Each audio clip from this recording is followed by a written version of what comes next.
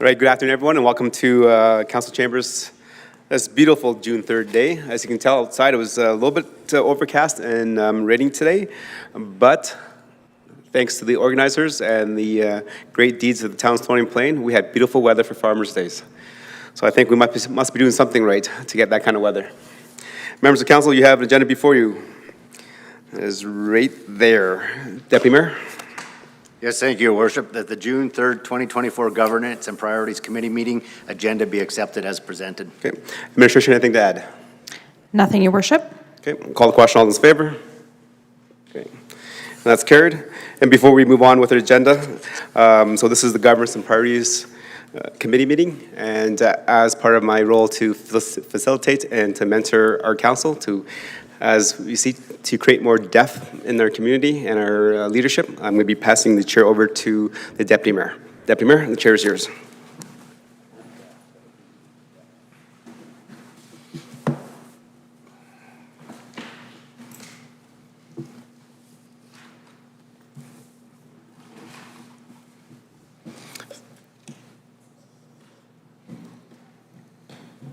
Thank you, Mayor Choi. This is the time we allow members of the public to speak to council about anything that is not on the current agenda. Administration, has anyone registered to speak? Through the Deputy Mayor, no, there has not been. Is there anyone in council chambers that would like to speak to council about anything that is not on the current agenda? Seeing no one, we will proceed. Tonight we have two presentations. This evening. First on the agenda is a presentation from Inspector McGilvery of the Parkland RCMP Detachment. Welcome and please come forward for your presentation. And if you could also introduce your guest with you this evening, that would be great. If you could sign in and print your name on the sheet.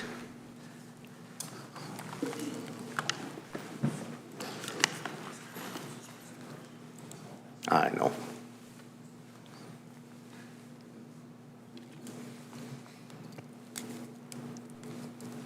Good evening, Mayor Choi and council members. Yes, as you indicated, my name is Inspector Kevin McGilvery from Parkland Detachment, and I brought with me tonight Constable Bobby Hinman, and maybe I'll throw it out to you, Bobby, to give a little background on yourself, and he's going to talk a little bit later here about some of our youth issues as well. My name is I'm currently the school resource officer over at Memorial Composite High School as well as Spruce Grove Composite High School. Been here at the Parkland Detachment for a little over 4 years. Prior to that, I was at the Edmonton International Airport and conducting primarily foot patrol duties. And then before that, I spent about 8 years out in British Columbia working in the Lower Mainland. Throughout my service, I've had a lot of opportunities to work both as a school resource officer, a youth liaison officer, and also beating the street, working as a community police officer, doing a lot of foot patrols and making those relationships and establishing friendships within the community. Thanks, Bobby. I'm going to, we've changed up the presentation a little bit this quarter, just tried to break it down a little bit more. So the first 3 or 4 slides are going to be talking about some of our stats. You're going to see an increase in some of our stats. That's consistent. These stats are directly related to Stony Plain itself, but you'll see across the board throughout our detachment area an overall increase, and we're seeing that across the country. There's increases across the country in a number of different areas. So in here you'll see, and I always caution too, depends on the number of offenses. When you're looking percentage-wise, it looks a little scarier, but on the next slide, we'll get into actual numbers. But persons crimes are showing 21% increase. Property crime, we're looking at a 20% increase. And then other criminal code offenses is down 21%. But some of the ones that jumped out, and we'll see more that jumped out on the next page, but in the town of Stony Plain itself, there's a 61% increase of break and enter. And now this is comparing this quarter to the last quarter last year, or to the first quarter last year, so the same time frame last year. And the theft of motor vehicles is up 118% as well, which is significant. We've had 20 more vehicles stolen this quarter this year than we did last year at this time, but I'll chat about that in a minute as well. Here's the sheet that you're usually used to viewing. And some of the stats that jumped out, we've put along the right-hand side there just for ease of viewing. Again, some of them are low numbers, so the percentage looks worse. So, of course, we don't like to see a 333% increase in anything, especially offensive weapons. But as you can see, it increased by a number of 10 this quarter. If you look at the 5-year stats, we were 10 offensive weapons in 2020, 10 the next year, 18 the next. Last year was an anomaly. It went down to 3. I probably sat here last year and bragged about that number. Now we're back up to about where we normally were before that. And that kind of accounts for that large increase because that's the year over year. The next stat on the right-hand side is stolen goods. So that's the offense of possession of stolen property. That's the one that we actually want to see increase because that's showing that our members are doing some good work and getting some good results out there. That charge is laid when our folks catch somebody with some stolen property and gain the grounds to be able to lay a charge. So that's increased by 214%. Number-wise, it went from 7 last year to 22 this year in that quarter. So that's a good stat. A number of the other ones there, the entering threats, theft of motor vehicle, mischief, break-and enters, you can see that they're up as well. The ones down below, those are some of the successes where we've seen a fairly significant decrease. Again, it's based on the number. The sex assaults, a person's crime, of course, we prioritize a lot of those, and you'll see the sex assaults are down 30%. But again, looking at it number-wise, it went from 10 last year to 7 this year, which is good. On these, on the back, on the next sheet here, same thing with the drug possession. Not that we want to see those increase, but it means that we're catching folks with drugs. So it says we're up 300%, but that went from 2 last year to 8 this year. So still happy. We do have as many of you know, we've got a drug unit in Parkland Detachment. We've got a corporal and 3 constables in there, and they're totally dedicated to enforcing the CDSA. Not a lot of other dramatic changes there. Nothing that's really jumped out to me to be really concerned about there. When we move to the next page, this kind of breaks down the break-and enters a little bit, and the break-and enters were split evenly between businesses and private residences. But what's interesting is the 14 break-and enters to residences within the town of Stony Plain, 7 of those involved entry through the garage. So it's really important that people are locking their person door at the side. And just as important, if you have a remote for your garage door and you leave your vehicle unlocked, people are gaining entry through there. And you've probably seen in the media and through some of our media releases where people are going into people's houses at night while they're sleeping. That's a real concern for me, and I think a real concern for a lot of people in our community. And by taking a few little steps, you know, there's times where people are going to break in and they're going to get in no matter what. But if we can secure our residents, it's going to slow these folks down, and if nothing else, hopefully they move on to an easier target. So it's up to each individual too to make sure that the door of their vehicle is locked if they've got a remote in there, or take the remote out, and to just make sure, do a quick walk around before you go to bed and make sure everything is secure.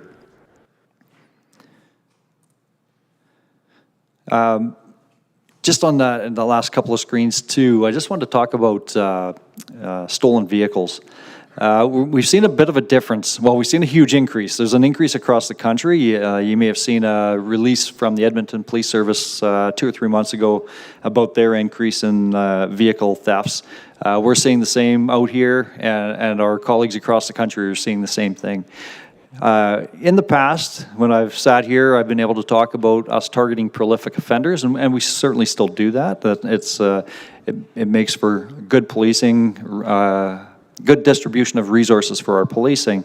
But when we will try to target the prolific offenders, if we've got somebody that's stealing half a dozen vehicles a month, if we can put that person in jail for a year, that's preventing 72 vehicle thefts a year, say.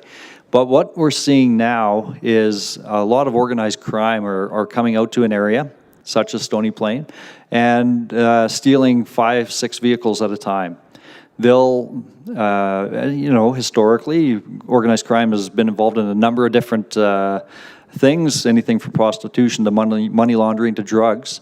And so what could potentially be happening is somebody's got drug debts, they'll grab a half a dozen of those folks and say, to work off your drug debt, you're now going to come out with us and you're going to hop in this vehicle and you're going to drive it to another place for us. So they'll come out, they'll target specific vehicles, they'll grab a half a dozen of them at once, and they are being shipped in containers across the ocean. And if you're computer savvy and look at some of the similar Kijiji sites in other countries, you'll see a lot of American and Canadian-made cars, and that's where they're coming from. They're being stolen in Canada and being shipped overseas. So it's very difficult for us to target that, but there is a national strategy coming down on that type of a crime. One thing I've talked about before too, I've talked about our Alberta RCMP crime map. The town of Stony Plain has a link to that under your site, and I encourage people to look at that. That's on social media. We sometimes hear some fear-mongering, but if you want to know what the true crimes that are being reported, look at the RCMP crime map. It gives you a 2-week snapshot of what offenses are taking place. And I looked at it a week or two ago for the town of Stony Plain, and it was interesting. There was an area that showed that there was a number of vehicle thefts. There was 4 stolen in one location within blocks of each other. And I can almost guarantee you that it was one of these organized crime groups coming out to steal 4 at a time, and they were being shipped across the seas. So some of the things, our crime reduction unit has been very, very active over the last number of months. And they've had a number of different focuses. One has been targeting people that they're wanted on outstanding warrants. They've had some great success clearing some of our warrants off of CPIC. But they've also been doing a number of things in response to the vehicles being stolen as well as our community policing unit. And some of those things, I've talked about it before, and we've amped it up the last little while too. Lock it or lose it. Again, the police have a certain number of resources. We can't be everywhere all the time. And it probably doesn't come to anybody's surprise that if criminals see a police car, they're probably not going to be committing a crime in front of us. So it's incumbent on all of us, on our personal vehicles and work vehicles, to make sure that they're locked, that the keys are not in them, that you don't leave valuables in sight, and just do some safeguarding for yourselves. Just as important to either have an anti-theft device as well. Remote car starters are a wonderful thing. You can warm it up in the winter, cool it down in the summer, and it's ready for you to go. And a lot safer. You're going to be preventing thefts.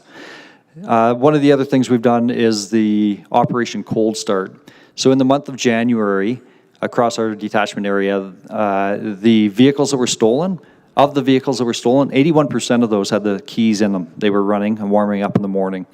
We go out, we do proactive patrols in the morning in the month of January, and checking on vehicles that are running. And some of them are, they've been started by Command Start, which is great. Others have been, had the keys in them. So we'll phone the registered owner and have a chat with them about safeguarding their vehicle. At the very least, and I get it, I've lived in Canada for 52 years, so I get what it's like to want to warm your car up in the morning, but if you don't have a Command Start, I really recommend getting an anti-theft device for the steering wheel.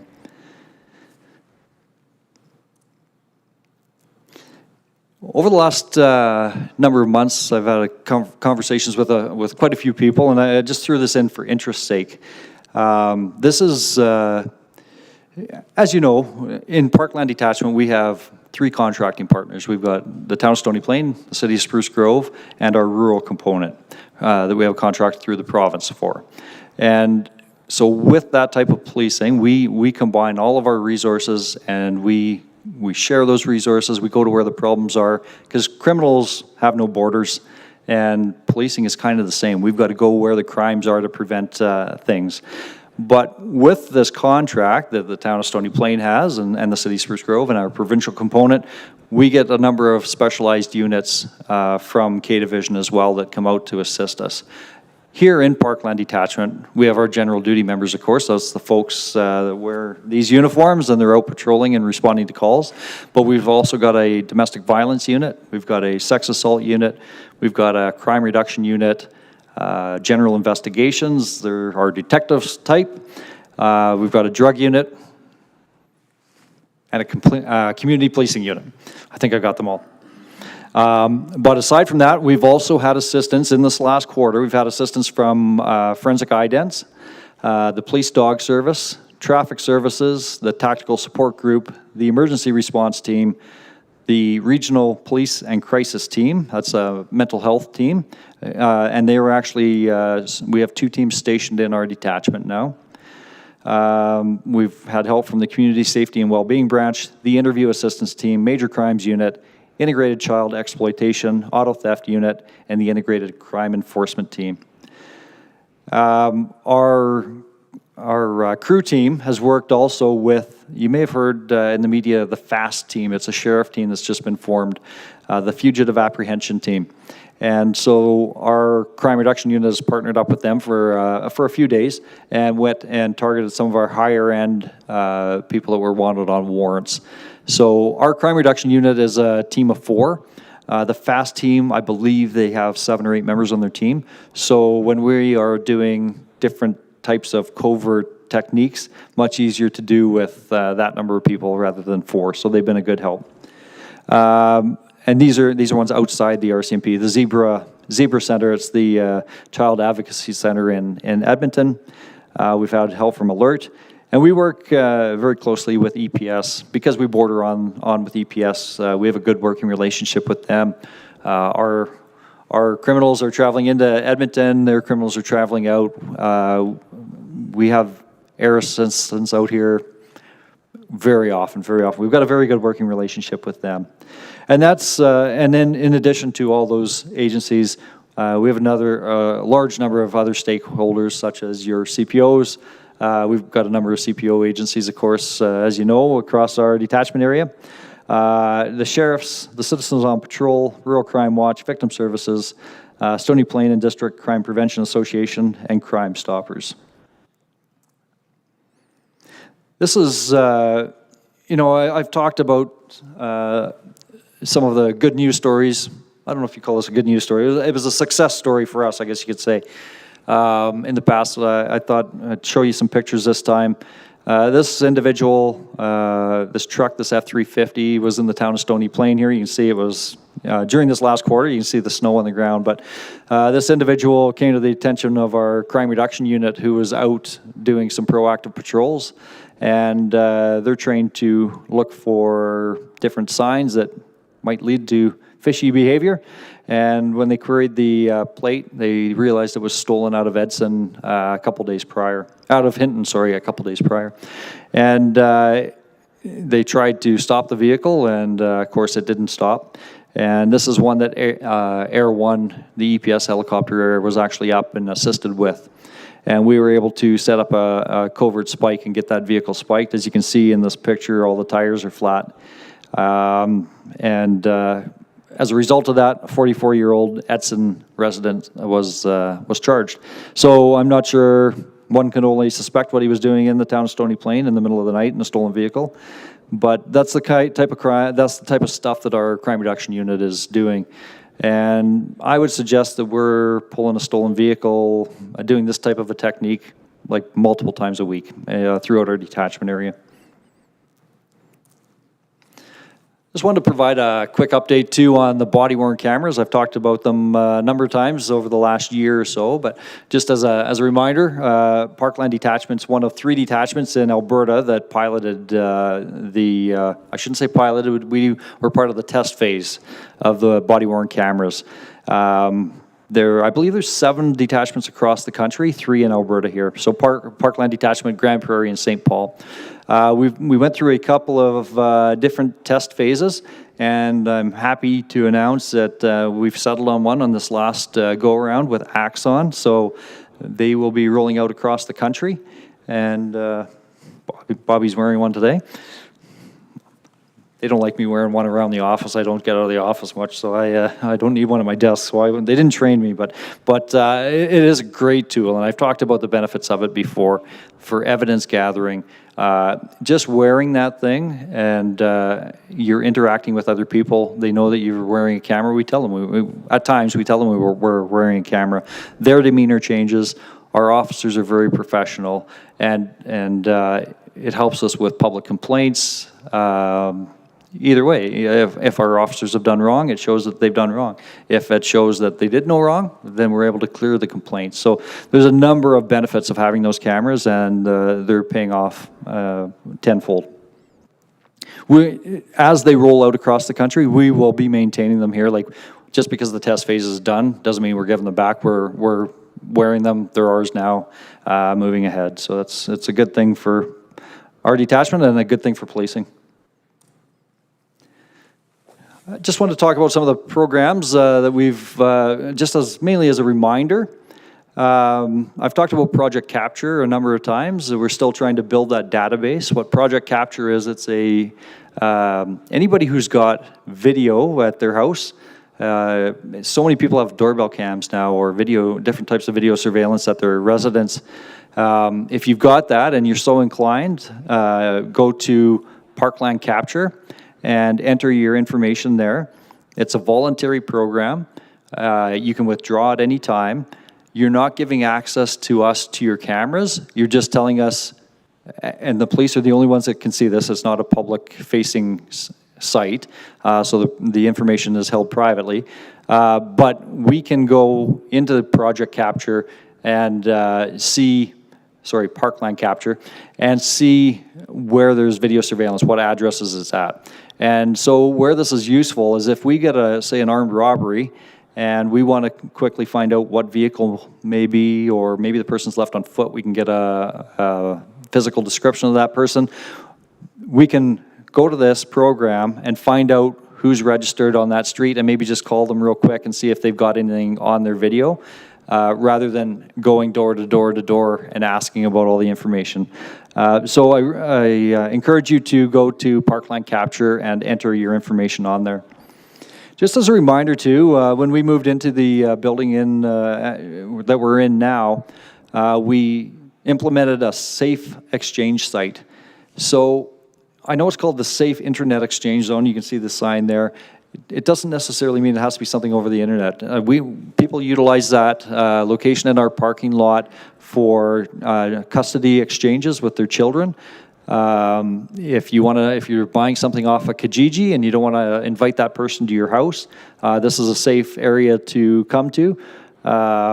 There's a video camera there. It's videoed 24/7. There's probably police officers within shouting distance if you were there, and certainly during the day there's lots of coming and going. So I encourage people to use our parking lot as a safe exchange site. I mentioned the RCMP crime map. We also have the RCMP mobile app. That's an Alberta-wide map, and it kind of links a number of different RCMP resources into one. And then the final one on this page is Engrave It to Save It.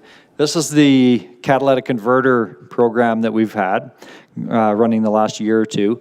I'm happy to say that our catalytic converter thefts are down dramatically.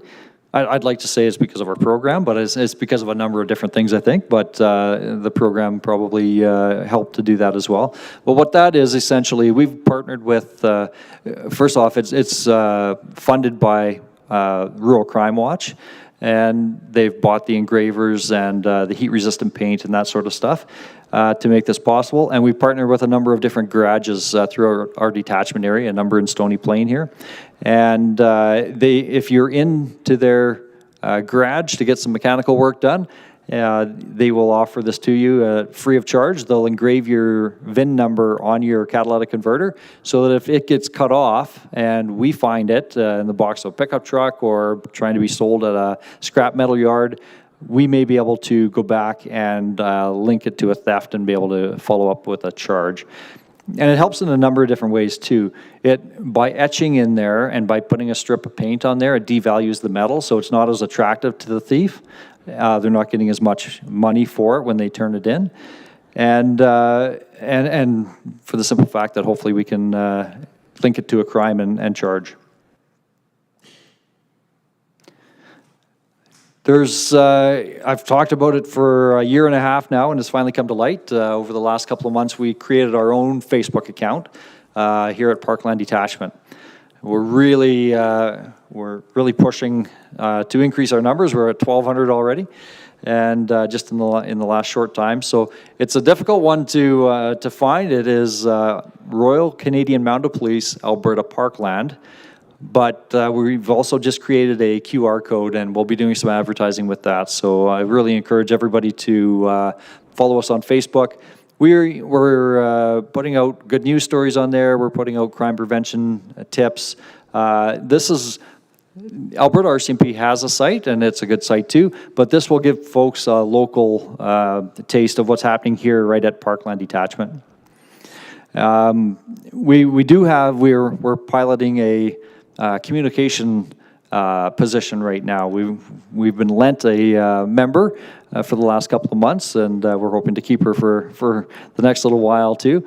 But she's and I hope you've noticed in the newspaper and radio station and the different means of communication that we're really increasing our good news stories.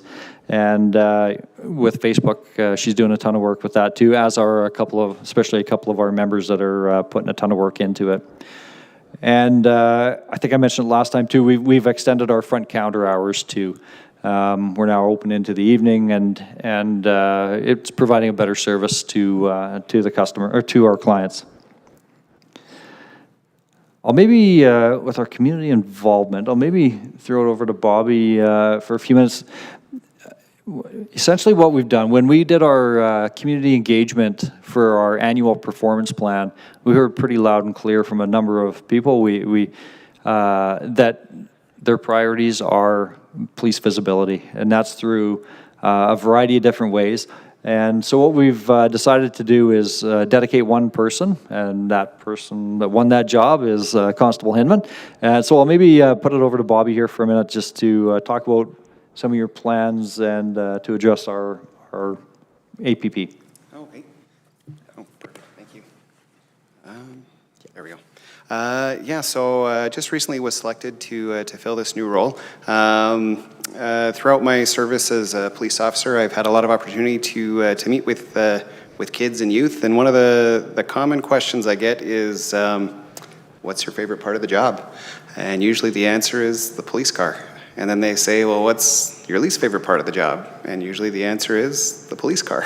And there's a few reasons for that. Number one being the police car has greatly augmented our ability to go about and do things and cover the large area that we cover. However, it's also quite the barrier. It does prevent a lot of contact and connection with the community. Throughout my service, I've had the opportunity to spend a lot of time. I've gone through a lot of boots, a lot of boots. I've worn through quite a few pairs of boots over the years, and one of my favorite parts of the job is working foot patrol. I do believe that there's a connection made with the community on both foot and on a bicycle that just can't be done inside a vehicle. Having said that, I've also put hundreds of thousands of miles on police cars across the detachments in which I've served, and that's a vital and necessary thing. So in moving forward, there are clear set out goals with the annual performance plan that must be achieved, including visits to schools, conducting foot and bike patrols, as well as conducting check stops and regular traffic safety type stuff. However, that does also leave a lot of open opportunity to venture out and expand things further. The plan moving forward is to continue to work with the youth and to continue to work with the community. The job title that I've kind of put forward is to be a youth liaison, community engagement officer, and that means engaging the community through the youth and through the rest of the community. I do believe that the School Resource Officer program is a wonderful program, and I'm very happy to see that that it's alive, and not only alive and well, but it's thriving here in Stony Plain and throughout the Parkland Detachment area. However, as we know, school and work is only about a third of the day, and there's 2/3 where the kids are out and about and the rest of the community is out and about. And I see that this is an opportunity to address not only the goals of the annual performance plan, but to augment it with supporting kids and youth and their families and making those connections and establishing those relationships within the community. And so that's going to take on many roles and forms. It's going to start visiting the kids in the schools, which is part of the annual performance plan, and it's also going to go to where the kids are outside of school, going to the skate parks, going to the Tri-Leisure Center, in fact, reaching out to other agencies within the community and offering the opportunity to work in concert to augment our respective roles. Previously, I've conducted curfew checks and monitoring of kids and youth that are currently in the judicial system, and to try and help them, to support them to be successful in getting out of the judicial system. So moving forward, that's the plan, is to reach out to those agencies and those partnerships to hopefully support one another within the community and be that visible presence to support the kids, to help them understand, community matters. This is what the community does, and that's how we reach out to one another and support one another. I do think that, I'm a firm believer in the principles of community police work that Sir Robert Peel put forward, that, the police are the public and the public are the police, and that as we work together, those established relationships of trust really go a long way to prevent crime and to solve a lot of the issues and things that naturally come up as a part of life within any community. So moving forward, that's the plan. It's a little bit of trial, a little bit of error, and a little bit of learning, and I'm not afraid to do that. In fact, I think for me, the biggest indicator of that lately has been this mustache. It grew it as a joke in November, but I quickly learned that it worked. When I'd visit elementary schools, sometimes children that aren't used to seeing police officers would run away. And then they would see, hey, that guy looks kind of like Super Mario, which opens the door to kind of say, well, I'm more of a Luigi guy myself, and it works, which is one of those things. As we go throughout life and in the community, we find things that work and find things that don't work. And this position will kind of offer that opportunity to see the things that work, hold on to them, try a few things that might not work, get rid of them, and try something else. But it's primarily going to be based on establishing those relationships of trust through regular, steady contact on foot, on a bicycle, where the youth are, where the public is, and out and about throughout the entire detachment area. Great, thanks, Bobby. Having said that, we've certainly always been engaged in the community, and this slide speaks to some of that. These are some of the events that our community policing units participated in, and other members of our detachment and employees. Many of us live out in these areas. I've been a resident of Stony Plain for 9 years, sort of setting my roots here, and we want a safe community as much as all the other residents do. And when my kids were small and I'd visit their classrooms, I'd tell the other kids too, I'm just Ross's dad, or I'm Garrett's dad, or Danielle's dad, and this is my job, just like your parents have a job, and we're just members of the community. And we have a number of employees that coach various sports throughout our detachment area. Our community policing unit was involved in the Red Dress Day. We had members involved in the Emergency Preparedness Day here in Stony Plain. You can see one of our parks here in town. During the spring cleanup, we participated in Pitch-In Week. We did the Ride for Mom. You can see I took the picture on the Pitch-In Week. I was there, I'm just not in the picture. And a number of other community events as well. Our folks are really busy too, doing a number of different presentations throughout our detachment area, and Constable Hinman's been involved in, he's a school liaison officer, but he's also part of our community policing unit. That's where he falls under, so you can see that he's been at some of these events as well. So a number of different presentations that they've done. Online awareness for parents at 6 different schools and at the library. Online safety for students, fraud awareness. I'm aware of the time that we've got tonight. We could go into fraud. That's a whole animal on itself, but a very important thing right now. There's so many different frauds going on. So we've done a number of different, as you can see, 5 at the during this last quarter. Kindergarten and daycare visits. And community engagement events at a number of parks and public spots. We participated in Bell Let's Talk Day. We did some visiting with seniors. Hopefully some of you took in the Battle of the Badges next door in Spruce Grove. And we've had a number of recruiting events as well. And speaking of recruiting, I know this the deadline for this is passed already, but just leads me into our recruitment drive.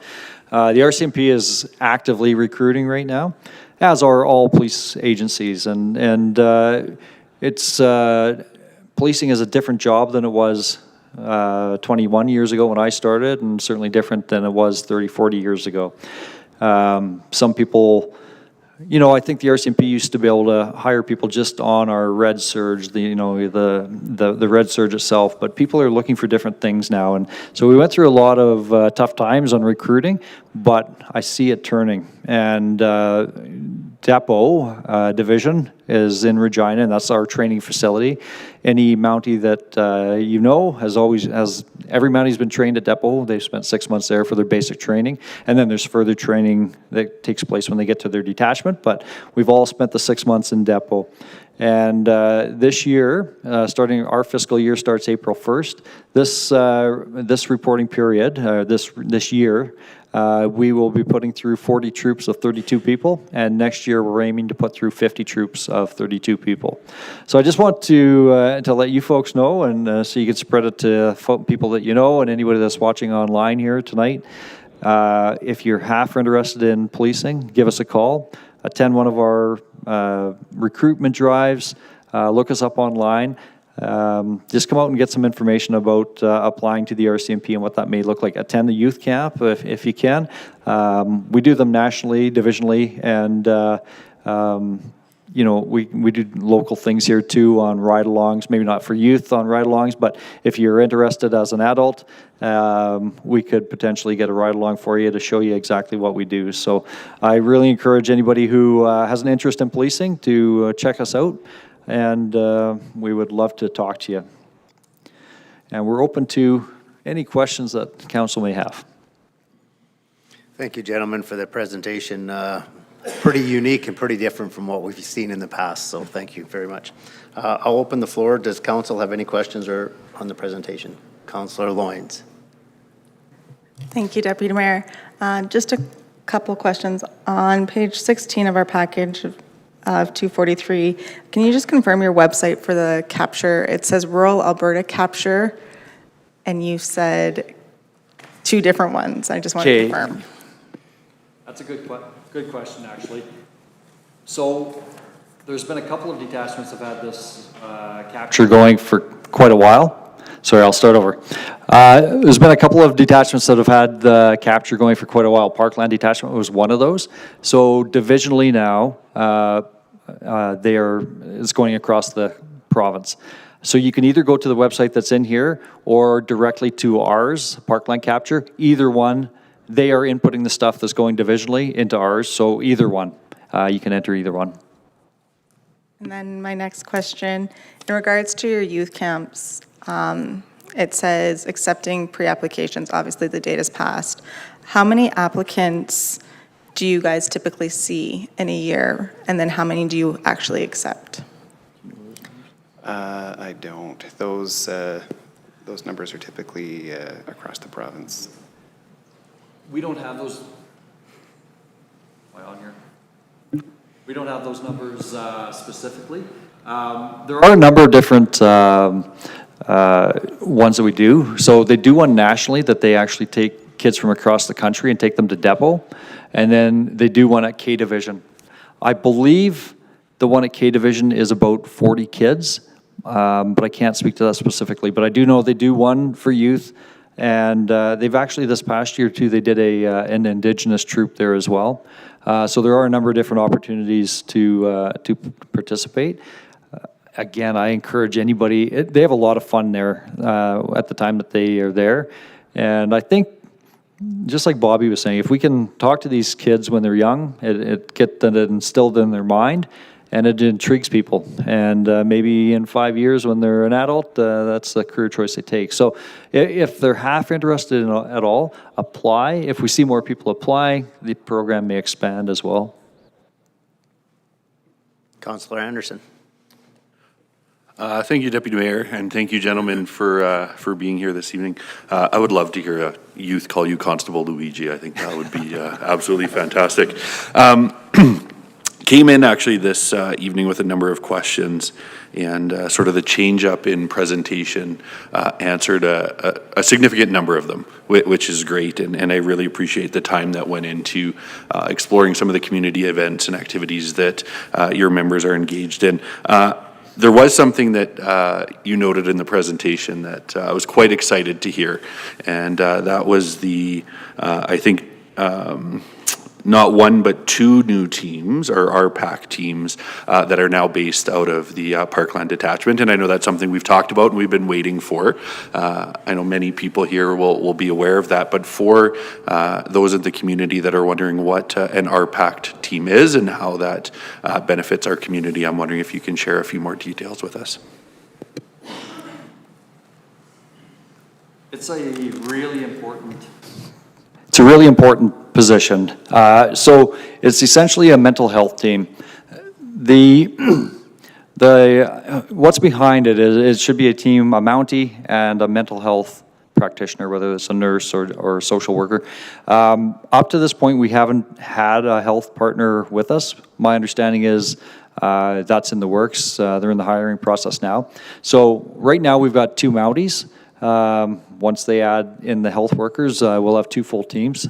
And yeah, they work out of our detachment. They help us throughout our entire detachment area. And what they do is essentially help our general duty members with mental health complaints. So if we've got folks that are coming across police fairly regularly, the RPAC team can go in and make proactive calls to those folks and help them out and try to keep them on the straight and narrow so that it doesn't take those resources from our frontline members. So it's a proactive partnership between us and the health folks to help ease some of the burden or some of the responses for our general duty members, and to help the people out and get them back on the right path. Awesome. Super exciting to hear that that's now present, and the hiring there is moving forward in terms of the mental health nurse side. I know that will flush out as that kind of moves forward, but any comments on the deployment of those resources? Is this sort of an 8 to 5, Monday to Friday? Are these teams available weekends and evenings, that sort of thing? When might these resources be available within the region? You're referring to RPAC, correct? Yes. They are working staggered shifts, so they work sort of a later day shift. So you're getting the afternoon into the evening, and they're 7 days a week. They're 4 on, 4 off, so they've got a pretty good coverage throughout the day and each day. Awesome, thank you for that. And I have another quick one, if I may, Deputy Mayor. In the past, we've talked a little bit about just staffing at the detachment with members on leave or away on vacation, and filling or backfilling positions that are vacant. You shared with us this evening the number of recruits that will be going through Depot, which is great to hear. Just looking for a few comments on whether that recruitment now will meet sort of the attrition rate or retirement rate across the country, but also what that specifically means for us here in Parkland. Are we now fully staffed? Is that filling some of those gaps that we saw for a little while there? Just looking for a few thoughts. We've actually been kept fairly full. I don't think it's any secret, Parkland Detachment is a fairly busy detachment area. When you look at the stats, our members carry one of the highest workloads in the province. So our staffing folks realize that, and they try to keep us staffed up as much as possible.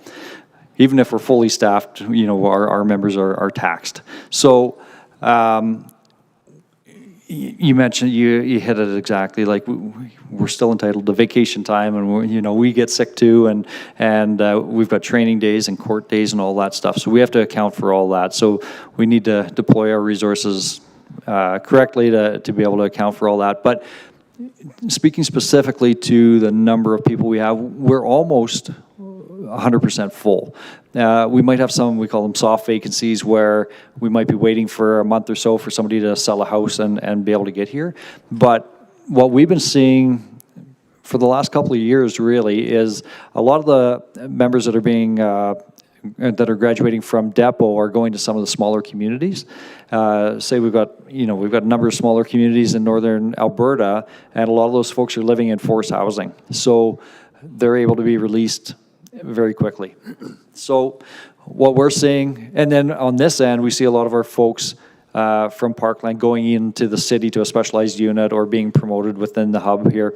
So our folks are leaving quickly because they don't have a house to sell, but it's all right on the other end too, because a lot of these folks are coming in from smaller communities where there's forced housing, and they can leave it fairly quickly too, like within a month, and not have to worry about selling a house. So I don't have too many complaints about the way we're being staffed. That's great to hear. I appreciate your thoughts and comments there. Mayor Choi. Thank you, Deputy Mayor. Just a couple questions. I'll start with the first one. In terms of the presentation, I think the inspector mentioned that out of the vehicles that were stolen in the last quarter, 81% of them were stolen with either keys in it or the car running.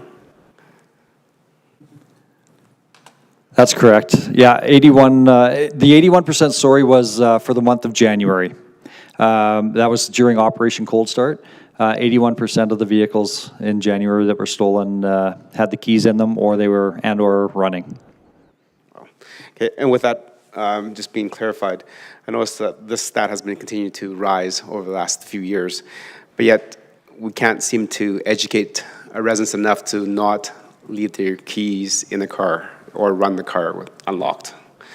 How do we combat that?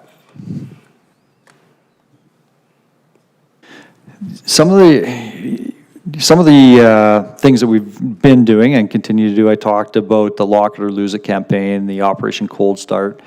I think what's new for us now is with our comms constable that is getting a lot more communication out. If you join our Facebook page, and you'll see, and scroll back through some of our posts, you'll see some other techniques in there to educate people to, just as a reminder, we all know that the safest thing to do is to lock our stuff up, but sometimes we need that reminder. And if you follow us, you'll get it popping up on your Facebook, and that might be the reminder you need to remember to go out and ensure it's locked up at night. I do just want to touch on one more thing too. I've just heard this story. I haven't seen it myself, but I've heard a new technique that some criminals are using is with the command start, because it's sending out waves. I don't know exactly how it works, but it's sending out some type of a wave. I've been hearing that there's a device that people can get now that can read that, and they're recommending that you put your key fob, just like you with your credit cards, in that billfold that doesn't allow it to be distributed. You're supposed to be keeping your keys in a metal container too, so it doesn't go, because they can come up to your door and get that signal and get your vehicle started as well. So as technology increases on both sides, we try to combat it. Thank you. And Deputy Mayor, just a follow-up question to that one is, in terms of the Facebook page, I'm on there and I joined it, and it seems very useful, but it's very ancient and old. Right? If we're going to try to recruit new members and engage the youth, they're not on Facebook. So is there, like, I guess, a plan to use other social media platforms? I don't like to challenge the mayor, but I saw a couple of stats on this. Actually, you're right on the youth. I agree that the youth are not on Facebook, but Facebook is still the #1 social media site out there by leaps and bounds. I can't remember the stats, but it was almost double the number of users as the next one. But you're right, to address the youth, they're certainly looking at different, or utilizing different types of social media. I believe our K-Division folks, and I'm not much, I gotta admit, I'm not much of a social media guy in total, but I believe our Alberta RCMP comms center does have Twitter and Instagram, I believe it is. They've got a couple others. Okay, thank you. And Deputy Mayor, I'll come back a little bit later after you go around again. Thank you. Councillor Hansard. Thank you, Deputy Mayor. We're really glad to have you in council chambers again, gentlemen, and Inspector. We've seen a lot of you lately, so thank you for making yourself available. I had a couple of things I wanted to say, and I think I'm reminded in your report to council and in our package. When I first looked through the package and reading for this evening's meeting, I'm looking at those numbers up in so many areas, and I pondered the impact of the growth that we've had in this region. It doesn't take a rocket scientist to realize we're in a very high growth priority area in the Edmonton Capital Region. And therefore, I'm not surprised to hear that you mention, especially in auto theft, that we've got certainly some connection to organized crime. That doesn't surprise me either.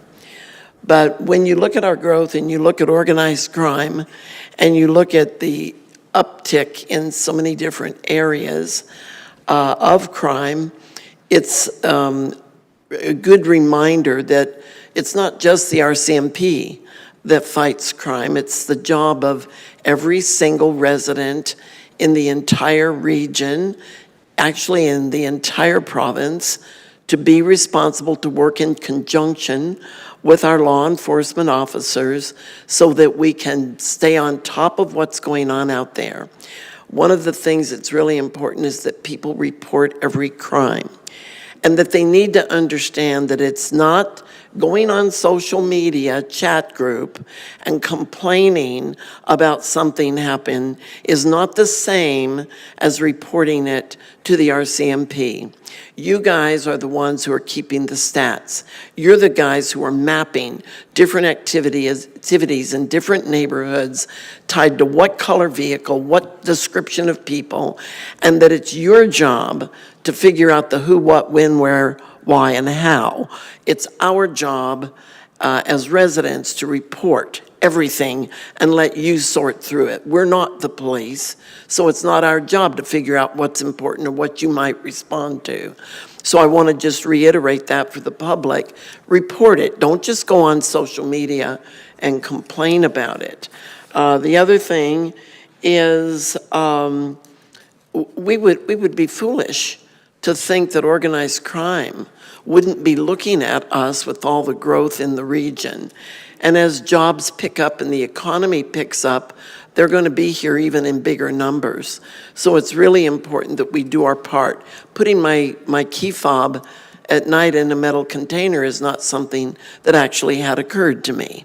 I usually leave it laying on my island so that if my husband needs something, he can grab my key and not have to look for his. He doesn't drive my car much. So I think it's one of the things that we need to remind ourselves that we all have a responsibility. I'm actually amazed that you accomplish everything you do with the number of people that you have. I believe you gave us a report previously about 91 officers in your detachment, and that it covers a huge area because Parkland is one of the larger rural municipalities, and we've got a lot of people here. And when you combine that with Stony Plain, Spruce Grove, piling into Edmonton, the number of people affected is very, very big. So thank you for your report. Thank you for the time that it took to do this and to come here and explain all of these details to us and remind us that we have an obligation to help you do your job so you can be more effective. And for me, I think that's really important, and I appreciate everything that our RCMP do for us. If I can just have 1 second there. Thanks for the kind words, first off. It just triggered when you were talking about the key fob and that too. Another good crime prevention technique to think about. Many of us on our front door, we have a glass beside it that you can see in. A lot of people, I know at the end of the day, I'm tired, I come in, I toss my keys, but if somebody were to come up at night with a flashlight, they shine that in there real quick and they see those in there, it might be a quick, easy thing to kick that door in and grab those keys. So I just recommend that people don't leave their key fob close to the door either. And I just wanted to reiterate too, we are a very busy detachment, like you say. In total, we police about 100,000 people, maybe just over 100,000 people. But one stat that we're very proud of is our crime severity index. And the national average, so the CSI speaks to crime levels. They give points to the severity of the crime. So obviously a homicide is worth a lot of points, down, assault with a weapon, right down to mischief or whatever the lower ones are. And they calculate that and they give a crime severity index to each community. And the national average is 75.5. So I'm proud to say that Stony Plain is at right around 77. So essentially the national average, a very safe community to live in. Thank you for that. Councillor Myers. Thank you, Deputy Mayor. And cognizant of time, I'll try and keep my question short. But first, I'd just like to say I like that you guys, that I somehow managed to beat you guys on the Facebook, which I think is amazing. Anyhow, so my first two questions are in regards to the youth liaison officer. Now, I know we have a resource officer, and you said that you fill that role. And sorry, I didn't catch, it's Bobby Heineman? Hinman, yes, that's right, yeah. Hinman? Okay. Constable Hinman? Yep. So you fill the resource officer at the high schools, and that would be Memorial and Comp. Do you have a presence at the Catholic high school, or are they just such good Catholics that they don't get into trouble? I do have a counterpart, Constable Stephen Huang, who works at St. Peter the Apostle as well as the Onaway Junior Senior High. And then we both also cover the Connections for Learning and Catholic Outreach centers as well. So there is a presence in those schools. It's just done by another constable. Well, that's good to hear that it's quite comprehensive coverage there. So just for clarity, you also mentioned a youth liaison position. Now, are those two the same positions, separate positions? If I can talk real quick about that, I don't want to bore everybody with funding and all that, but just real quick on that. We've got two SROs, the school resource officers. They're funded outside of our regular funding, and so they cover those schools that they're funded for. We've got 38 schools in our detachment area. So when Bobby moves to this new position at the end of June, somebody else will apply and get the SRO position for the fall. And so yes, it's going to be separate from the school resource officer. I'll let him talk again about his youth, covering all the youth. Yeah, so the primary difference the school resource versus the youth liaison model is the school resource is primarily in the schools, whereas you know, the youth liaison model offers a little bit of freedom to be in the schools and also be out out in the public. And as Inspector McGilvery said, a lot of that comes down to the funding and where the funding comes from as to what model is employed. I think both models are very effective, and you know, having both of them put in place, I think will be a really tremendous thing for the community. It just allows for that connection to the public, especially to the youth, to have someone that they can you know, put a name and a face to, and someone that they know that they can establish that relationship of starts with a relationship of respect that grows to a relationship of trust, and then once that relationship of trust is established, then we're really able to solve problems in a manner that that's really effective. And not only that, we're also able to start avoiding problems before they even happen. So it's the role of the youth liaison is not to replace or overcome what the school resource officer does, nor is the school resource officer to replace or overcome what the youth liaison officer does. It's two different models that kind of work in concert to support the same group of the society.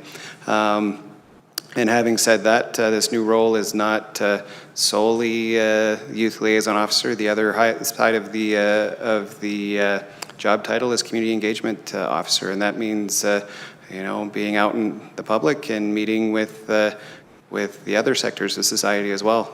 You know, doing foot patrols in downtown Stony Plain, meeting shop owners, meeting shoppers, meeting you know, people pushing strollers at 2 o'clock in the afternoon. It's kind of a community-based community policing with a little bit of a focus when there's time left over to the youth, because the youth is the future of the community, and supporting that part of the community goes a long way to establishing and building the communities that we want to live in, and having that leadership, the future leadership, to guide, direct, and keep that community.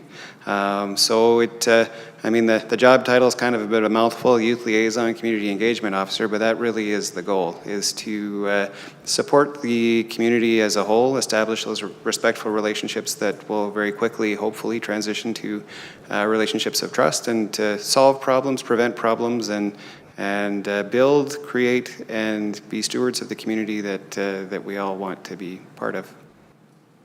If I could, well, that's great to hear, because the council ourselves at our last corporate plan, we've sort of recognized this responsibility we have to the youth as well. So it's good to see that we match up on those things. And talking about funding, that's great to segue to my next question. So is this a permanent position? I mean, I hear you speak a lot about building relationships and the like, and that of course takes time. So I'm curious to know if there's dollars to support that type of relationship growth. So the funding, we didn't get new funding for this. We've reallocated his position from the watch, from our general duty folks. Our fiscal year runs from April 1st to March 31st. So we're giving this a one-year trial period. When we did our annual performance plan, community engagement, it was clear to us that what the community was looking for this year. So at the end of this year, we'll evaluate it. When we do our engagement for next year, we'll see what the communities are asking for and make a decision at that time. Okay, well, you know where I stand on that one, so I encourage you guys to keep supporting that. Thanks. And just one more question, if I could. Yep. Councilor Laurie. Thank you, Mr. Deputy Mayor, and thank you very much for the presentation. The first question I had, actually, I'm just going to go back to the statistics that we had in the report, and there was one that stood out because it's something we've talked about before, about I guess a little bit of the temperature, I guess you'd call it, of the community or in households. And I noticed that uttering threats was up by 19, which was 173%, which is one of those ones that's maybe a little bit on the numbers. But maybe a little bit more concerning was the spousal abuse was up 34 occurrences, or 54%. I know through our Community and Social Development Department, we have a large focus on promoting healthy relationships. I know we do focus on elder abuse and things like that as well. But I'm just wondering if you're seeing any leading indicators as to why maybe we're seeing a little bit more of those kind of what I would call tension or temperature type instances, why they're still on the rise. Thing with stats, we've really got to be careful the way we look at them. The longer period, I talked about the numbers as opposed to the percentage, but we also have to look at the long term. For whatever reason, last year, we were really low in a lot of stats. But if you look at spousal abuse, for whatever reason last year, we were significantly lower than every other year in the last 5. So I think the better indicator is looking at the 5-year plan, the 5-year stats, where it was 90 in 2020, 94 in 2021, then it went to 101 in 2022. For whatever reason last year, we were down to 63, and now we're back up to 97. So that's about the average of what it was the other 4 years. So last year was an anomaly.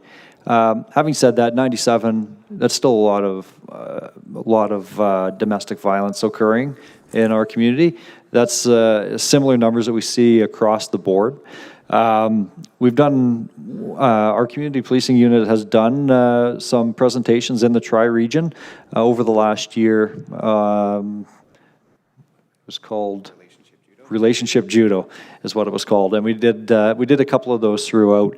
And there's I think you had mentioned it, Councillor Laurie, about there's different organizations too that are out there, because people aren't always comfortable coming to talk to the police, and we understand the turmoil that they're going through at that time and the cycle of violence that people go through, and maybe a police officer is not who they want to talk to at that time. Maybe it is, maybe it's not, but there's a number of different organizations out there that people can reach out to, and I'd certainly encourage, if they're not comfortable talking to the police, and I'd certainly encourage them to reach out to one of the other organizations. Thank you. So further on that, do you have any type of referral resource activities that you do? So when you respond to one of these calls, mentioning that, you know, we have all these other organizations, do you provide a little bit of that back-end service where you say, you know, okay, maybe you've been able to diffuse the situation, it hasn't resulted in a charge or something along those lines? Do you have that, or is that just kind of where it ends?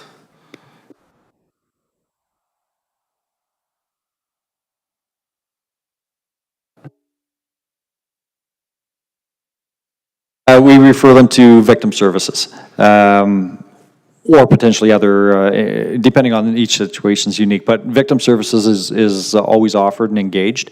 And so those folks are not police officers, but they are trained to get people in touch with all these other resources. So they're a great assistance to our members and a great assistance to the victims of crime as well. Thank you, and I'll just tack on one more because you opened the door on victim services. We know there's been some significant changes in victim services from the provincial level and how it's being structured and that. Can you speak a little bit as to how that might be impacting or what we might see in changes in the Parkland detachment for that? In district, victim services unit's been operating in our area for a number of years, as everybody's well aware. Great group of employees, a great group of volunteers. We've got a unit that runs really well. Now, across the province, there's many victim services units that run independently from each other, and I know in some other areas there's been some issues. So I think that was probably the reason why the province chose to revamp the system. In regards to how it's moving forward, I am of the understanding that by September there'll be a full changeover, and the new victim services components will be put together and will be implemented at that time. Thank you. Mr. Deputy Mayor, I do have just 2 more questions, but if you'd like to cycle and come back. To Mayor Choi. Thank you, Deputy Mayor. Just in the question in terms of, I see all these stats here, and I think definitely the detachment is busy. I know back in November of '23, we opened a accident reporting center in the city of Spruce Grove where all accidents can be funneled through there and the reporting be captured through there. So it's been 6 months since the grand opening.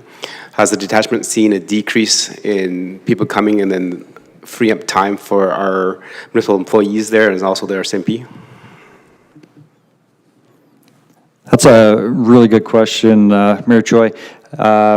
Yeah, ASSI is the Collision Reporting Center. It's at the Protective Services Building in Spruce Grove, and it's set up for our entire detachment area.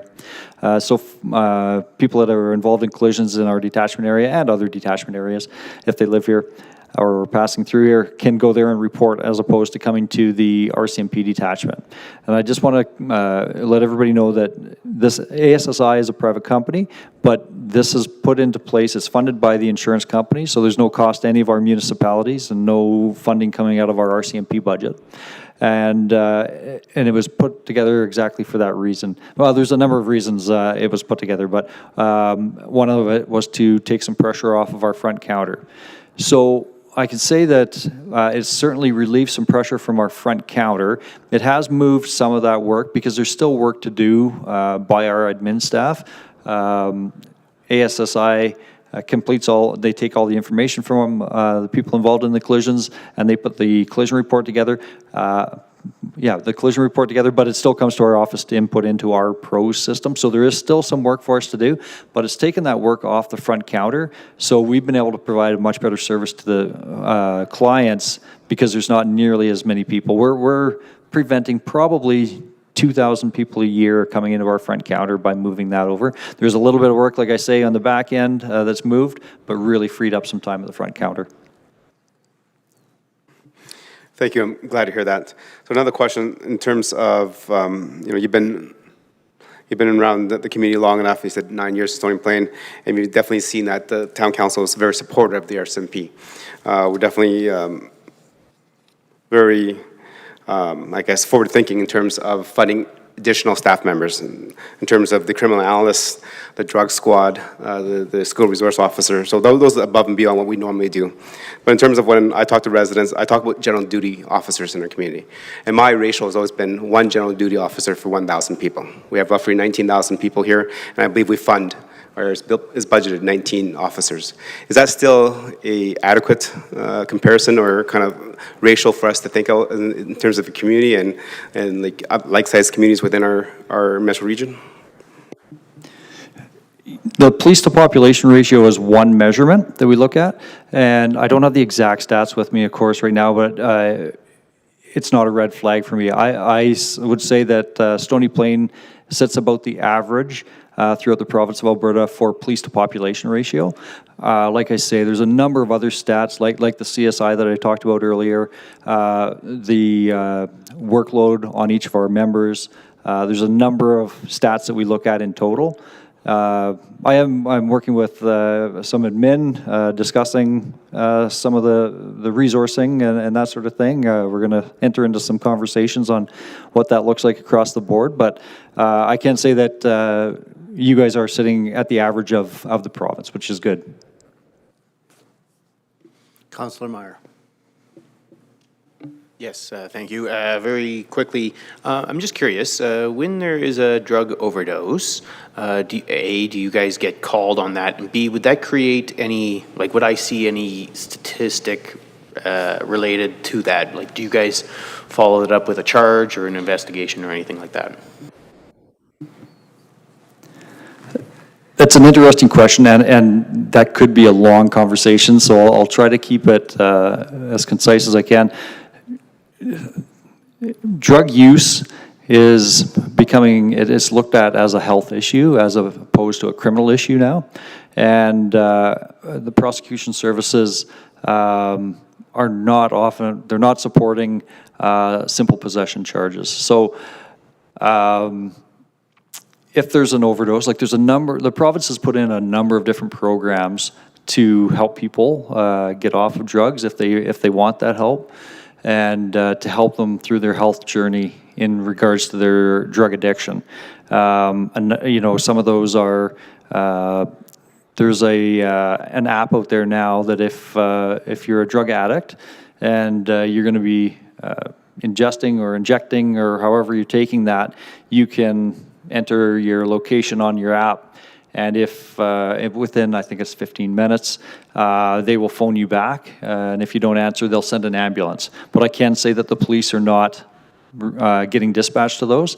I think I'm no expert on this, but I think what they're trying to do is to reduce the stigma of drug use and to make it easier for the addicts to seek help if they require it, and not fear a criminal charge if one of their friends has overdosed or taken drugs. That's good to know. I think maybe I asked the question poorly. Say I sold you drugs and then you died from my selling them to you. Is there any investigation there? We certainly target drug dealers. That they are still charged, they're still prosecuted. Yeah, you raise an interesting question. Can a drug dealer be held responsible for the death of somebody that they sold drugs to? I have seen it, not in our detachment area, but I have seen it. And if the elements of the offense are there and we can prove that charge, we'd certainly consider laying that charge.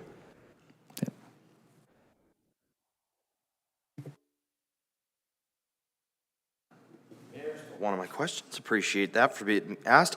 The last one that I have on my list was, I noticed on page 11 of the presentation when you were talking about the B&Es, I believe it was, it stated 18 insufficient evidence to proceed. Is that just upon investigation there wasn't enough evidence left behind, or was that something where, you know, maybe somebody entering, just sort of like, are there any tips or any things like that where if a person comes across this, they believe this has happened, do you have any advice or anything that they should be doing to try and preserve things as best as possible so that you have the best opportunity to collect evidence and hopefully actually be able to conclude that case? Yeah, that's an interesting question. I know it's weird wording on here. That's our scoring. That's exactly what you said. We just didn't gather, or weren't able to gather enough evidence, or there wasn't enough evidence there for us to lay a charge. Yeah, especially if you're looking at like a residential break and enter or something like that, if you come home and your place has been broken into, you're distraught. I've had my car broken into 35 years ago-ish, and it really hits you. Like when you first see that, you're just in shock, and you never know how you're going to respond to that. And some people, a lot of people I've seen through my career, they'll start tidying up before, that'll be their first instinct, and not to call the police, but to tidy up first. So I would recommend that if you find out that your place has been entered into, your first call is to the police, and just to leave it until the police arrive.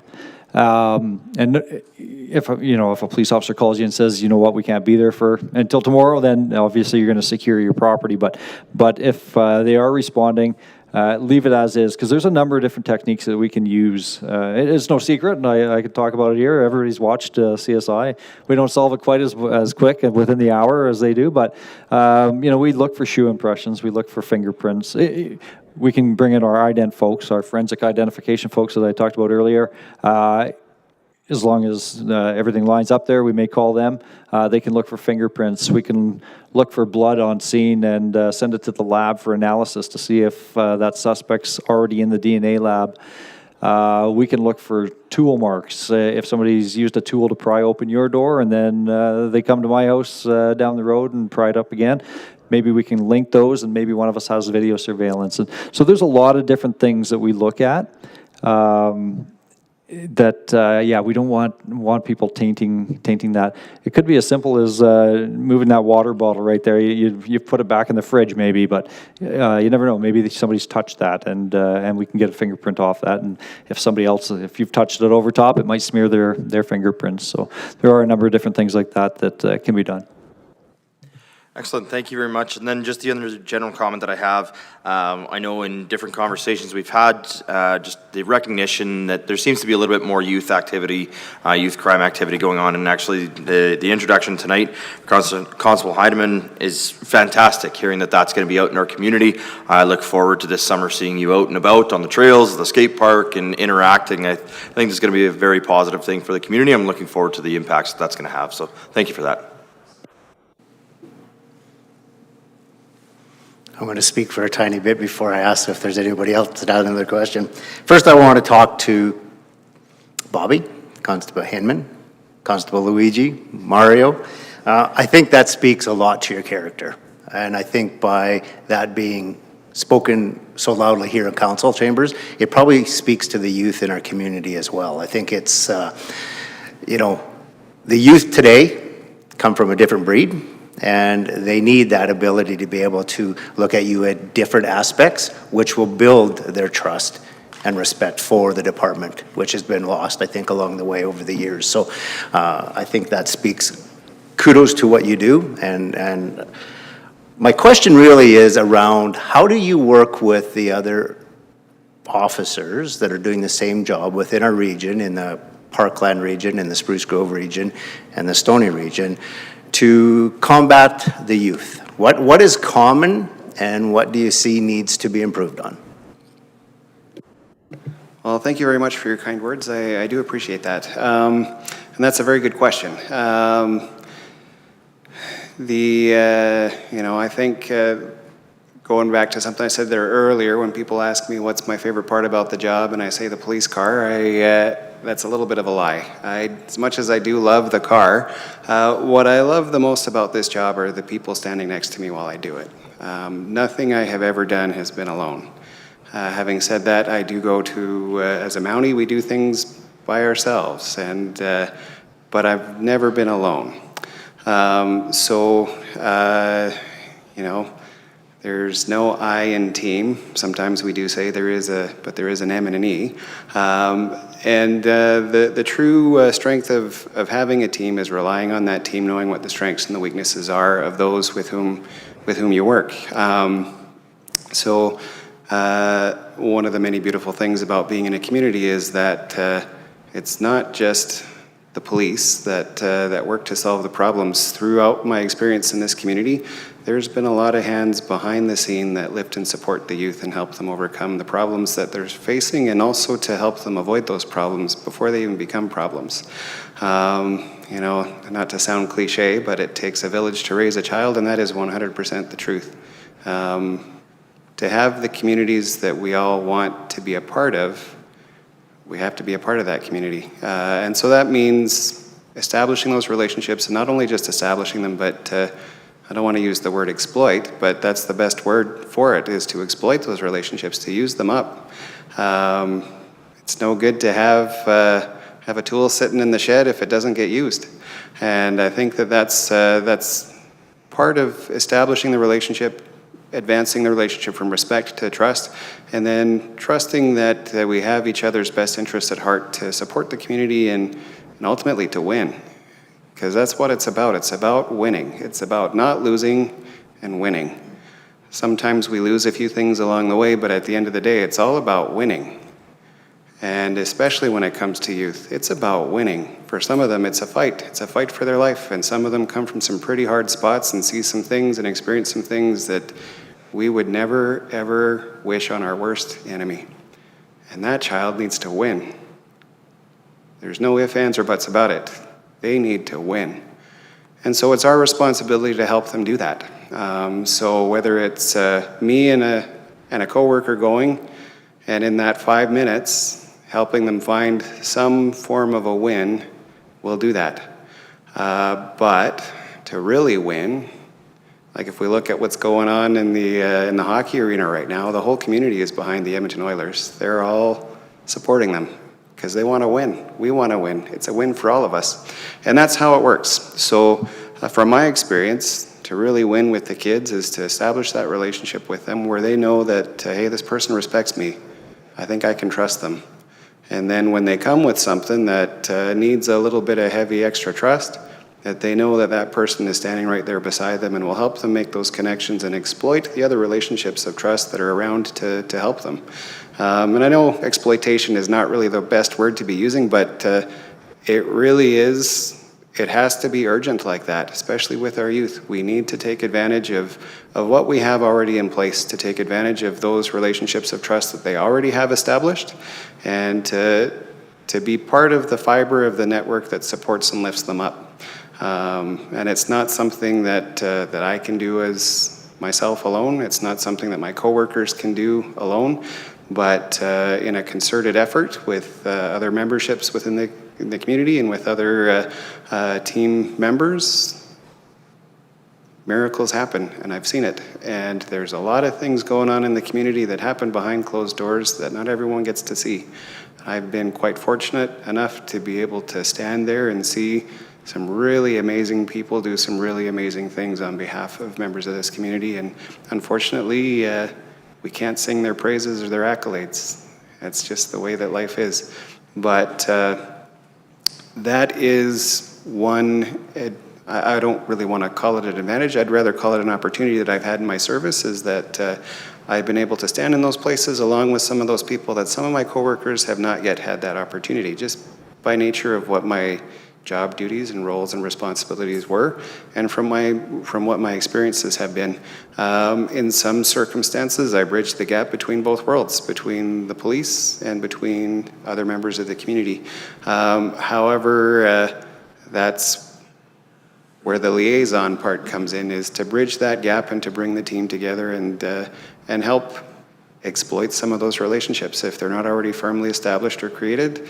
To do some of that heavy lifting for my coworkers. The reality of police work is it's a 24/7 gig, 4 on, 4 off for many of them, and when they're off, they're exhausted. I've been there. Just jump in there real quick, too. I just want to, I know we're strapped for time, I just want to add a quick comment in that, too.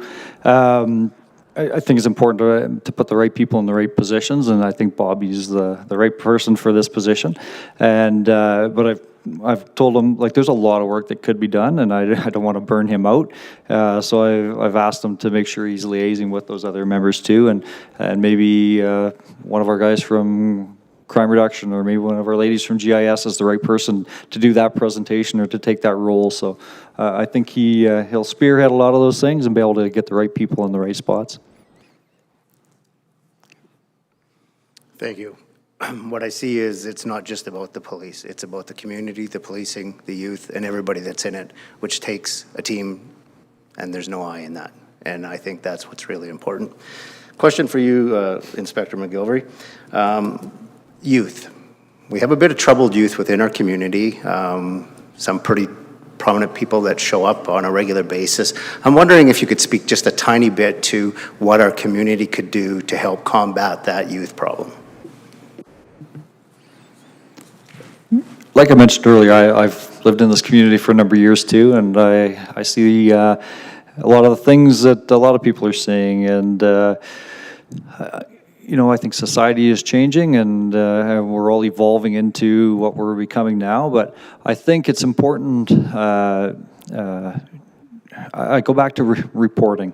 The police aren't the end-all be-all. We certainly play a role in youth that are engaged in high-risk activities and committing criminal offenses, but there's a lot of different agencies that are involved in the same thing. But I think what the average person can do is report. You know, we see a lot of online comments and stuff, but we're not getting reports of all those things. So if it's important enough for you to go to social media to complain about, that if you think there's a criminal offense taking place, then call our office. If you think that you're, you know, one of the reasons I hear people are reluctant to call is because they think we're too busy or we're not going to respond anyway. But if it's a minor offense that you're reporting, then I encourage you to go to the online reporting tool, the Alberta RCMP online reporting, and enter your information on there. Maybe it's something that we don't have to respond to, but it'll help us track the information. So I think that's the big thing. you know, a lot of these things, if you go to social media, I feel that it's a lot of fear mongering, and there's certainly some truth to what's being posted out there, but we're maybe not getting the proper picture. So if you do feel that there's a criminal offense taking place, report it to the police so we can track it. We deploy our resources to the places that we get complaints about. So if we're getting a bunch of complaints of youth in the community, say and I'm not saying it's at the skate park, but maybe it's at the skate park.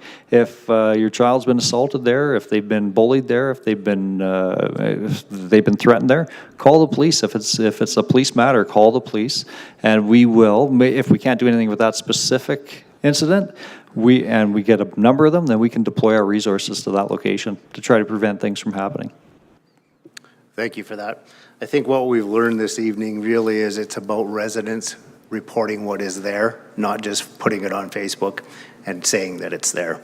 Once we have a tracking device in place, we're able to combat some of that. And I think that's really important. I think that's what we learned, even though it's been a bit of a longer evening. I think council tonight has asked some really good questions about what is important to our community, and we've heard that. I want to end it on a bit of a higher note. One of the things that I really heard tonight was secure your residents. So it starts with us. It's not all about you, and we shouldn't have you sitting out front of our doors 24 hours a day watching to make sure we're doing what we need to do. We need to lock our vehicles at night. We need to take the keys out of them. We need to lock our homes, and we need to secure our residents. That in itself helps to stop crime. We will never be able to control crime totally. It's always going to be there, but we are the first defense. You are our second defense by helping us solve that problem. And I can speak first-handedly, if it's handled properly, it does get resolved, because it was last summer about this time where I got broke into, and your department was able to apprehend the individual, and the individual is spending some time behind the bars where it's needed, and hopefully comes out a much better person. So, council, do you have any further questions? Having said that, thank you very much this evening for coming. We're going to take 5 minutes for council right now. If we could just take a quick 5-minute break.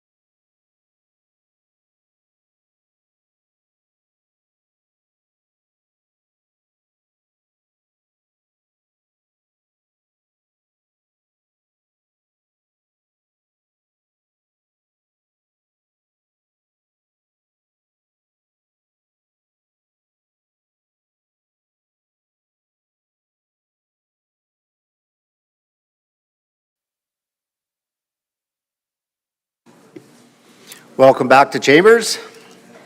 The next presentation this evening is an update from the Edmonton Metropolitan Regional Board. Welcome and please come forward for your presentation.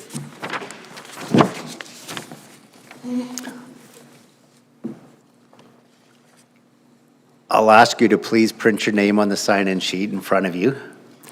Push the button on the base for the microphone and speak directly into the microphone. So pull it close so we can hear. And please introduce yourself. Well, good evening. I did leave my car running. I hope that's okay. As well, I do know for sure that next time I come to present to Stony Plain, I will have one of those fancy mustaches to give me a little bit more credibility. So, Mayor Choi, Mr. Chair, council members of Stony Plain, thank you for having us this evening. It's my pleasure to be here and to be joined by our CEO, Karen Wichuk, and our Director of Corporate and Stakeholder Relations, Cindy LeBlanc. So she's making sure that we do everything right, and we can call on her should we need any clarifications. On behalf of the Edmonton Metropolitan Region Board, I'd like to thank you for hosting us here this evening. I am pleased to be here today as the first rural chair of the EMRB, and I'm excited to be taking on this leadership role. I know the critical role the EMRB plays in planning for the long-term prosperity of our region, which is part of our competitive advantage. The EMRB is an engine for regional collaboration and transformative change. Over the last 15 years, we've developed an award-winning growth plan that is supporting economic competitiveness and employment, communities and housing, transportation systems, and more.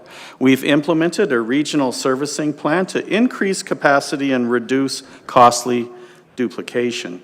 We've created a transportation master plan that prioritizes critical projects and decreases capital planning costs. And we've completed and are implementing an agriculture master plan, the first of its kind in Western Canada. Through the EMRB, we are building a globally competitive region that offers an unparalleled quality of life and a wealth of economic opportunities. With a population of 1.5 million and a gross domestic product of 109 billion annually, our region is one of Canada's youngest and fastest growing. In the next 20 years, our region is on track to welcome an additional million people and add 500,000 jobs.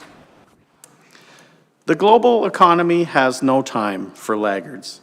Competition is heating up and business as usual is simply not good enough. To stay competitive, we need the right talent, smart infrastructure, forward-thinking policies, and a collaborative mindset.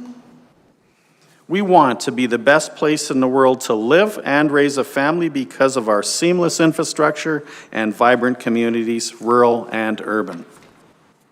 In short, we want to be the region we know we can be.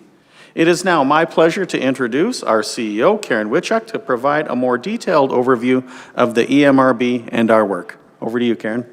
Thank you. And I have to say that I don't know that our presentation is going to be as interesting as the one that I know that we're succeeding, but I have to say it was a pleasure to sit and listen to the members of the RCMP today. So when the EMRB was created in 2008, we were tasked with creating a regional growth plan that would enable growth and foster prosperity, sustainability, and quality of life throughout the region. The result was Reimagine, Plan, Build, our 30-year vision for the Edmonton Metropolitan Region. You can think of this document, our growth plan, as the blueprint that guides the EMRB's work.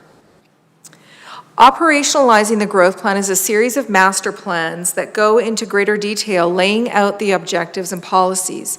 Some examples of these include our regional servicing plan, our regional transportation plan, and our regional agriculture plan. Our three-year business plan is our action plan.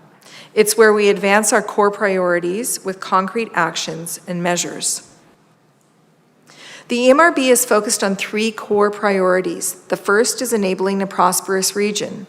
The goal is to build a vibrant, inclusive, sustainable, and globally competitive region that empowers residents, businesses, and communities to thrive. More specifically, this involves attracting investment by offering consistent and integrated long-term plans that support the growth of major employment areas coupled with efficient infrastructure and multimodal forms of transportation. It provides certainty to those investors and those developers. We also ensure that our plans remain relevant and responsive as we grow. We are currently completing the work on a 5-year review of our growth plan. This includes looking at the population and employment data, key performance indicators, and targets for selected KPIs. And it also includes undertaking work to better understand the capacity available to accommodate opportunities for economic growth, as well as identify gaps in infrastructure that could affect our ability to respond to new opportunities for economic growth and investment in the region.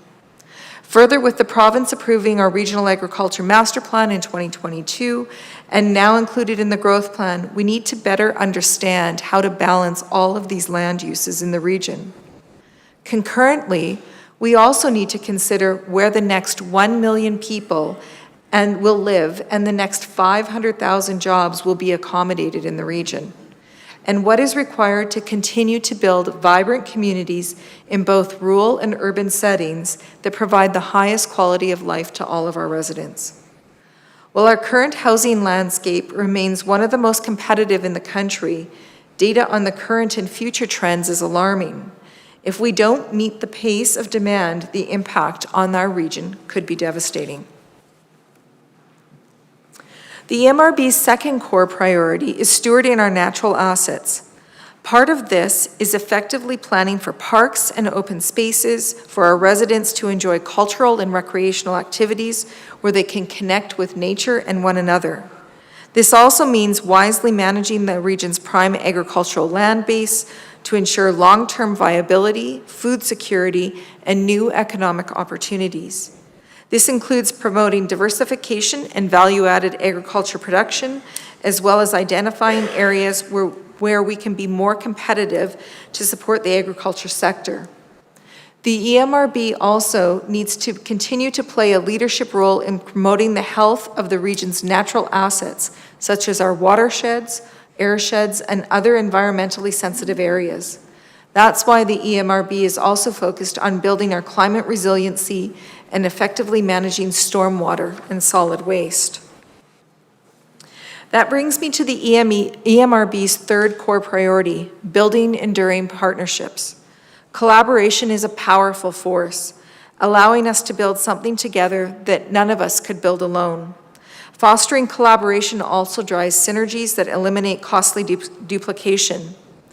Beyond demonstrating vision, leadership, commitment, and open dialogue, we're also building partnerships with the provincial and federal governments, Indigenous communities, and key organizations and institutions in our region, and advance our vision and strategic priorities alongside of them. On the following slides, we've highlighted some of your strategic pillars and identified EMRB's initiatives that we believe will support those local efforts. For example, when we look at the town's goal to provide the infrastructure that meets the needs of residences, businesses, and industry, we at the EMRB also think about the integrated ways that we look at long-term planning and land use. Like the town, our approach is also about ensuring that we are optimizing public investment and maximizing the use of and value of land, infrastructure, and services to benefit future citizens at a cost that we can all afford. Whether it's our work on integrated land use and infrastructure or on the regional transportation model and prioritization process, we offer tools that can be used regionally, sub-regionally, and locally. Supportive infrastructure can also extend to broadband, which is vital to a competitive and attractive modern economy and to ensuring quality of life for residents across this region. That's why the EMRB undertook a regional assessment on broadband and digital infrastructure. This resulted in the creation of a data bank and single point of access for investors to identify opportunities available throughout the region. When we look at the town's pillars to strengthen its vibrant business community, I know that I automatically think of the EMRB's mandate, which is not just to manage but enable growth. Indeed, the EMRB's focus is on creating the conditions that make people want to live, work, and invest here. This includes advocating for regional transportation priorities to be funded, undertaking an assessment of a regional labor market requirements, and benchmarking the livability of our region to comparative regions, and measuring where we stand with economic corridors to ensure that we fulfill our vision. Enabling growth also means being responsible in how we grow. In addition to stormwater and wastewater management, our recently completed climate risk and vulnerability assessment provides a comprehensive understanding of our most critical climate impacts and allows us to learn how to avoid or reduce key risks and seize opportunities for both action at the local and regional levels. It made me think that we know from the town of Stony Plain's own experience in July of 2019 how important it is to work on services like stormwater management across the region, because as we all know, water doesn't know boundaries. We're also moving ahead with the implementation of the Regional Agriculture Master Plan. Finally, in the future, we intend to start work on an integrated regional open spaces master plan that includes natural asset mapping, the identification of recreation corridors, and the opportunity to promote tourism. As you may know, in the short term, we are facing some budget pressures. Over the last few years, the provincial funding to the EMRB has fallen by 50% from $2 million to $1 million per year since 2019-2020. This is a significant barrier to our continued success. Since 2018-19, our member municipalities have made contributions totaling just under $1.9 million on an annual basis. The EMRB board and leadership team have begun a prioritization exercise, and we will be presenting budget scenarios to the board later this fall. There is still so much important work that we want and need to do. But the reality is that we will need to take a much more focused approach and extend the anticipated timelines for undertaking key initiatives in our business plan. We are also firmly committed to continuing our efforts to seek out partnerships with other like-minded stakeholders that are committed to further enabling regional growth. These types of partnerships and collaborations are inherent in our long-term success as a region. There's boundless potential in this region, and my team and I are very proud to be able to work so closely with member municipalities to achieve our shared vision. The Edmonton metropolitan region has a long history of intermunicipal collaboration, over 70 years worth. In the 16 years since our creation, the EMRB has made steady progress towards that shared vision for our region. Occasionally, we take a step back and we have to refocus, which is to be expected. No journey to a worthwhile destination is without bumps. Together, we're working to break down traditional barriers and boundaries to build the more prosperous, sustainable, and inclusive future we all deserve. So with that, thanks for your time today, and I know we're happy to take some questions. Absolutely. Thank you for the great presentation. Does council have any questions? Councillor Meyer. I'll lead off. You said you weren't going to be interesting, and then you made a mention about several indicators that are concerning and that they might be devastating if we ignore them. I'm curious if you could just elaborate on that and maybe give me some examples of these indicators and how they may be just devastating. Right, so we are in the region experience significant growth, right? We're all watching how many people are coming to this region now. We've seen the Alberta is Calling campaign. We know that there's huge job opportunities here, and we know that we're on track to grow by that 1 million people in 20 years. So if you think about, I always like to say, if you think about how this region is growing, we have grown to 1.5 million people from the beginning of time here. And in 20 years, we're going to grow by another 1 million people. we need to think about how those people truly are going to be housed. So when we think about our competitive advantage right now in housing, that's because over the course of time, we've pretty much had some of the supply that we've needed. But if you think about how quickly we are going to grow, we need to really think about housing across a full housing continuum. That being from homelessness and non-market housing all the way to full market housing. And we need to think about how we are going to make sure and ensure that that supply of housing is here when we need it. And you know, it's interesting because there's a lot of conversation around homelessness and non-market housing. And I think it gets a lot of much needed attention. But I also want to point out that if we don't have the full market housing that we need, and we're not enabling that kind of development, and those houses that people can't afford to buy aren't available, it starts to put pressure on that continuum coming down on the rental market. And then the rental market gets more expensive. And then that prices people out of a rental market and puts them into non-market housing, which then becomes more difficult, and we don't have the kind of non-market housing that we need. So it's really about that planning.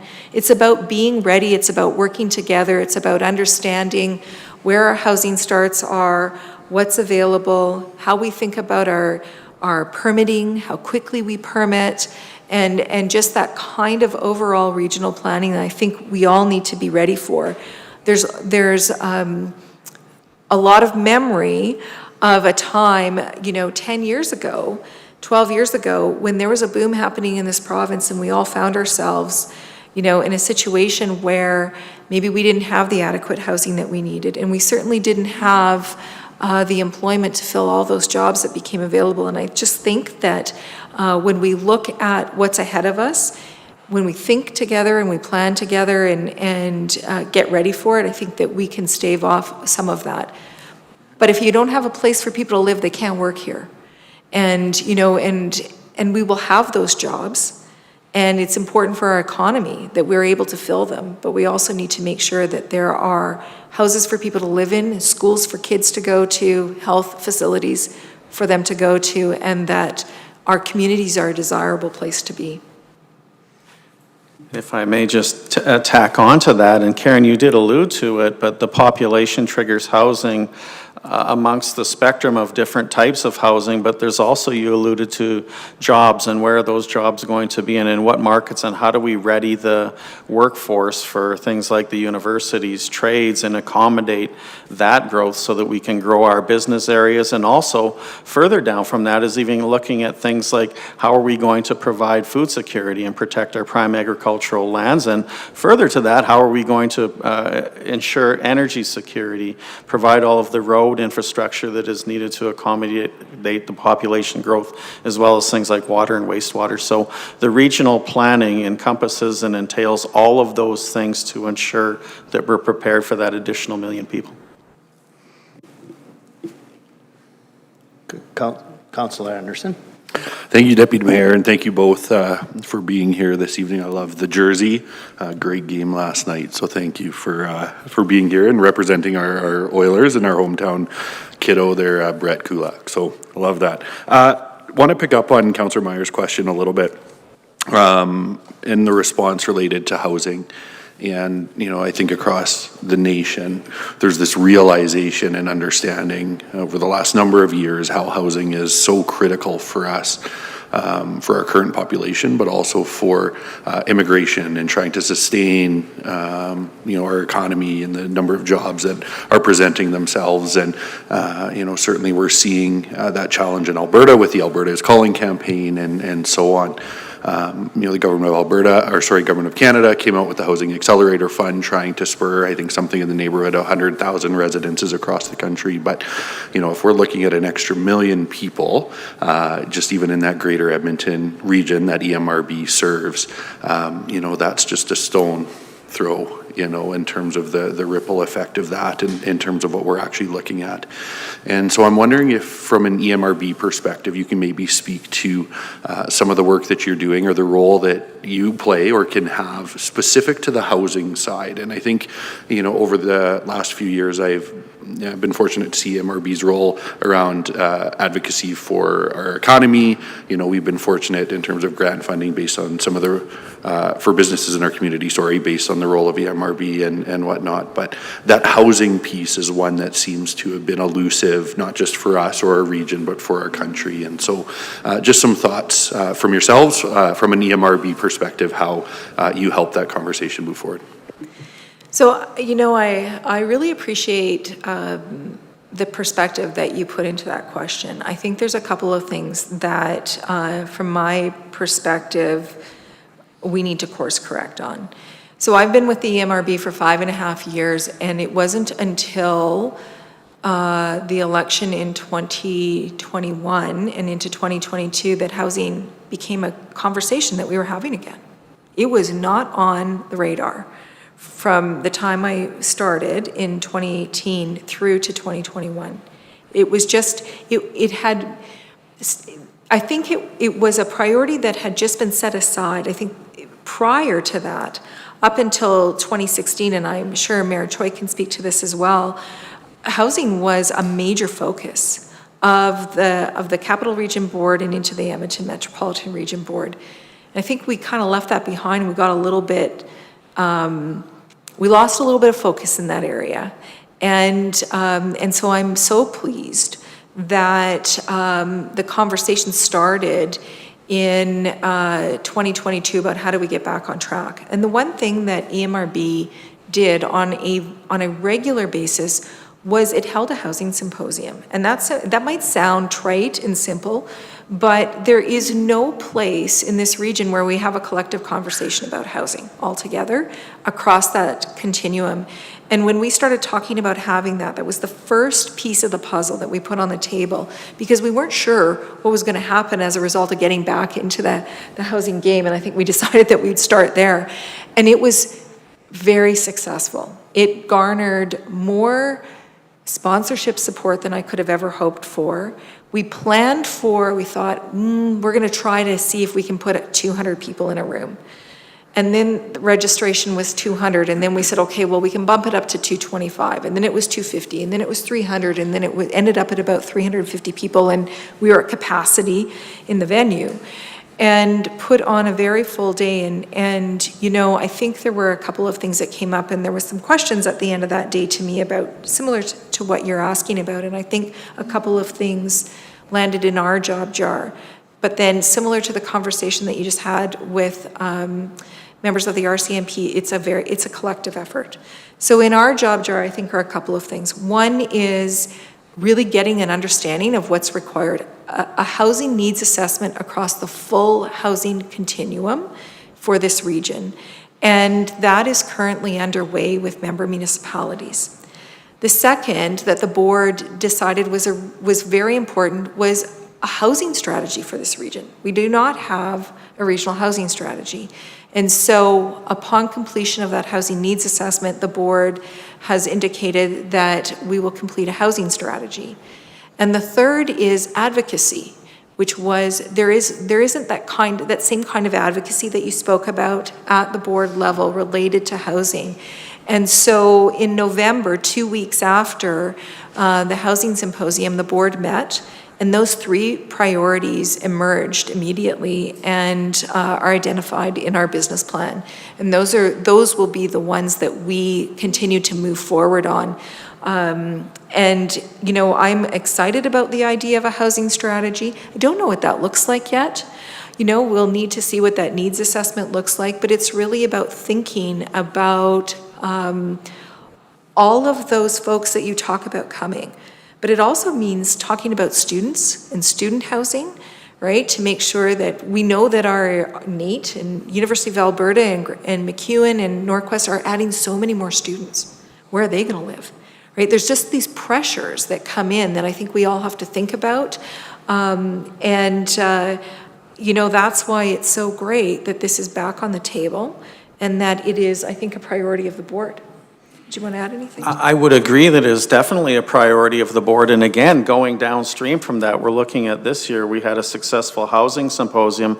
Well, when we look at all of the education institutions, how do we then provide the education necessary to fill the job jar for all of the jobs that are going to additional 500,000 jobs in the next 20 years. So that's something that's on our radar for this year as well. So one thing triggers another, and all of these things fit together within the region. And we also notice that the population growth that's going to be coming to this region over the next 20 years is largely going to be urban centric. Like the rural areas are not going to grow substantially with respect to residential development, but it's going to be within the urban centers. So we try to fit the urban centers. How do we then provide housing or look at providing housing for all of the people that are coming, as well as where are these people going to work, where are they going to be educated, where are they going to get food from, and all of the, again, services that come with that, the roads, the infrastructure for water and wastewater. So we're the only board who is doing that work to try and consolidate all of the activities of municipalities,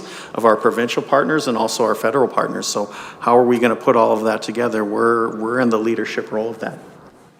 And if I could just add, Mayor Choi will know this, Mayor Gamble certainly knows this. Anyone who knows me knows that I generally speak my mind. Maybe it's growing up in Parkland County and going to school at Memorial and all the things that come with being a resident of this tri-region.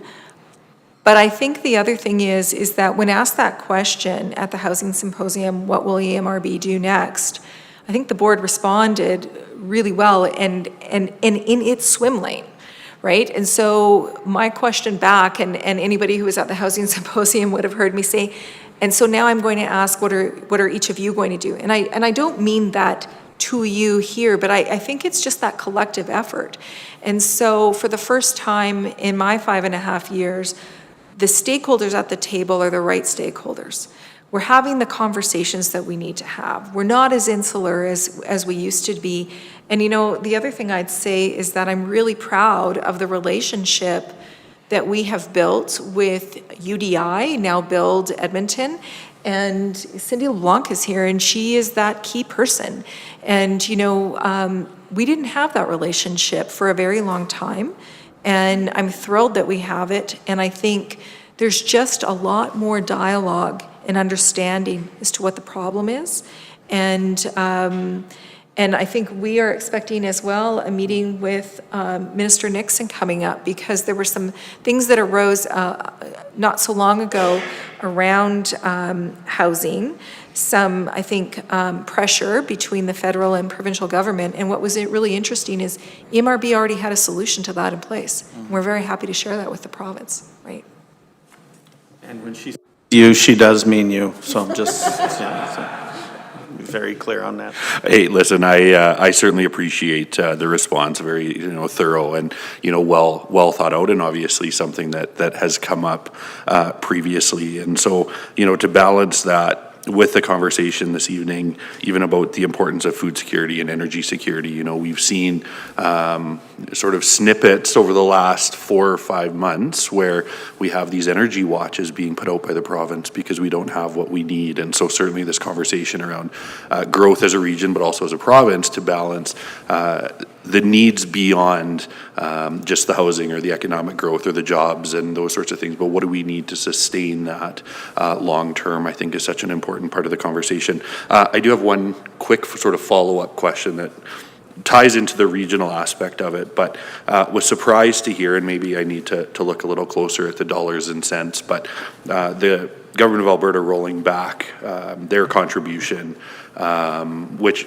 essentially amounts, from what I understand, to about 25% of the overall funding for EMRB. And so my question there, is that something that was anticipated? Is that something that sort of came as a surprise to the board? Is that something that you were able to sort of foreshadow, or is this something that just kind of comes with the roller coaster of energy resources and doing our provincial budgets based on energy revenues and those sorts of things? So maybe just some comments on that 25% reduction and what that means for business moving forward.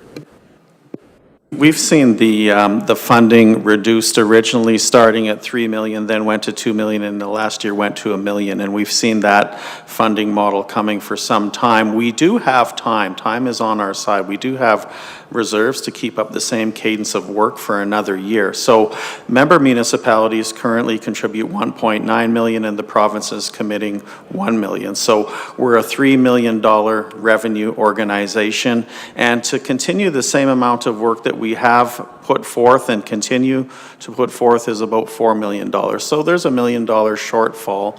And the EMRB right now has tasked our CAO with looking at setting priorities and how do we work as a board with a lower amount of funding. And part of that can be we're looking at variable revenue. So there's opportunities to potentially align with specific ministries to grant fund work that we see opportunities for. The province is a partner of ours and they benefit from the work that the EMRB board puts forth. So we're in this together. So we're looking at ways that we can provide the same level of work. We're looking at ways that we can priority set, not to maybe tackle everything, but more of a sniper approach and looking at areas that we can have the biggest impact. So it certainly is a concern, but we do have time on our side, and we're very confident that we're working with the provincial government that perhaps we can still have an angle on having that restored. So that is definitely top of mind, and we will always advocate for that. I really appreciate that. What I was fearful of was you'd come back and say, well, we're coming to the municipalities. And so certainly you talked about prioritization early in the presentation and looking at really what are the priorities for EMRB. And, you know, certainly we have been a member of EMRB. We've seen benefit there. But like everybody else, we have, you know, a certain amount of revenue and we have to find a way to serve our residents in the best way that we can moving forward. And so, you know, to hear that you've gone through this exercise of prioritization or going through, you know, certainly to do what we can to limit that, you know, added burden, or sorry, I shouldn't say burden, added investment that, you know, potentially would be asked of the municipality. So again, appreciate you being here and appreciate the information this evening. Thanks. Councillor Hansard. Thank you, Mr. Deputy Mayor. Well, first of all, thank you for being in council chambers. I realize I'm sitting here as a councillor listening to a bigger voice on the provincial and Canadian stage than we normally have an opportunity to speak to. So I'm going to share a couple of ideas with you that maybe you can use at EMRB to be an effective voice for doing something about this housing situation. I've raised this issue in a number of circles, and some people just look at me like I'm crazy. And yes, I am. And I carry that proudly because I think sometimes the unusual idea can be the answer while we're beating everybody up trying to get them to provide an answer. I want to first of all acknowledge the food production in Parkland County and other rural municipalities. It is so important. And I hope we never lose that and find ourselves enticed to eat bugs instead of what grows in the earth, put there by seeds from farmers and nurtured and cultured and harvested and made into food so that we can eat healthy things that we all know and accept that are healthy and taste good, actually. So the other thing that I wanted to say, on this bigger stage on which you operate as EMRB, I'm wanting to share an idea. The last big boom, I've been through 3 of these. I am a realtor by profession. And what I will tell you is we've had 3 of these since I became a realtor in 2001. Or 2003, sorry. The last big boom like we're having right now started in 2005 and ended July 2007. So it ended 19 years ago and started 21 years ago.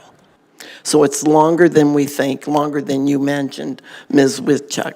So maybe you're thinking of another smaller boom, 2011, 2012. It didn't last very long and it wasn't near as big.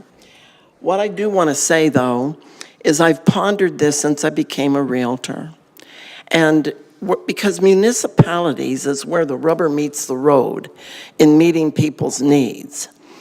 And many of us have experienced as municipalities the offloading by higher levels of government onto municipalities to come up with the answers, but not proper funding. And here we are beating our heads against the wall trying to find an answer to the housing, when really and truly, I believe the housing crisis has a big answer if only people had the will to go to the table and require, demand, work out, force, if possible, a reworking of the way the lending institutions charge interest. Why is it that an overall, let's say a 25-year mortgage, has to have the interest calculated, but the interest, instead of being paid by the consumer over the long haul of that interest, an even amount spread out, all the interest is boat-loaded into the first years, and only as you get toward the end of that time period do you really start feeding down the principal, so that people actually come away with the equity, the money in their pocket to move up or to downsize and make way for others to move into the housing that they once enjoyed. It also, this interest rate affects those who are not interested in buying but want to rent, and those who will build that housing that people want to rent. Okay? The interest affects those people's willingness to provide the rental housing because the interest rates are maybe worse for them. So what we need to do is find a way to tackle how that interest is spread out over the time that people have to pay it and quit boat loading it, so the institutions get richer and richer, the lenders get richer and richer, and we all pay the price, and we don't get the housing we need because nobody's going to put that kind of money out.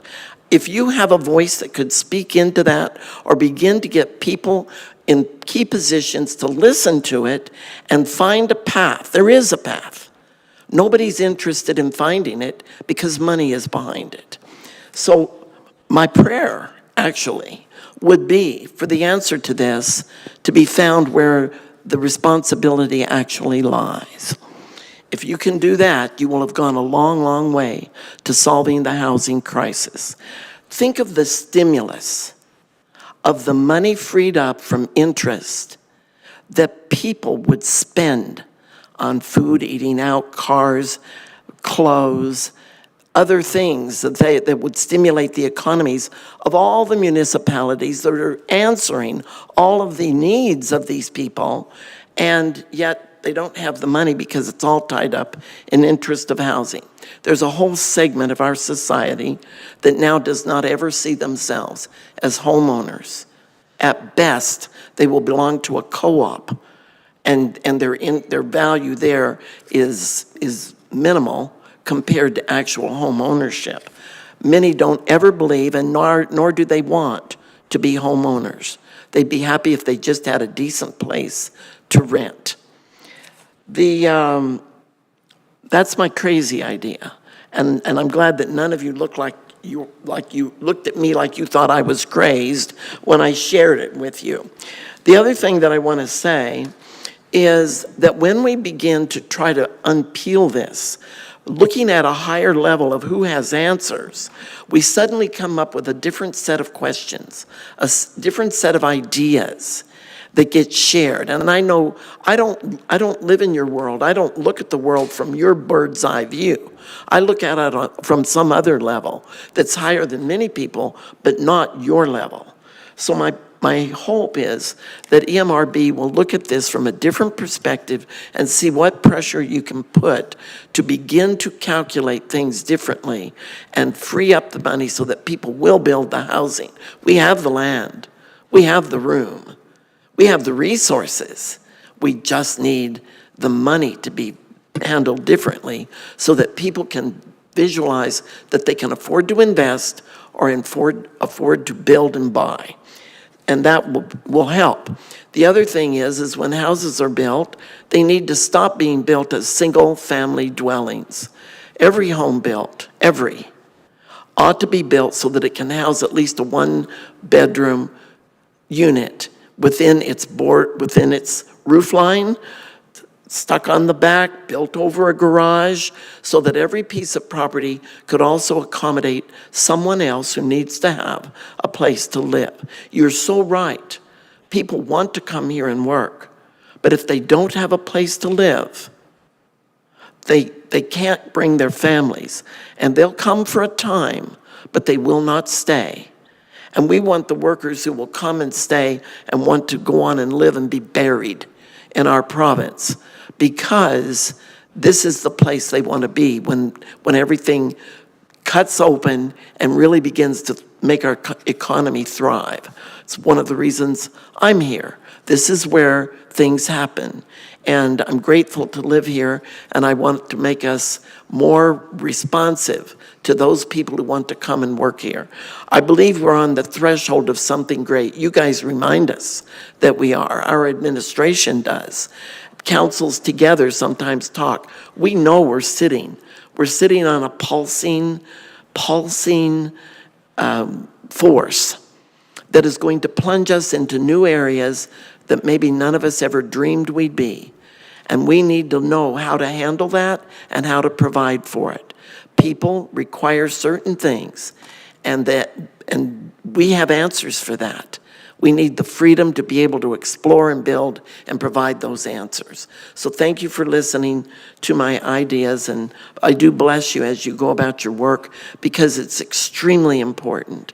And our mayor, having been in your position, Mayor Gamble, last year, you in this position this year, and miracle of miracles, Mayor Acker sitting in your chair next year, we have an opportunity to help shape our province, our region and our province, even our country, in a way that 3 local municipalities, not the driving force generally seen in this province, have a way of affecting the world stage, the Canadian stage, our provincial stage, that people never dreamed. And all because 3 municipalities worked together. And I don't know how you guys conspired to get 3 mayors from this region elected, but I'm telling you, that was a genius move. Was that you, Mayor Choi? He's going to say no, but we probably know it's true. Thank you so much for listening to me. Thank you. I think I can certainly tackle the first part, and I'll give maybe Karen a bit of time to talk about the housing and dwellings, looking at multifamily for crafting an answer for that. But I understand exactly what you're saying with respect to the amortization period of a mortgage where the interest is front-end loaded because the interest is calculated on the outstanding balance. And your suggestion would be, how can you flatline the interest over a period of time so that it's equal to the amount of building the equity at the same time, thereby eliminating the total amount of repayments at the end of the mortgage. So I think that's a great idea. I don't see the financial institutions willing to entertain your idea, but perhaps it would be through a subsidy through a federal, provincial arm of government would be who would take the burden of that. So I understand that that would provide families with an ability to get a mortgage better than what they are today. The other piece of good news that I would like to share with you is related to the interest rate. I think we're expecting a June reduction to the Bank of Canada interest rate, and I think we'll see a series of those, and that it will level out to a very low level, probably around the 3% level by December 2025. That's the information I have. So I think your idea is a good one. We would have to get bite from a government level to who's going to subsidize that amortization of interest, because the financial institutions will always calculate it on the outstanding balance. I'm sure you're well aware of that. But interest rates reducing over the next year and a half, I think, will benefit everyone in this region. And that's my answer related to that. And Karen, perhaps you can tackle the dwellings. Well, I'm going to start by saying, Councillor Hanser, you just made me older than I realized I was. Because when you reminded me that it was 2005 and 7, I'm like, oh man, that just makes me older than I thought I was. So thank you for that. You know, it's really interesting about how we think about how we're going to house the next million people, because you're right. We can't live the way we have traditionally lived. And so one of the things that makes the growth plan an interesting document is that within it are the density targets that are set with each member municipality.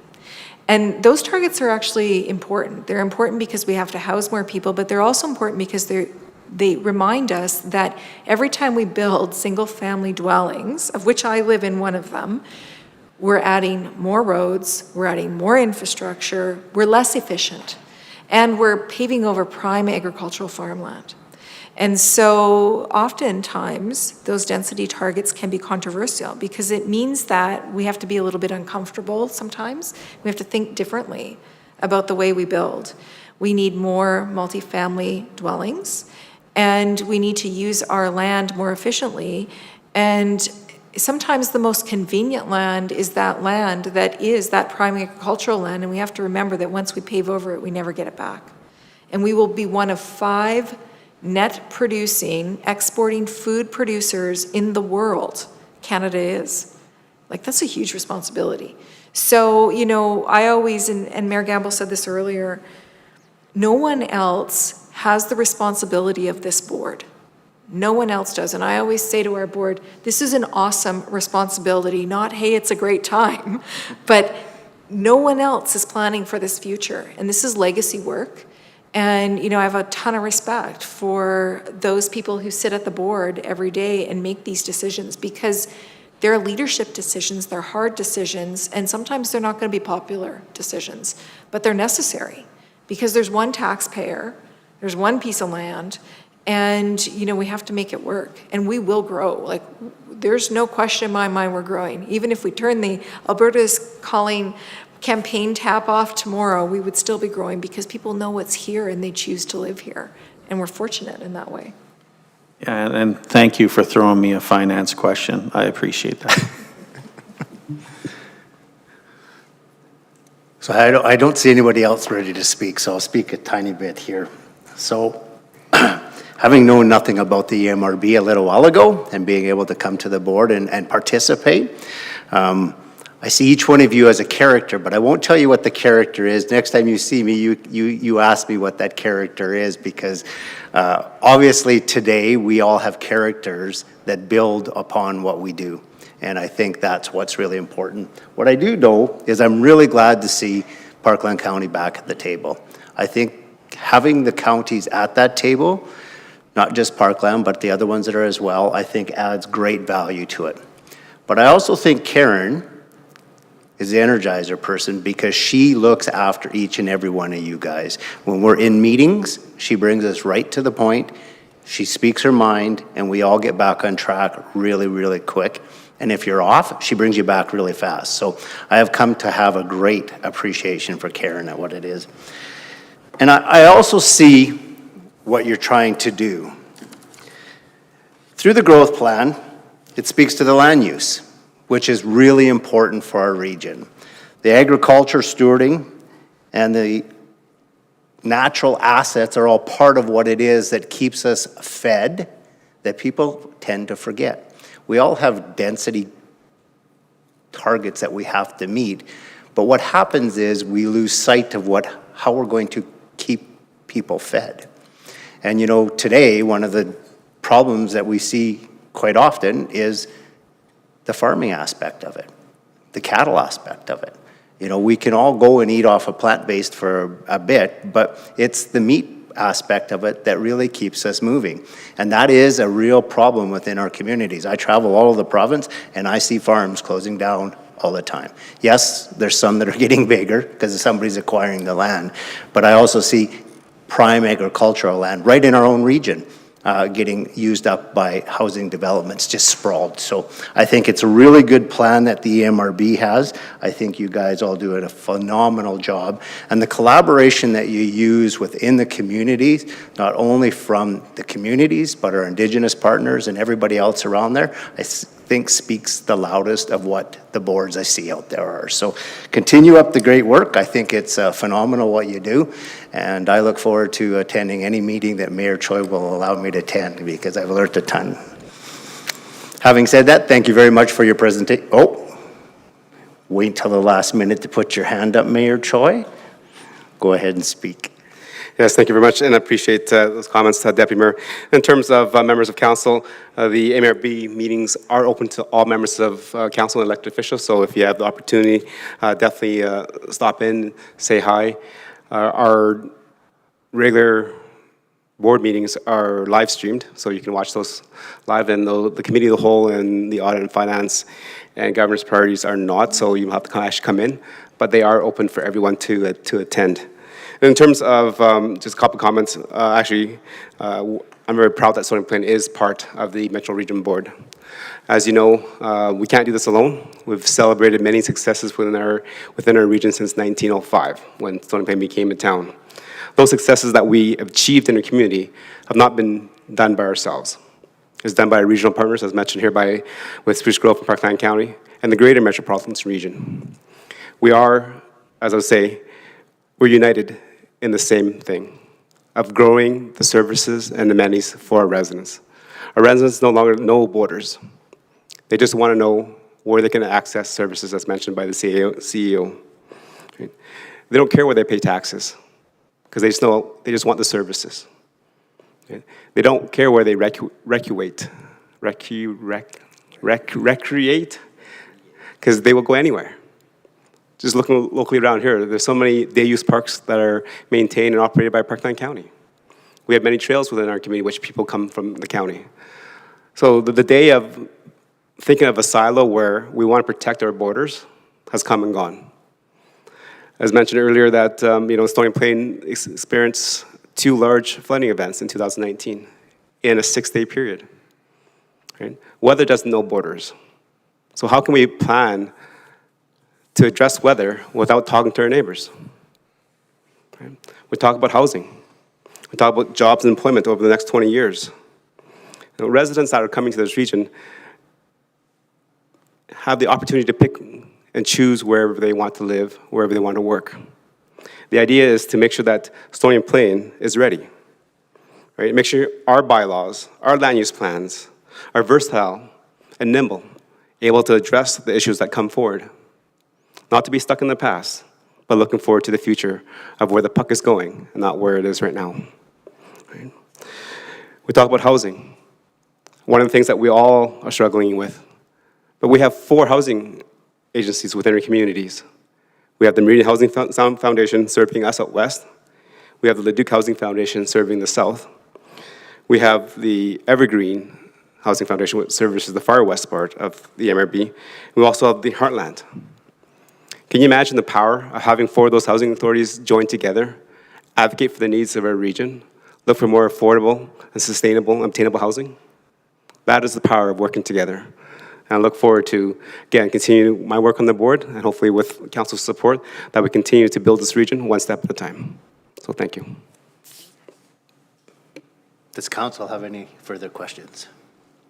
Seeing none, thank you, Karen. Thank you, Alan, for coming this evening. We greatly appreciate your time and patience that we took to get you here this evening, and the little longer questions at the beginning. And again, thank you for coming, and have a great evening. For those who are going, Yes. go Oilers go Saturday night. Thanks.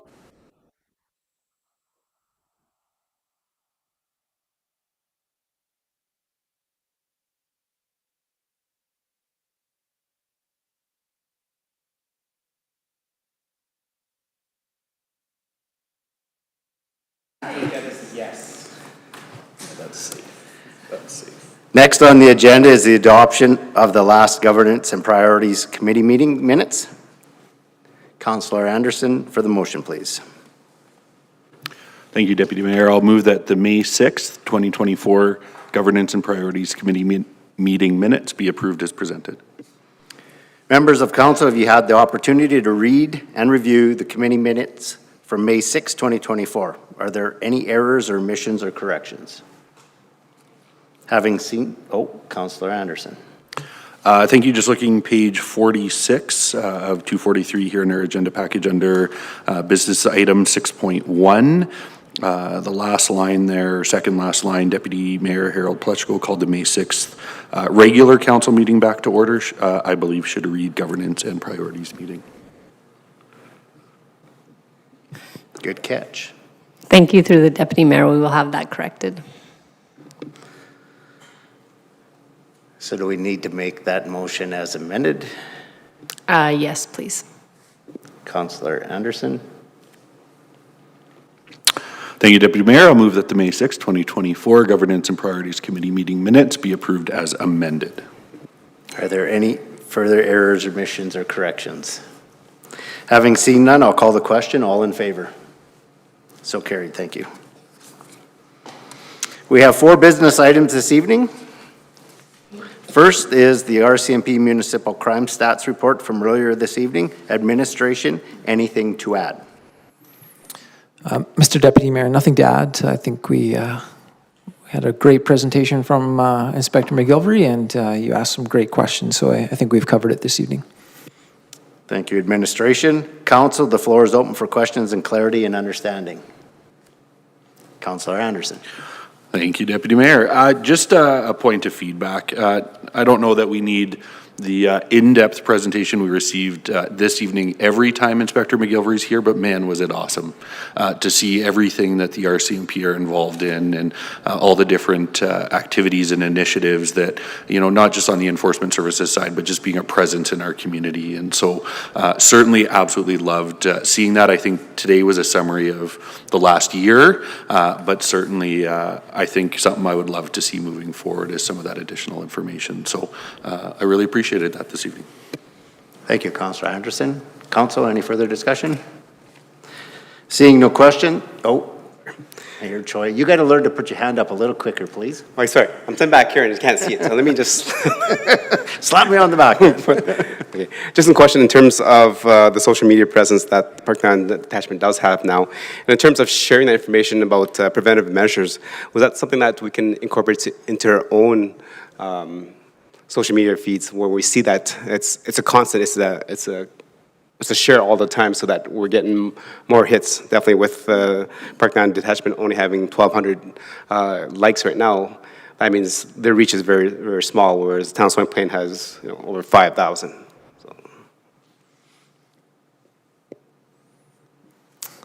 Your Worship, certainly our comms department is in communication with this newly created position, and the town does a lot of likes of other posts. So our ability to like something and send it out is certainly something that we've done in the past. And given the brand new page that has been created, and this has been in the works for a number of years, it's not a new thing for our staffs specifically. We've been kind of waiting for this page to be launched so that we can help launch or share or get more information out to the public. So certainly the answer is yes, shortly. Thank you for that. Council, any further questions? Seeing no questions, Councillor Hansard with the motion, please. Mr. Deputy Mayor, I move that the RCMP Municipal Crime Statistics Report be accepted for information. Thank you, Councillor Hansard. Any debate or questions on the motion? Seeing none, I'll call the questions. All in favor? That is carried. Thank you. We'll take a short recess.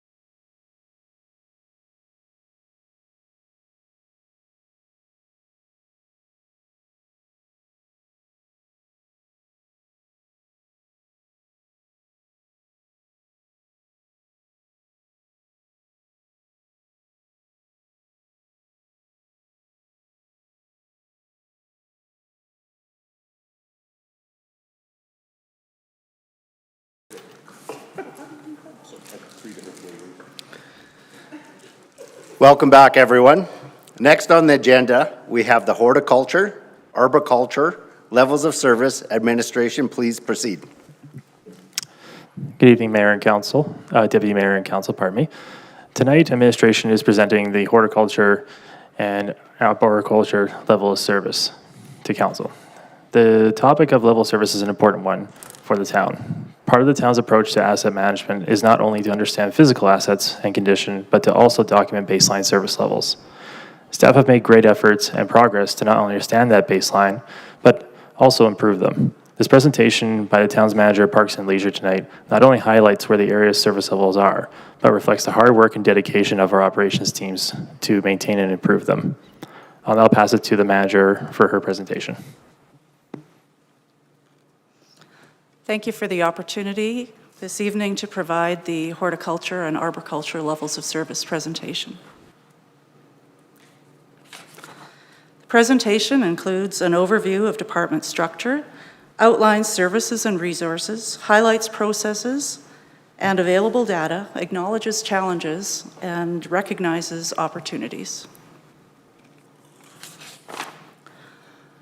Under the Department of Planning and Infrastructure, the Parks and Leisure Services Business Unit consists of 4 independent operational units: parks, horticulture, arena and sports fields, and projects and event support.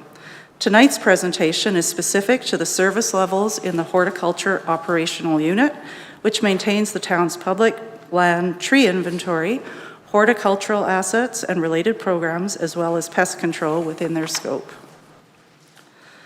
The horticulture operating team is based out of the Public Works site under the direction of the manager and supervisor of Parks and Leisure Services. 1 foreman oversees both horticulture and arboriculture, with 1 certified arborist and 8 seasonal staff from May through to August.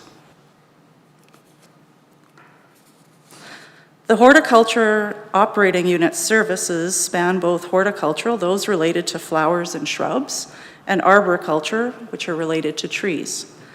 Horticultural services in red include planting and maintenance of shrub and flower beds, as well as placement and maintenance of annual container flowers, including hanging baskets and the Adopt a Barrel program. Arboricultural services in brown are those related to maintaining the town's tree assets. The unit is also responsible for coordination of pest control, the majority of which is contracted through services. Horticultural maintenance is split into Priority 1, high-vis or featured locations, and Priority 2, the remaining locations and subdivision beds. Priority 1, feature beds, are targeted for weekly weeding and deadheading, while subdivision entrance and median beds are currently maintained every 2 to 3 weeks as time permits. Priority 2 beds are all remaining beds that are not included in Priority 1 locations and are split into a 14-zone grid rotation.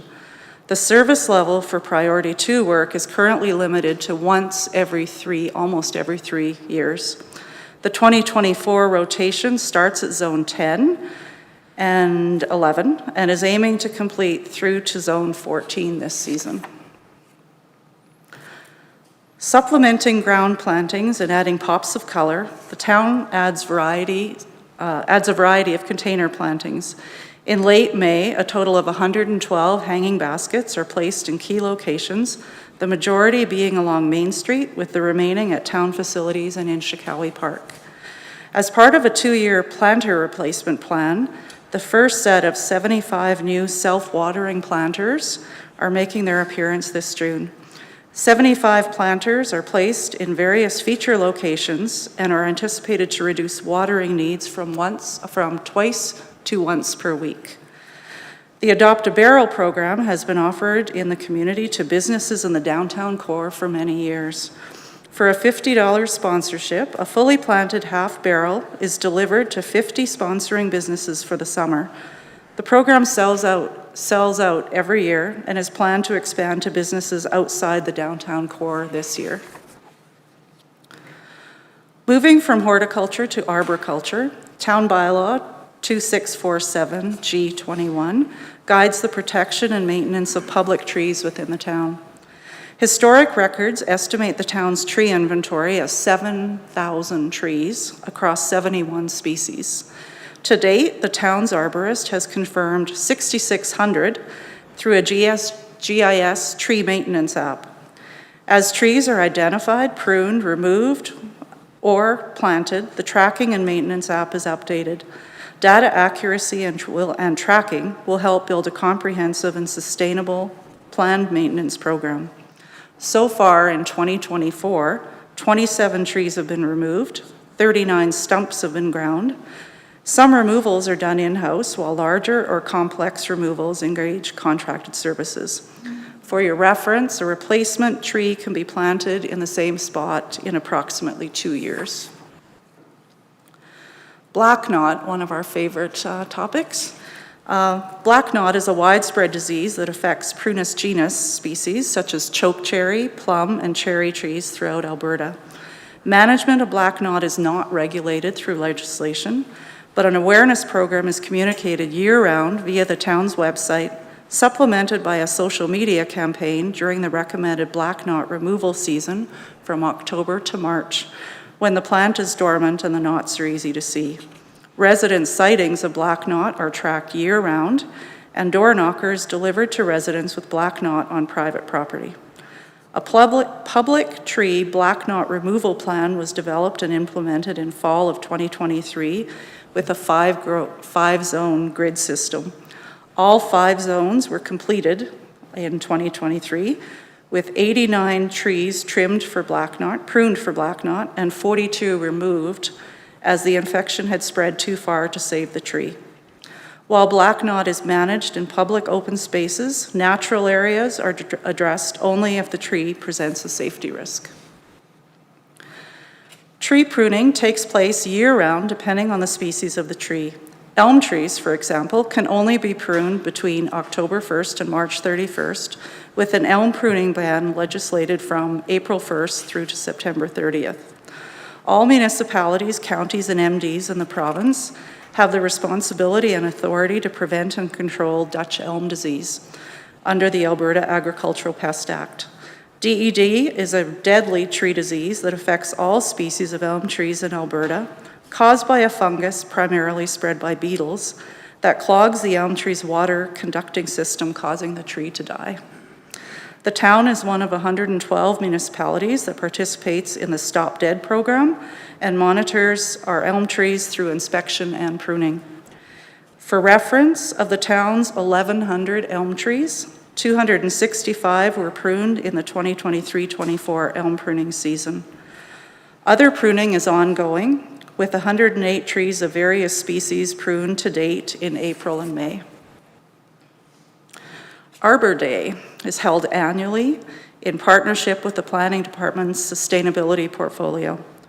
It's a community tree planting event held in September. Council usually participates in that. It's always a highlight. The 2024 event is in planning stage, and location will be announced very shortly, I think. It's almost being finalized. The biggest challenge to horticulture service levels has been development. Close to 200,000 square feet of shrub beds and storm ponds, which is more than a 100% increase, were added to the horticulture inventory in 2016. It was quickly realized this would not be sustainable. A priority and rotation system were implemented, but resources limit current maintenance of shrub beds to roughly once every 3 years. Working with both planning and engineering, development going forward emphasizes grass and naturalized green areas with a significant reduction in new shrub beds. A shrub bed reduction plan was developed a few years ago, but implementation stalled during the pandemic. Started up again in 2022, removing 22 beds in Genesis, and in 2023, removing 36 shrub beds in South Creek. That would be around the storm pond in South Creek. Removed shrub beds are held for future use in a planting berm established last year or the year before on the west side of the arena. 2024 shrub bed reduction will focus on the pathway in Silverstone and if time permits, start on reducing beds within 2 parks in Westera. That being on Westera Bend by the playground and in Westera Link Park. The goal in shrub bed reduction is bringing the rotation back up from once every 3 years to at least annual maintenance.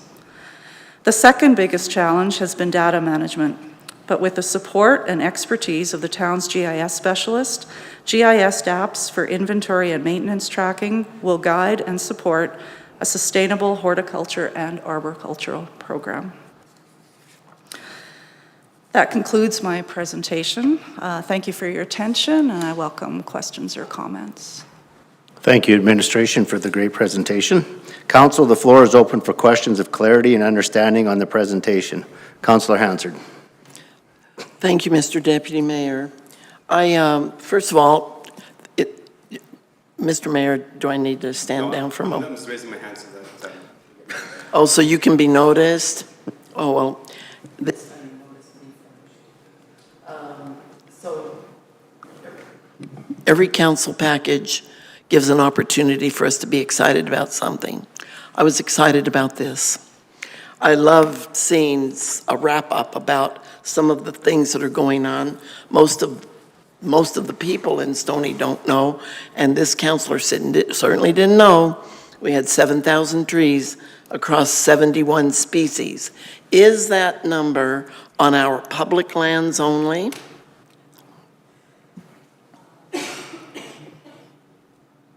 Thank you. Deputy Mayor, through to Councillor Hansard, yes, that's on our public lands only. We do not inventory trees on private residence. Right. And so do we have, I'm sorry, Mr. Mayor, Mr. Deputy Mayor, I have a couple of others all related to this. So people's trees on their own properties do not count in that, so obviously we have more trees. What I'm wondering is, do we keep track of how many trees on public lands we have to remove? Do you know those numbers each year? Because obviously then we need to replace at least at that rate or higher in order to get ahead of the lost tree cover situation that brought us to a point years ago when Arbor Day was instituted. Deputy Mayor, through to Councillor Hansard, we do track the trees that need to be removed. They're only removed if they pose danger or have come to end of life. I don't currently have the number with me this evening, but we can certainly provide that. Okay, and then again, all related, Mr. Deputy Mayor. I'm wondering, I love seeing the last 3 Arbor Days where the trees and bushes were planted. Would it be possible for you to provide even by email, and then maybe at some later point, make it available to the public where Arbor Day has been held each year since it was instituted? And I don't even remember what year that is, but it's been a number of years. And with that in mind, we don't always put trees in parks. For instance, I know when we are planting, we choose where we want them. When developers develop, such as Veterans Boulevard, there's a lot of trees parked along Veterans Boulevard. Those now are town property.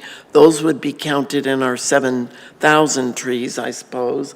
But what I'm wondering is for us to realize that Arbor Day doesn't always have to be in a park.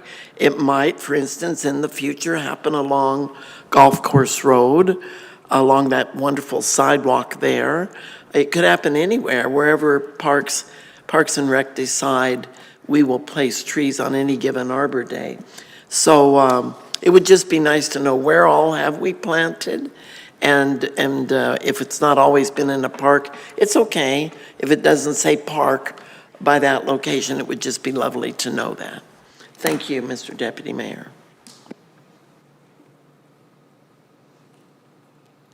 Did you want me to respond? So I think the question was, are you able to provide a list of places that trees have been planted over the years since Arbor Day has been created? Deputy Mayor, through to Councillor Hansard, I'm not 100% sure, but that info may already be on our website. If it's not, I can certainly provide that through email to all of council. Thank you, Administration. Councillor Anderson. Thank you, Deputy Mayor. For those that missed our conversation at the break, apparently I don't raise my hand high enough. And so that's what that was for, to let the Deputy Mayor know I would like to say something. So anyway, thank you for the presentation. Certainly anything to do with our green spaces and parks is a value of mine, and I know of councils, and so it's always great to have these come into chambers. I have sort of three, hopefully quick questions, just for my own clarity. And you spoke to them a little bit, but I'm starting on page 60, priority 1. We talk about once every 2 weeks, 21 different subdivisions, 10 subdivision median beds. Then on the next slide, where it talks about priority 2, it says subdivisions are split into a 14-zone grid rotation currently every 3 years, with the anticipation or hope of moving that up to annual maintenance. Just looking for some clarity on the difference between the beds that are maintained every 2 years and what might be included in this 3-year rotation based on the zones. Deputy Mayor, through to Councillor Anderson. I hope I can clarify this. So priority 1 are those feature locations, which include the subdivision entry beds. They do not include anything within the subdivision. So everything in a priority 2 is usually, it's either in not a high vis location or it's within a subdivision itself. Okay, so just as an example, I'm thinking about my neighborhood in particular. I live in Silverstone. At the end there, just going across to where the storm pond is, there's a little pathway for residents to kind of come out towards the road. And on either side, there's some like rock beds, but that tend to overgrow. Would those be something that would be sort of on this priority 2 schedule versus the Silverstone sign at the entrance to the subdivision would be priority 1? Deputy Mayor, through to Councillor Anderson, that is correct. That pathway, just for your reference, is on the list of shrub reduction for this coming summer. Perfect. And to be honest, I think that's great. It certainly is one that tends to overgrow, and certainly this helps me understand why that is and where that's coming from. So thank you for that. The second one, I'm going to pick up on Councillor Hansard's there, the 7,000 trees. Either I'm just really bad at estimating or I'm not understanding where the 7,000 is coming from. So are we talking like the Willow Park natural area, Adam Creek naturalized areas, all of those pieces that are town-owned land? Is that 7,000 inclusive of those larger forested areas? Deputy Mayor, through to Councillor Anderson, that would be 7,000 trees that we currently maintain. Okay. Or 6,600 that we have confirmed in GIS.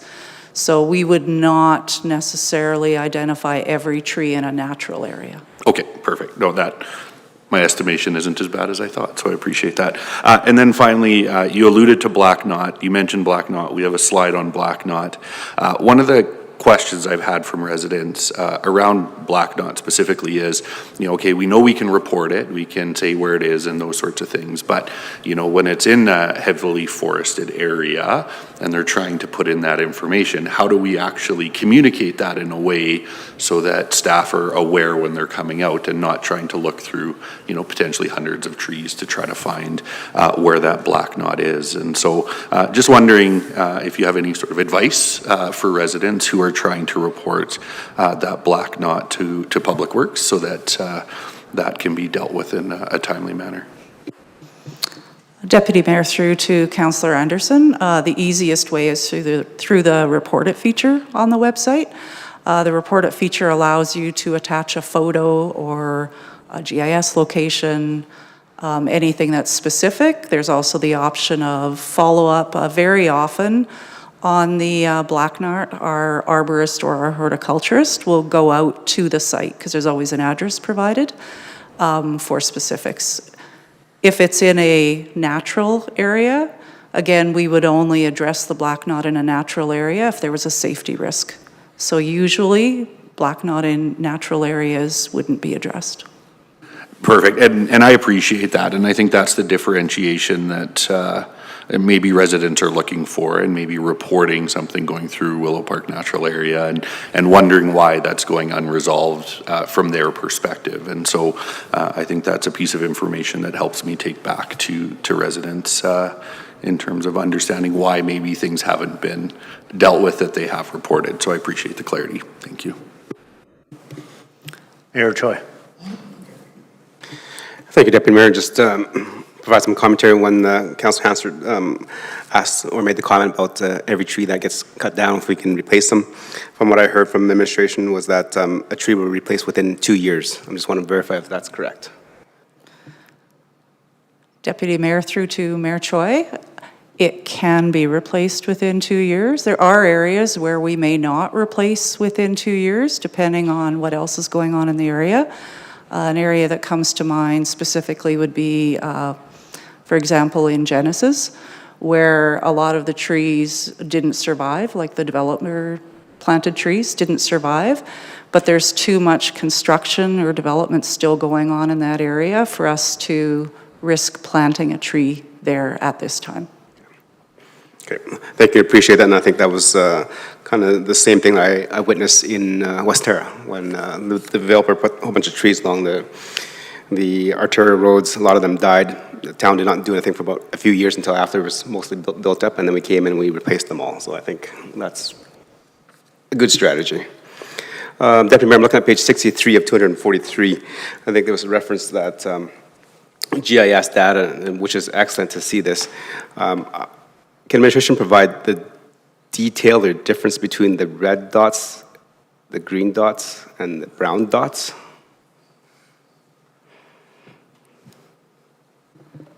Deputy Mayor, through to Mayor Choi. Not 100% sure. I just use screenshots to show sort of general overview of the program.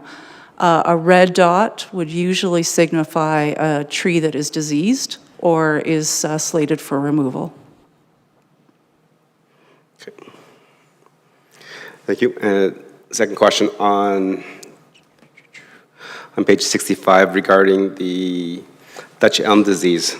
Well, definitely we heard stories of how the city of Edmonton lost the majority of their elm trees to the disease. Have, through our program, have we noticed any or found any, beetles in our community? Deputy Mayor, through to Mayor Choi. We have not to date. Any that have been reported and again, through the reported feature or through our inspection process, we actually have a lab in Edmonton that can analyze the tree leaf. I myself sent a leaf from a tree on my own property there last year as part of our program, and it came back for negative Dutch elm disease. So there's really good support programs in place outside of the municipality. I'm just going to piggyback on that just regarding the Dutch elm disease. You make mention of not looking after it in the natural areas. How infectious is that from natural area to the areas that we do look after? Is it carryable, transmittable? Because I think that's where a lot of our concern comes from our residents when we're talking about it, is everybody's perception of the Dutch elm is if it's there, it's going to affect my trees. Through to the Deputy Mayor, my comment about the not doing it in the natural areas, that was in reference to black knot. So Dutch elm disease is quite a different story because it's legislated. Black knot is not legislated. There is a legislated program to control Dutch elm disease. Therefore, if it was reported in our natural area, we would address it. I'll take that one step further then on the black knot as well. Can you answer that question as well, related? Yeah, on black knot in natural areas, we would only address it if it posed a safety risk. Yes, it will spread, but in a natural area, it's pretty much contained within the natural area. It does become a challenge if the natural area is close to a residential area. We did notice last year when we tried to address, and it was in Graybrier, actually, where it had gotten completely out of hand, and the trees had to be removed. But it wasn't even in a natural area, it was along a pathway. So not an area that was really high on our radar of inspection, but it definitely spreads from very rapidly through trees. It's also a challenge if the tree of question, and we have a few in town that are known, that are on private property. We have no authority to go onto private property to remove it or to force anybody to remove it. Again, it's not legislated. So I know that doesn't 100% answer your how we address it in natural areas for the black knot and the spread. It would spread for sure, but we do monitor it. If it got to a point where it was spreading too far, we would definitely go in and address it. So I'll take that just one more step further then, because obviously it's a disease that is transmittable to other trees.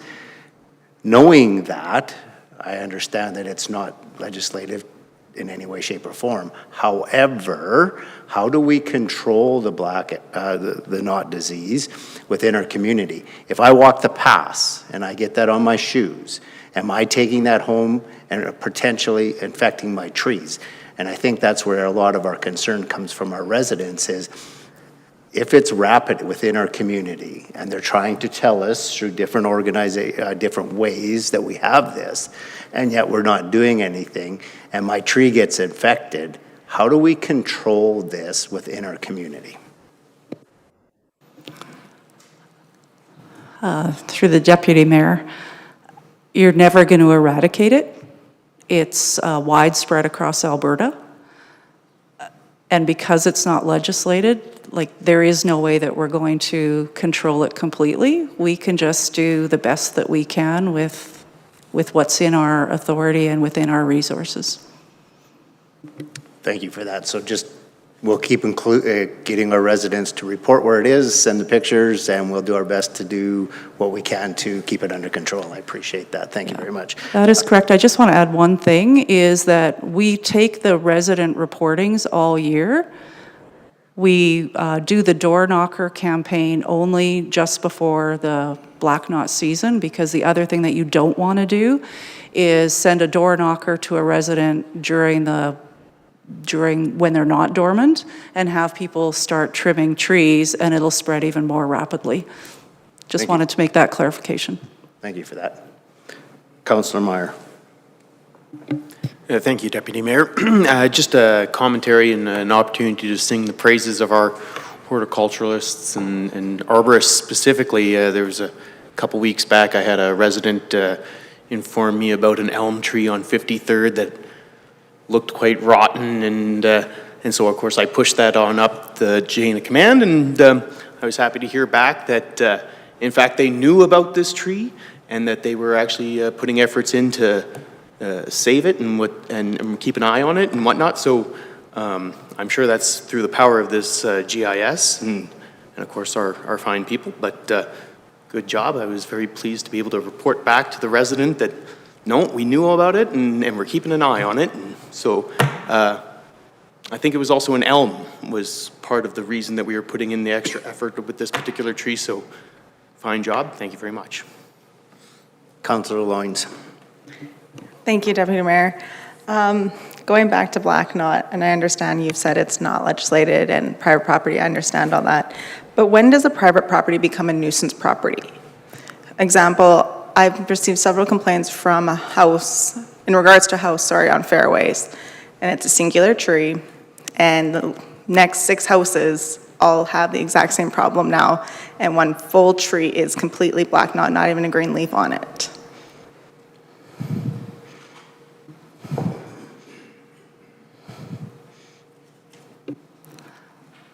We have no authority on private property. When does it become a nuisance? I know the exact property you're talking about. We have approached the residents. I'm not sure if that one is a rental, so it's whether it's the owner or the tenant. Numerous visits to the same resident. We've had lots of reports of it.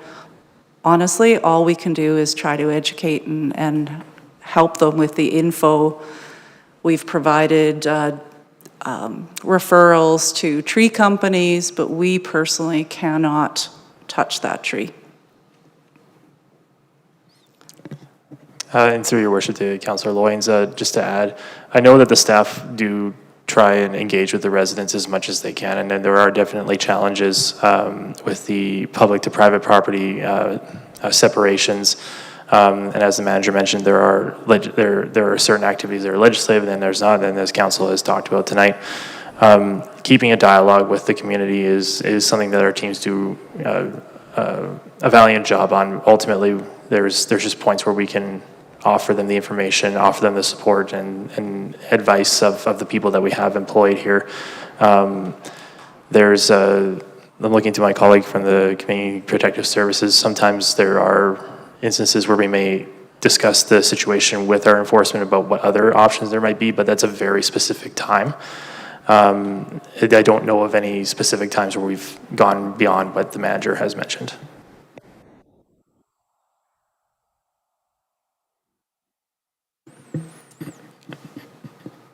Your worship, through to Councillor Loynes, there's been no enforcement on Black Knot.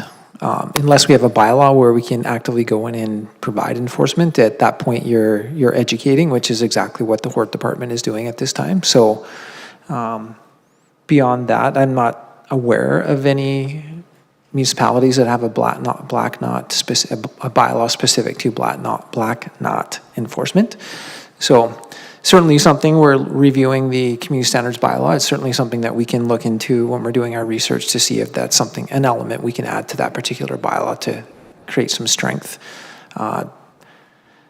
Tricky part about that is if you have a bylaw and you go to enforce it, we would have to really look at the metrics as to, is our staff enforcing that? Are we doing similar to what we do with unsightlies in terms of, here's an order, it's just, how many steps and layers are we doing related to that particular element of work that, and are we going to achieve the outcome that we're trying to seek? So those are a couple things that we can look at certainly when we're doing the bylaw review, but to my knowledge, I'm not aware of a community that has a specific document related to that.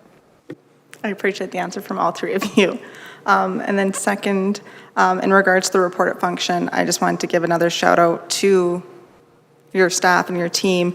A resident had complained about a tree that looked like it was going to fall near a school. They not only received a phone call to confirm the location, but received a phone call after the tree was dealt with. So it does work. It happened within 48 hours of this resident putting in the report. So thank you. Appreciate that. Thank you. Thank you, Mr. Deputy Mayor. Just to touch on Councillor Hansard's previous question, there is a greatly documented history on the town's website. Sent the link out quickly there to everyone. The best is actually if you click on the 2020 in Willow Park, it brings you through a story map and it shows you the previous 10 years that were done. And so I think we've completed 13 years. Plus we did have a bonus event, if you recall, from CN. I think they donated 99 trees or something like that as part of a recognition with the project they did in town. So it's been a fantastic program and look forward to that seeing continue. The question that I did have, though, is Stony Plain has a very active and great horticultural society, the Stony Plain Horticultural Society. And I know that through our corporate plan, we do work with several different community agencies for various things, for example, the BMX Club and how we partner with them. I'm just wondering if that's anything that we've ever considered when we talk about our flower beds, the planters, the baskets, the containers, the shrub beds. Has there been any consideration of how we could potentially leverage the Stony Plain Horticultural Society and the membership that they have and the abilities that they have in order to work with the town, similar to how we do with the likes of the BMX Association? To the Deputy Mayor through to Councillor Laurie. There has in past been some limited relationships with the Horticultural Society. I believe, and I'm not 100% sure, that they're still connected somehow with the Cultural Round Table. I know it's not through the horticulture department per se. But to answer your question about partnerships and future opportunities, it's actually on our goals list, is to create some partnerships and look at not necessarily just the Horticultural Society, but other partnerships that could be built with community to enhance our service levels that we can provide. And it is in particular to going back, I'll just use my own example, going back when I first moved to town, each community had their own community association that maintained the entrance bed to the subdivision. I don't know if we could revive that, but maybe with a good collaboration with neighbors, the neighboring program through CSD, or, you know, there's no no's. There's a lot of opportunity. It's just finding the time and resources to build those programs. Excellent, thank you. And I'm very glad to hear that, and I agree. We've seen that through our community social development. We just had the volunteerism and engagement presentation that was provided to us, and we know it can definitely be a struggle, but I think we also know that there is a great opportunity to activate our community and have them be participatory in community as well. So I'm really glad to hear that's on the radar. The Horticultural Society seems to be gaining more traction and is very busy. I think they're meeting monthly now at the Pioneer Museum. So it might be a great, it looks like they do a guest speaker series. It might be a great opportunity for the town to get in and present to them. I know the town manager was going around in many of our different groups doing presentations on our strategic plan. Maybe he might be the good one to go in there in the first and talk a little bit about what we're doing on that side, and then maybe make the connections from there. So awesome that it's on the radar, and look forward to hearing more in the future about it. Thank you.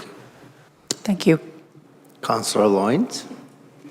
Thank you, Deputy Mayor. Sorry, going back to page 61, when it talks about priority 2, I see every one of our subdivisions has a number except one specific subdivision, and it's Rosenthal Estates.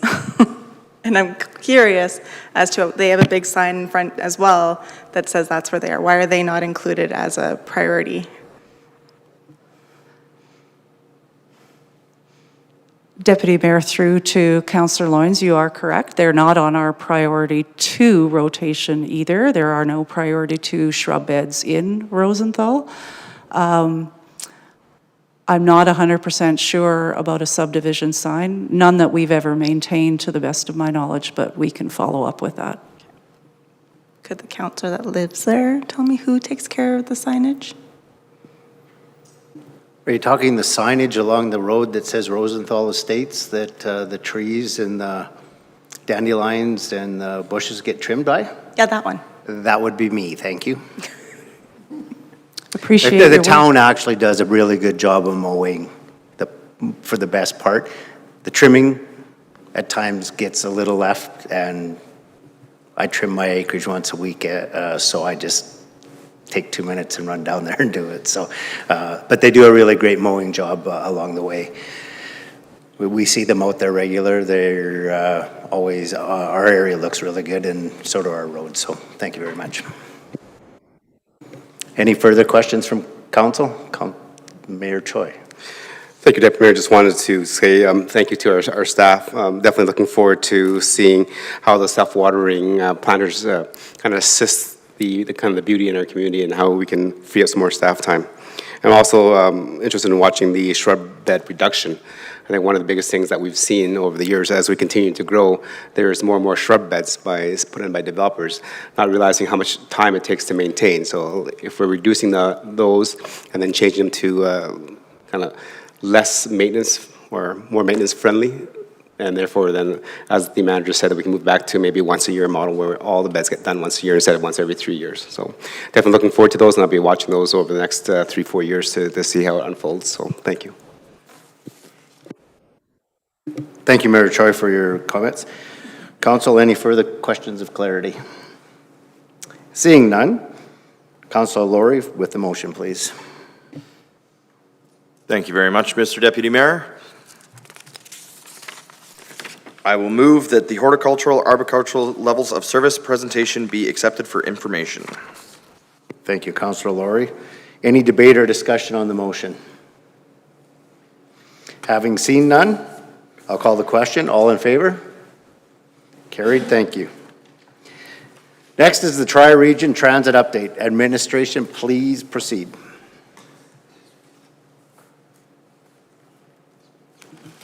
Thank you, Mr. Deputy Mayor, members of council. During our corporate planning process last year, Councillor Laurie put a motion on the floor to bring back some of the work that was previously done to where we currently sit from a transit delivery model right now. There were some recommendations included in the 28th, the earlier work in 2018 and early 2020s. So this report is bringing back that information and just sharing the recommendations that were included in those reports and the status of where we are with that work. So just really quickly for those that are listening, and just a bit of an update or a background for ourselves. Transit is taking a windy road, I would say, in the region and in our community, and it's taken some paths that I don't think any of us were suspecting it would take when we first started and endeavored into the transit game. In 2018, the tri-municipal partners did recognize that transit was an important future service that we should be engaging in with our residents, and did some work to look at how that might frame out and how we might build that particular service, and some of the different types of models that certainly we could implement in the tri-municipal region.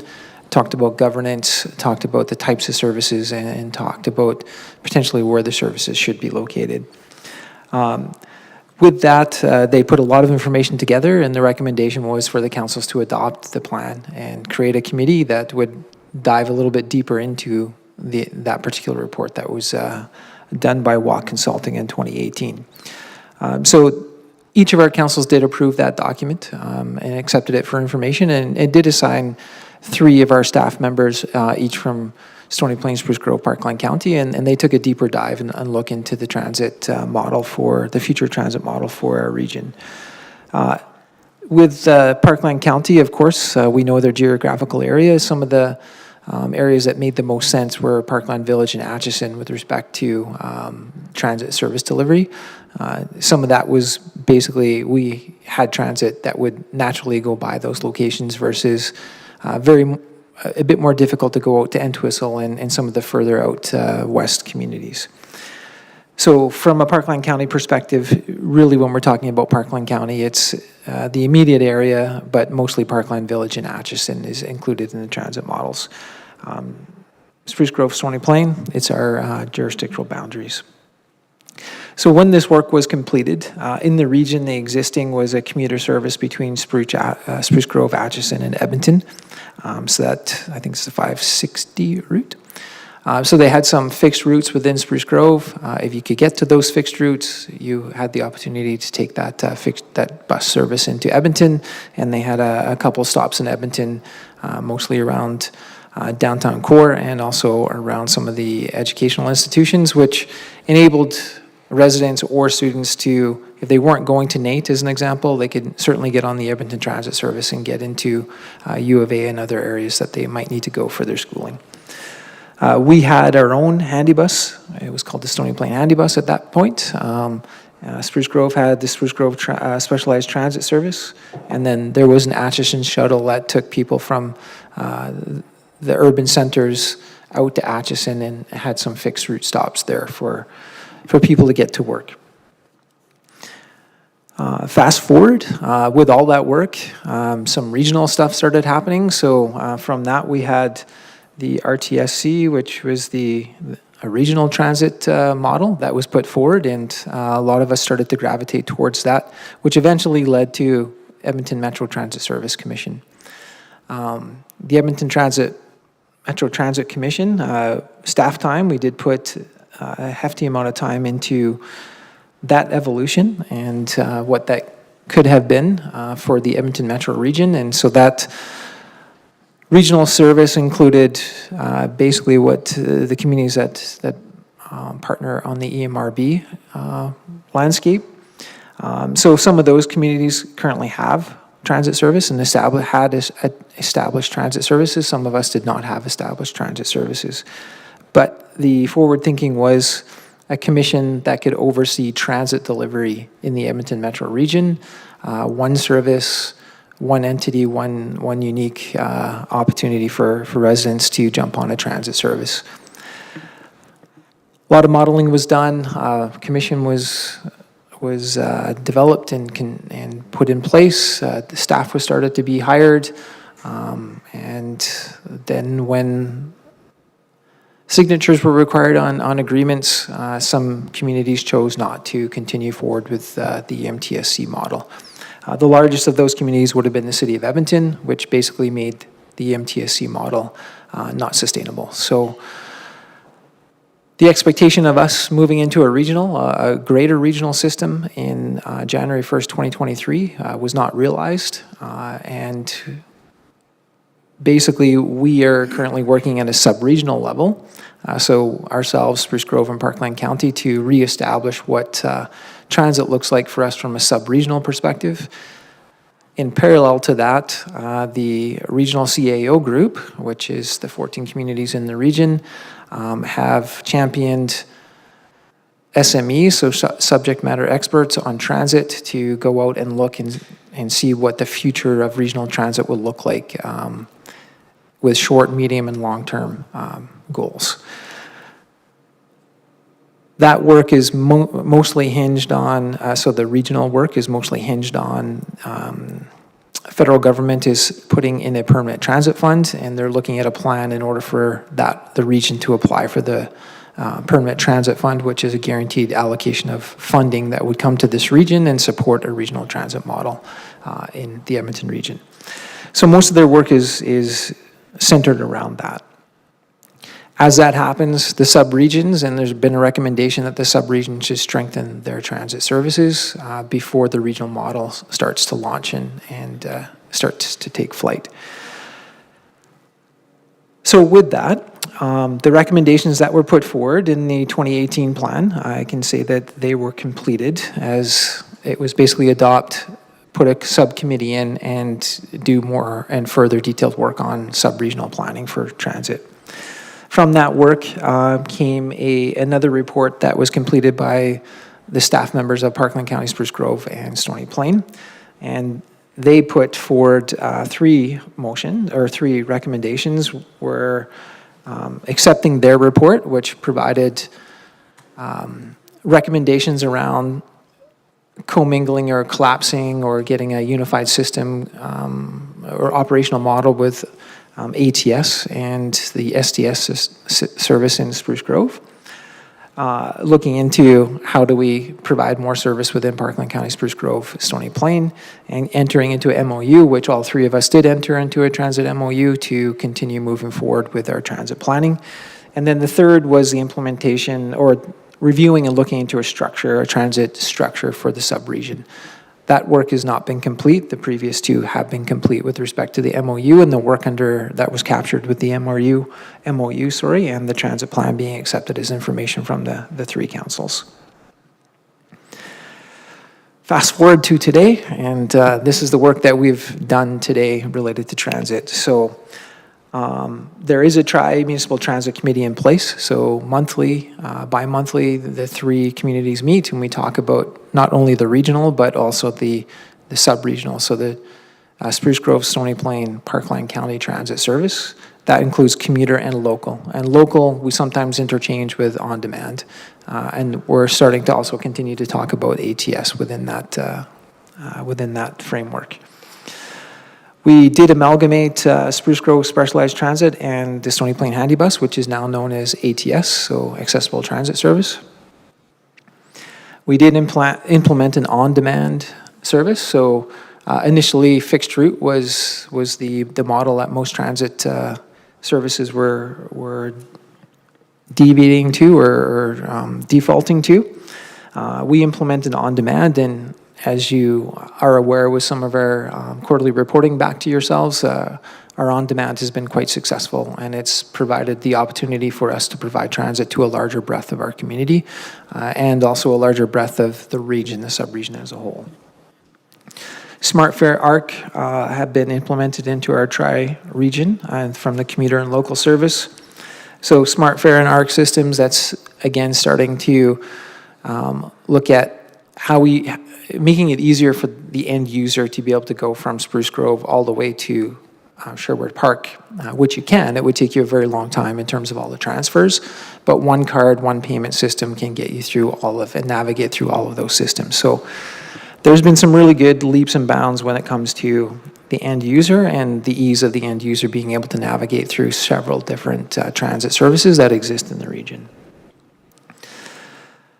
The transit service, so it used to be in planning and infrastructure in both Spruce Grove and Stony Plain. Now that has transitioned, and it transitioned to Community Protective Services in Stony Plain in 2022 and Spruce Grove in 2024 with the departure of Corey Levasseur, who is the CAO in Devon now. So my counterpart over in Spruce Grove is newly minted into transit, so there's a bit of time gap there in terms of us getting up to speed on the overall transit conversation. Reaching into the regional transit, so again, the dissolution, the CAOs are overseeing that work, and we report back to them. Again, a lot of that work is related to the federal funding, and they are looking at what a larger model would look like from getting people around the region, similar to what we were trying to achieve with the EMTSC model. Again, Mr. Deputy Mayor, that's pretty much went through the entire report, but a bit of a summary for those that have not read it or those that are listening. And again, our transit work the pace of our transit work is, again, it's based on, we have a small staff here in the office, the financial resources. One of the gaps in things that we're going to be speaking with Spruce Grove and Parkland County about is, how do we make decisions in terms of, we encountered that a little bit with our corporate plan last year. One municipality has added Saturday service, the rest have not. We're getting lots of commentary about Saturday service. It's extending into weekend service as a whole. So do we all move together? Do we move behind each other? What is the best model in order for us to make those decisions as we continue moving forward? So those conversations are active at this moment, and there's more to come to council related to that particular. Governance is something that's a bit more complex, and there's not a quick answer to the governance. However, I believe our transit service does provide a great service to our community, and it will continue to provide a great service, and we'll continue to cover those gaps as our corporate plans approve and enable us until we have a plan in place that it becomes a little bit more, I'm not going to say easy, but a little bit more administrative than having to come and get authorities for improvements to service. It becomes more automated versus having to go through an annual cycle process. Mr. Deputy Mayor, happy to answer any questions at this time. Thank you, administration, for the great report. I think, if I remember right, Councillor Laurie's direction was to see where we are, where we're going, and what it could look like. So I think that's what we're really looking for, is that the direction of where we're headed.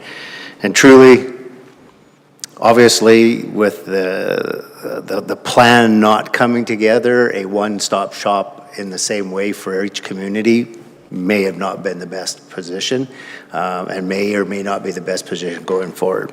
At this time, I'll open the floor for clarity and understanding of the presentation to council. Any questions? Councillor Hansard. Thank you, Mr. Deputy Mayor.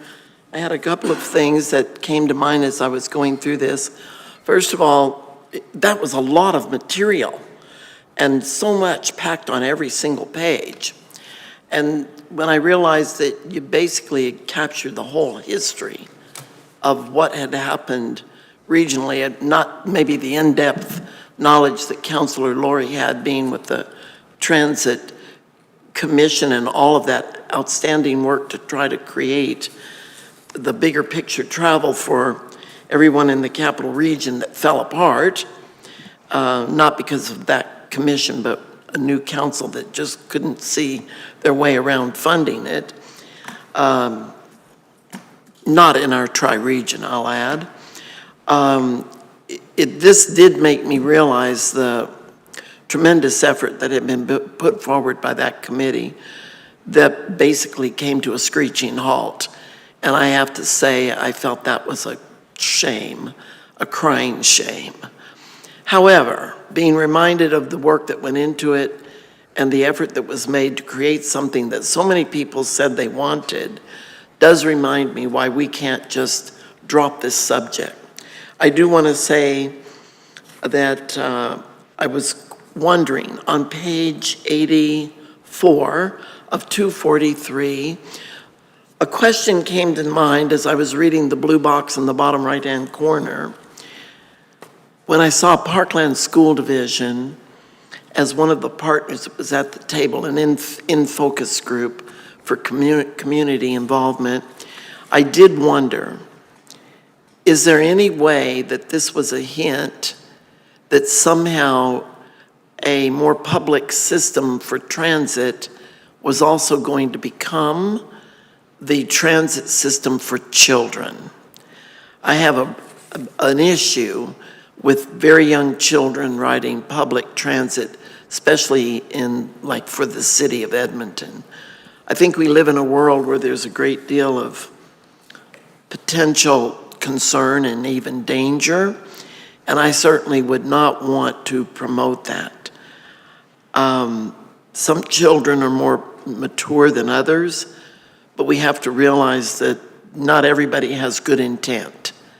And when there's children unaccompanied by an adult and they're riding in a public transit system, whether it's a train or something like that, the potential there is just begging for some kind of a crisis. So are we talking there, or is there any hint in all of this that one day we would not be looking at school buses per se, but children riding the public transit system? That was a big concern for me. Mr. Deputy Mayor, through to Councillor Hansard, I think a natural evolution is at some point there will be school-aged children riding public transit, and you might see less yellow buses on the road, but I don't think you'll see no yellow buses on the road. I think they'll still be required, and it might just be the focus of who they pick up and where they pick them up from will be different.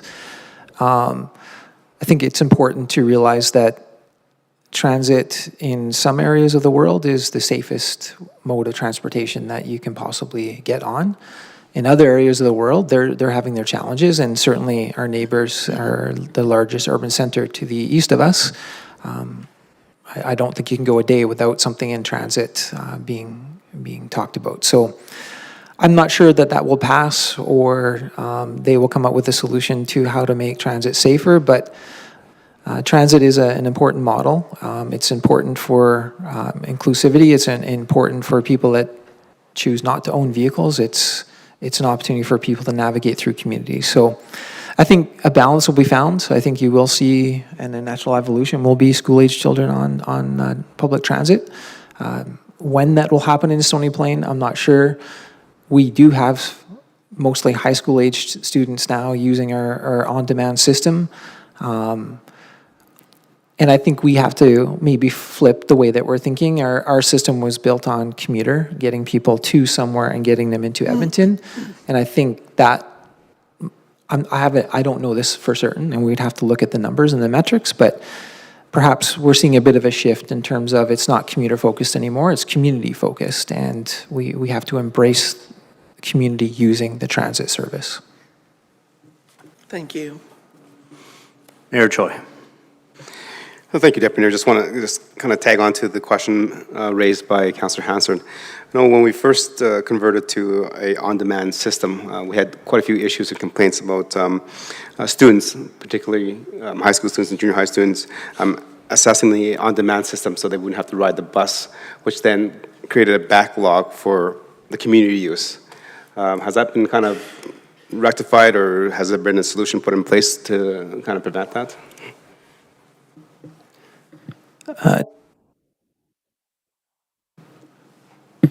Mr. Deputy Mayor, through to Mayor Choi. There was some talk about that. I would have to ask the question to our counterpart over in Spruce Grove, who was, follows up with the stats for our service provider to see if that's still an issue. It was certainly something that we did talk about. We did add 13 and a half hours to the service during peak times. So I would assume and believe that there's a recognition that instead of eliminating the ridership, we extended the ability for us to absorb the ridership. However, the bus, our transit, our local and our commuter systems still are very popular, and we're going to, have to continue to look at what that service level is and how do we anticipate that if we add service hours to the service, how much life does that give us? And how much lag do we have with respect to making another decision to meet that lag? So those are part of the bigger conversations that we're having with our transit partners. Second question there, Deputy Mayor. And so in terms of definitely the demand for the service of on-transit, as we can see in the reports over the last couple quarterly reports, the demand has been phenomenal, which is excellent. So in terms of providing the next steps for a community, has there been conversation about adding a fixed route back to the community to take pressure off the on-demand side? Your Worship, Deputy Mayor, through to Your Worship. Certainly, we haven't had active engagement of those types of conversations at this moment. Something that comes to mind for me is if you have a fixed route, your same resources would be fixed route and on demand. So I'm not sure that would relieve the pressures. I think we'd have to do further analysis to see if it would. At some point in the future, I think as our community continues to grow, there might be that blend or that composite of on-demand and fixed route. At some point, it might make some sense to go back there. I'm not sure that right now is the time for us to go back to the fixed route system, but you may see that that's the case. City of Edmonton has an on-demand plus a fixed route. So we would have to do more analysis as to what is the best use of fixed route. But the City of Edmonton had a very robust fixed route system before they implemented the on-demand. So we've kind of flipped that script a bit in terms of we've got a really robust on-demand system and we've eliminated a bit of the fixed route. So if they had the ability to do on-demand first versus fixed route, would they have gone that route? I'm not sure, but difficult to blow out all of your fixed route and scheduled service for a complete on-demand, where I think we had more flexibility to do that. Councillor Laurie. Thank you, Mr. Deputy Mayor. I've got two questions and then mostly just some general comments. So I'll just start. The first question, the federal funding access that was talked about. We have, what I'm hearing is a great tri-regional or sub-regional working group and model, as well as we have the MOU that was signed for regional transit collaboration, similar to what was being done with EMTSC before its demise. When we talk about the federal funding access, are we talking about trying to access that funding at a sub-regional level or at a higher metro region level? Mr. Deputy Mayor, through to Councillor Laurie. So the Permanent Transit Fund at this moment is being discussed at that higher regional level. However, the conversations continue, and it might get to a point where we might have to consider at a sub-regional level. There is transit funding that would come to the sub-regional level, which is different than the Permanent Transit Fund. However, the Permanent Transit Fund is a larger pool and a larger pot and a larger guarantee that could help offset some of those costs that we're all likely to incur as we continue down the transit game. Excellent, thank you. I appreciate that answer. I think I'd like to see a little bit more sub-regional focus on it. I think history tells us that the larger regional is a little bit challenged in getting to the finish line on that, and when we're looking at the best opportunity for success and to receive that funding, we have a great model that's working right now, and I think we should be leveraging that where possible. Second question, As of September 23, the original plan through the EMTSC was to be delivering commuter service connected to the Heritage Pavilion, and so that the commuter service would extend. And this is where we talk a little bit about some of our challenges with on-demand, and the number of riders on on-demand is connecting into that commuter service. I'm just wondering if we've had any progression in discussions sub-regionally on the extension of that commuter service out to a location in Stony Plain. Mr. Deputy Mayor, through to Councillor Laurie, certainly we've had some informal, brief conversation about that and the cost magnitude of doing that particular type of service. So we had some brief conversation with that at corporate plan last year also. Certainly with the opening of the transit hub on the east side of Spruce Grove, which is slated for this fall.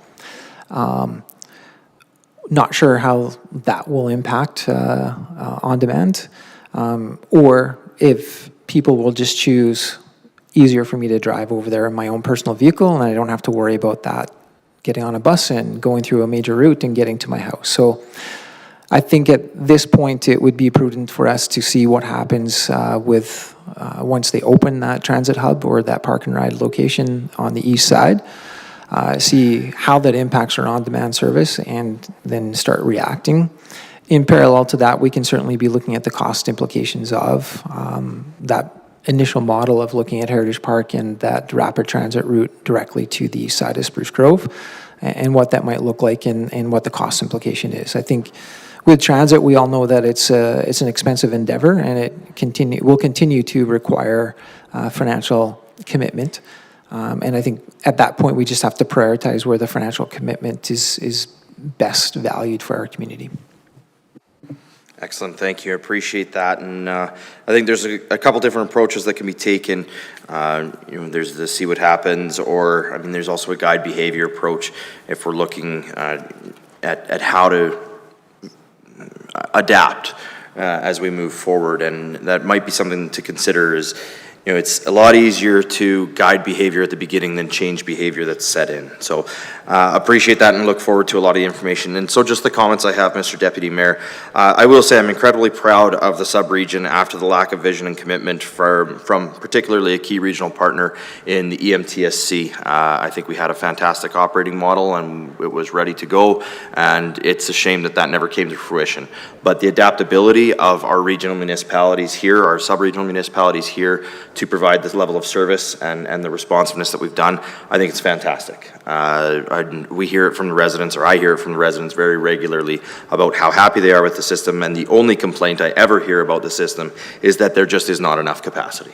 Is that they just, when they want to get that ride, they can't get the ride because it's not available, either because we don't have service on that day or because the service is being used that much. And so if that's the only complaint that I hear about that service, I'm very happy about that. I would love that capacity, but the reality is, as you said, there's cost to it, there's considerations to it, there's lots of things that we have to go. But I'm not hearing people complain about the quality of the service. I'm not hearing people complain about the buses. I'm not hearing people complain about the drivers. None of that you hear from other transit systems, the dangerous, the safeties, all those type of things. So huge kudos to the operators, huge kudos to our municipalities for being able to do that. This endeavor of transit, it has a huge role to play, and as we talk about things in our community like access, affordability, and growth as we move forward, and we have multiple strategies in how people move in our active transportation and our road networks and our transit plans. We heard about the challenge now in hearing how we started this endeavor as a commuter type system, and now we're talking about the community. And I think that's, again, another huge positive. When we have people utilizing this system to move around within our community, not necessarily just to go to work and come back from work, that tells me that they're using it to go to work. That tells me that they're using it to get their groceries. That tells me that they're using it to recreate, to visit family, all of those things, those daily things that they need to do in their lives. I love hearing the more to come. I love that we are still working on our models, that we're trying to figure it out, because I think that does need to be the next step that we see in this system. We do need to get a regional, tri-regional or a sub-regional approach with some consistency. We do need to have a certain level of governance and administration relationship in there in how we're guiding that growth and how we're guiding that system. And we do it on a multitude of fronts right now. We do it with the Water Commission. We do it with the Tri-Leisure Center. We do it with Edmonton Global, Edmonton Metropolitan Region Board, like we just heard from today.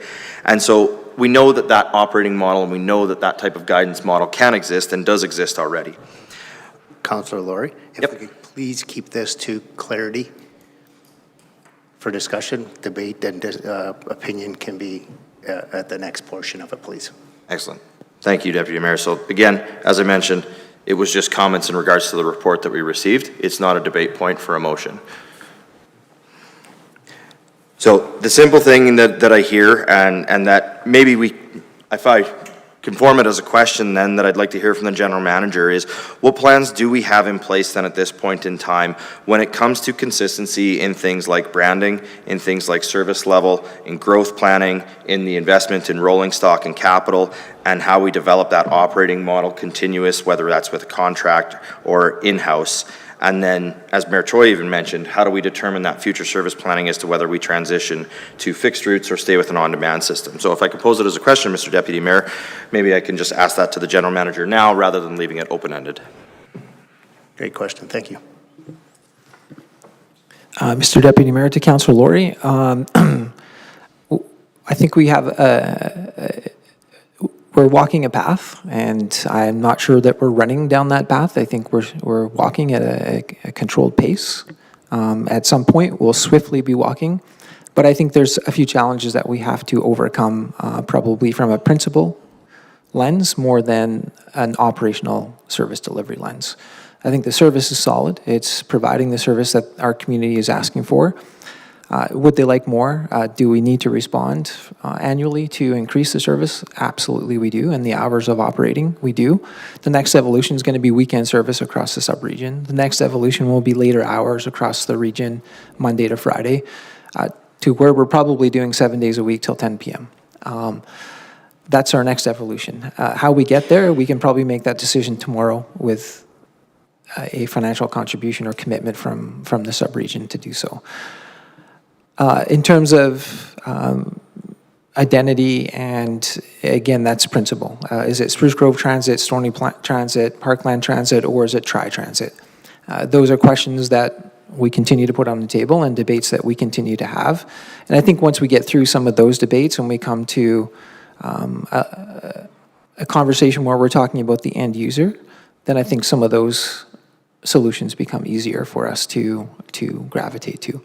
And I think we just have some more time that we need to take to have those robust conversations and get to a lens of end user versus how much I'm putting in and what service I'm getting for the value that I'm putting in. I think I tend to believe that we look at the end user, and cost is a factor in that formula for sure. But I generally believe that if we have to put an extra $50 in to ensure that the end user has a positive experience, we're inclined to put the $50 in. So I don't think it's about that for us. So those are the types of principles that we'll be bringing to the conversation with respect to identity, with respect to how the transit service should be functioning moving forward. And I think we'll get there. I don't know that it's going to be quickly, but I do think we'll get to a point where we have a really robust sub-regional transit service, which others are already looking at our sub-regional transit service as a model for them to start to deploy in their own areas. And we have some frustrations with transit at times, but others are looking to us for that success model. So I think we can improve upon our model, and it's just going to take a bit more time than what I think we would like to see. But I think if we take our time and we walk the path at the same pace as each other, we're going to have a more robust model, and the ability for us to get to that point where we're not looking down the road to see what they're doing in order for us to make a decision ourselves. We're all just saying this is the best thing for our community, our residents, and the transit model that we've embraced, and this is the right decision. Excellent. Thank you very much. Appreciate that. And you hit a couple of points there that I think have a lot of value in them, and I would encourage you to consider which of those points maybe need to be pushed up to governance and have governance consider those and make decisions on those to take it off the administration. Things like branding and consistency there, I think, is a pretty simple thing that from a governance perspective can be done. Whereas, as you mentioned, the experts in regards to service delivery and that certainly are the ones that are best suited to bring forth recommendations. So really appreciate all the information this evening. Thank you very much for bringing the report forward after my request at corporate plan, and I look forward to the next update we'll see. Maybe if we can get just an email as to when that update might be coming again, or if it would be in a CAO update on our agenda, future agenda items. I'm not sure where that would reside, but just so we keep it on our radar. Thank you. Council, if we could just keep this to clarity and understanding for the presentation, most of this debate can be had at strat planning, which is where it really fits in with more services to the future. Councillor Meyer, you have a question? No, you're good? Councillor Anderson. Thank you, Deputy Mayor. Included because we always get to it and I read through it anyway. This last report that we see here on page 198, the Tri-Municipal Region Transit Report, when I first started reading, I was like, oh, wow, there's something new, not realizing it was actually 2018. And so as I went through the document, I don't see anywhere where it's actually dated 2018. And so I went back to our website, pulled the same report, and there's nowhere there that indicates the date of this particular report. And the only place I found it was going back to the lead sheet and finding it on the inclusion.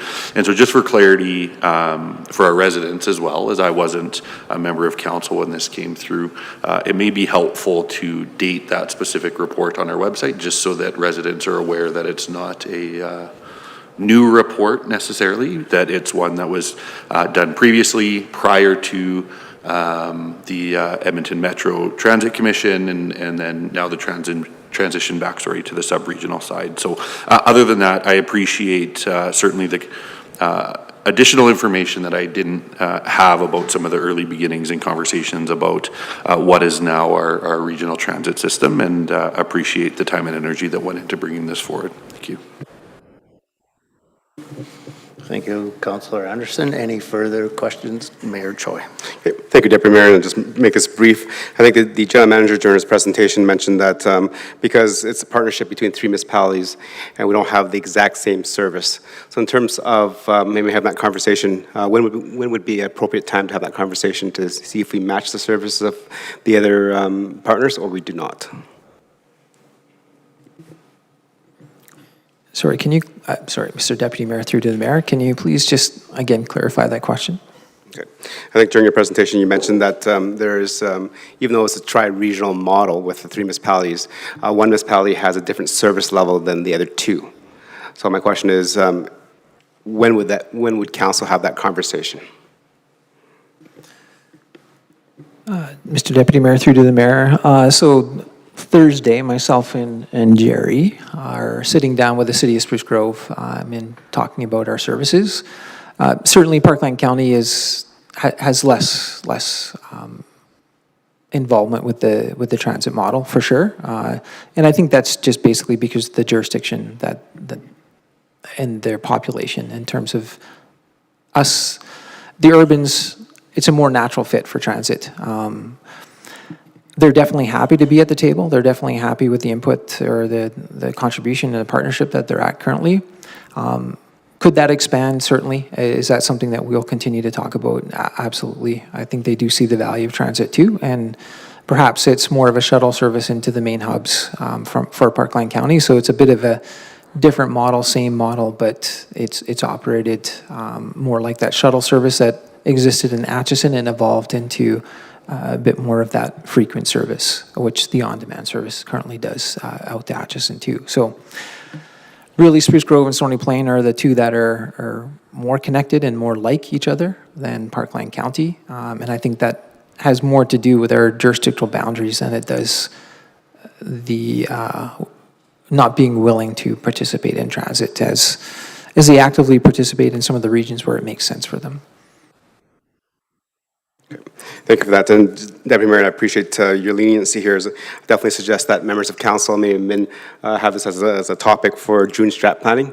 As we know, at the last corporate plan, this was kind of debated and added to the corporate plan. It's probably better if we have that conversation in June and to decide if we want to add it to the corporate plan, and then we can then have that motion back at that corporate plan back in November.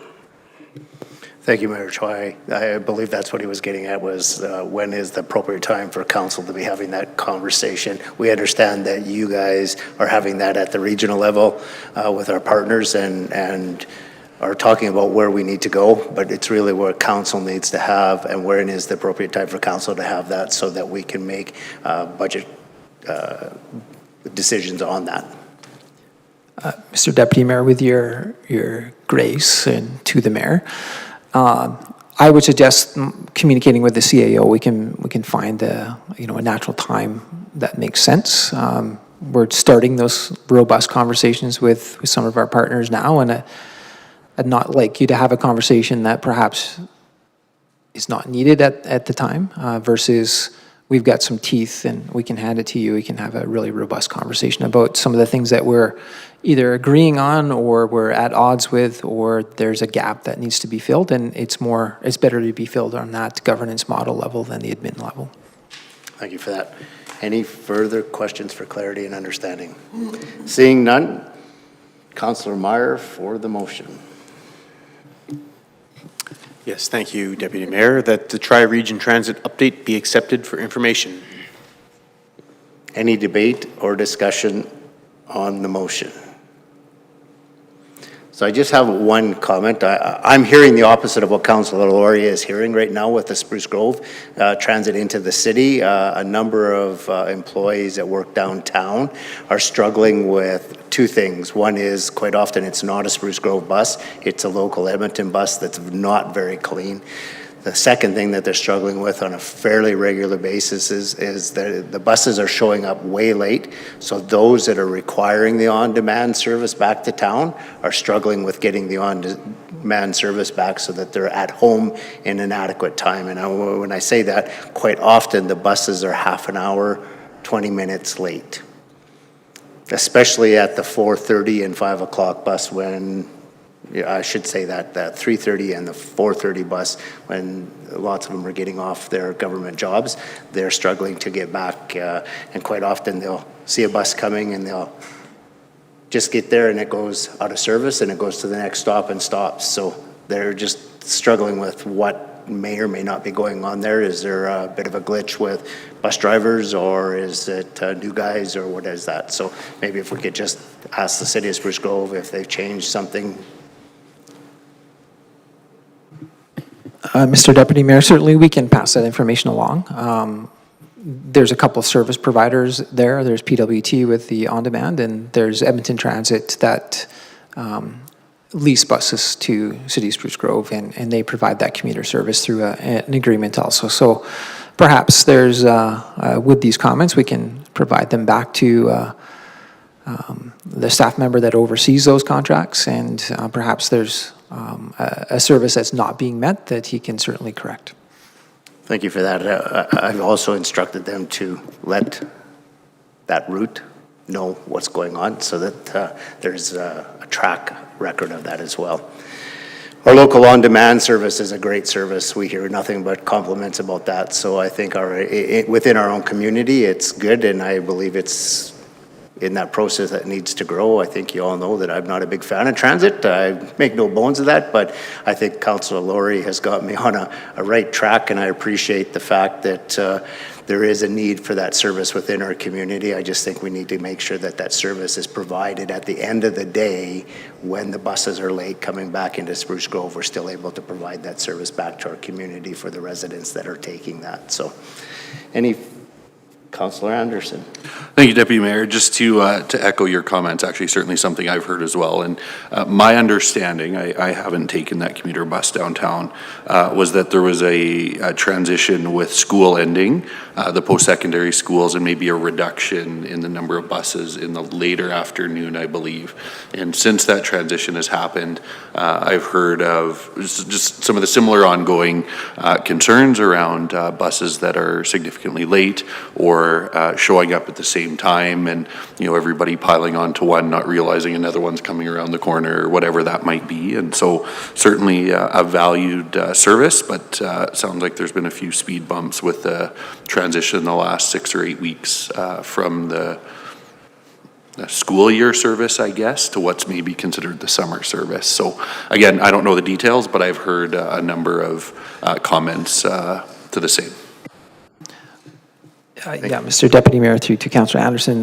Yeah, certainly we'll look into this, but you're right, there is a transition from when the university year ends and they reduce based on not having the ridership. So we can certainly pass these comments on, and definitely, again, this is some of the risks when you just make decisions on one demographic and you forget about the other demographic that use the service too. So perhaps it's just a growing pain that we have to get through, and maybe they need to communicate a bit more. Just for commonality, I did miss something that was in my head when I was speaking, when Councillor Laurie was asking about some uniformity. We don't have a lot of duplicated information on our webpage. We direct everyone to the City of Spruce Grove because that's where the information is updated live. So it would be very difficult for us with some of those changes to, especially with the size of our comms team, it's very difficult to transition and transact some of those things as quickly as they're live posted over in Spruce Grove. So we're directing everyone in that way so that certainly people are getting that information as quickly as possible.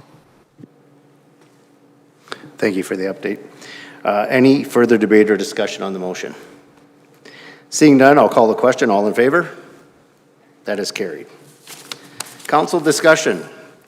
Let's start it down at... Deputy Mayor? What did I miss? Oh, I sure did. Sorry, guys. I think if we go to recess for 5 minutes. We're going to recess for 5 minutes, please.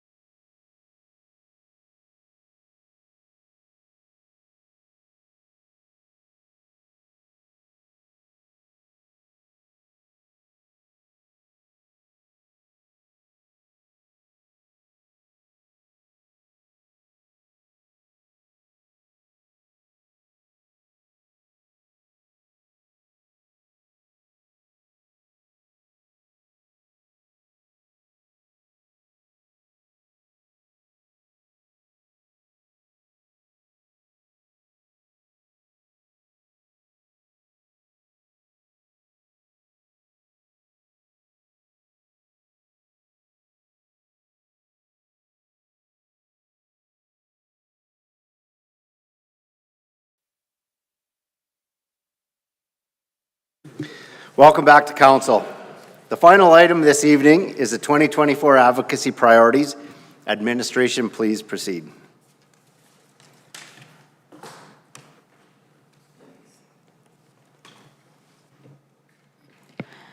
Thank you, Deputy Mayor. Good evening, Deputy Mayor and members of council. For your information this evening, I'm sharing the recommended advocacy priorities for 2024. These priorities are drawn directly from the updated strategic plan that was approved by council in March. As well, these priorities are established and have a solid foundation of awareness.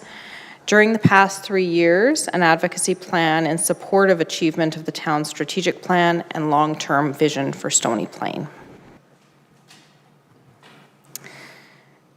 Just to provide a bit of background on our role and what advocacy, what purpose advocacy serves the municipality.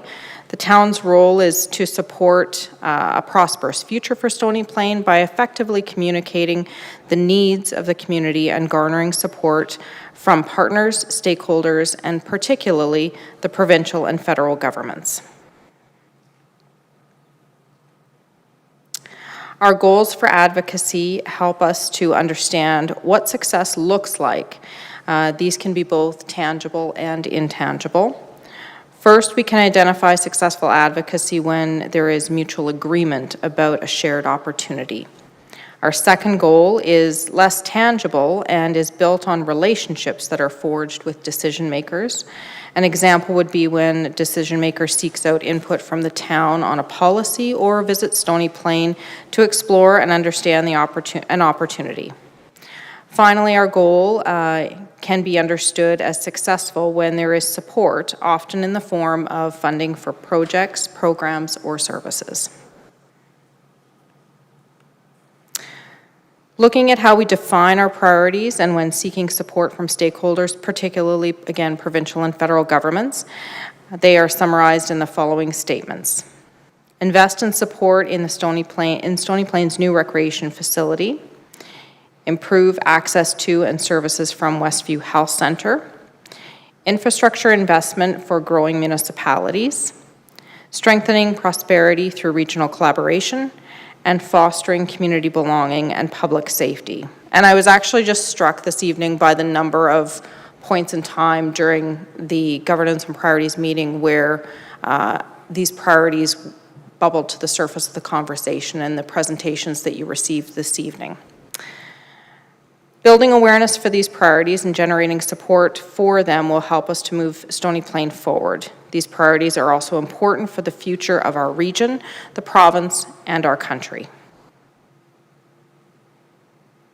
I just want to take a bit of additional time, 2 minutes I believe the mayor had specifically provided to me, to provide some context around each of these priorities.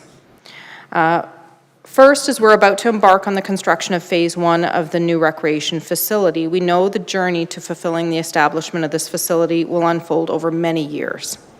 Continuing to share and invite potential partners to contribute funding and support this facility will allow us to feel the benefits and impacts of it as quickly as possible. Next, access to healthcare services are important to everyone, and investments in the existing facilities and services at Westview Health Centre will have significant impact on the future of Stony Plain as well as to the region.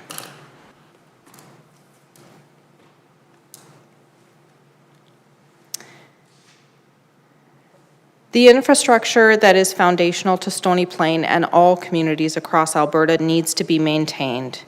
There continues to be needs to communicate infrastructure costs to the federal and provincial governments. The infrastructure funding programs they provide have not been keeping up with these needs. Organizations that speak on behalf of municipalities, including the Federation of Canadian Municipalities, Alberta Municipalities, and Mid-Sized Cities Mayor's Caucus, articulate these issues, and we share our support and the needs that benefit on behalf of Stony Plain.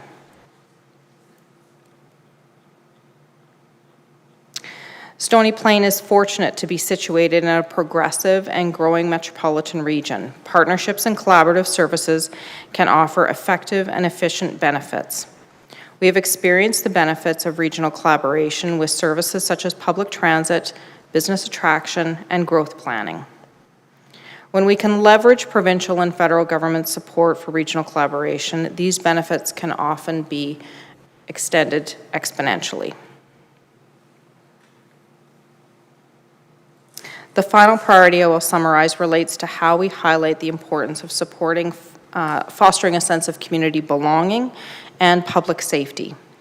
This priority is grounded in the philosophy that we all have a role and a responsibility in community building.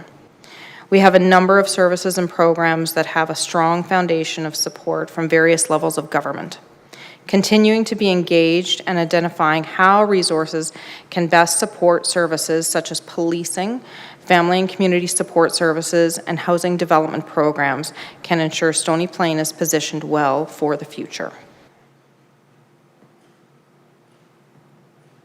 Looking to next steps, administration will continue to support council in communicating these priorities and opportunities that can influence potential support or decision making.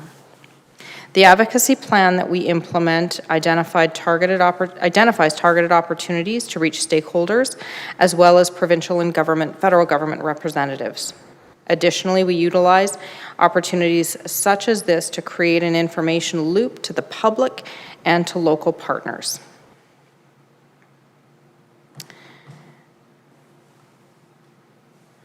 That's my presentation for this evening. I believe I might have hit the 2-minute goal outlined by the mayor, and I'd be happy to answer any questions of council at this point in time. Thank you. Phenomenal job, Acting CAO. We appreciate that you get through things very quick and keep us in line. Council, the floor is open for questions of clarity and understanding on the presentation. Mayor Choi. Okay, thank you, Deputy Mayor, and definitely appreciate the presentation by administration. This is actually very timing, as this weekend we'll be attending the Federation of Canadian Municipalities where we can continue our advocacy targets. It's also nice that over the last few years we've had the advocacy report and priorities coming to council, so therefore that not only is council aware, but also our residents are aware of what we're trying to do and how we're trying to build the community. So I think the more partners and people that we have that understand what our priorities and goals are, the better it is for us to advocate and to receive those services and funding that we need. A perfect example is the Alberta Recreational Fund that's been approved since the last budget. Again, definitely if members of council have the ability to network with our provincial counterparts, please put that in there. And also the fast-growing communities that is designed for mid-sized cities, which is here to address some of the infrastructure challenges of fast-growing municipalities like Stony Plain. So thank you, Deputy Mayor. I look forward to taking this advocacy report and down to Calgary for Federation of Canadian Municipalities.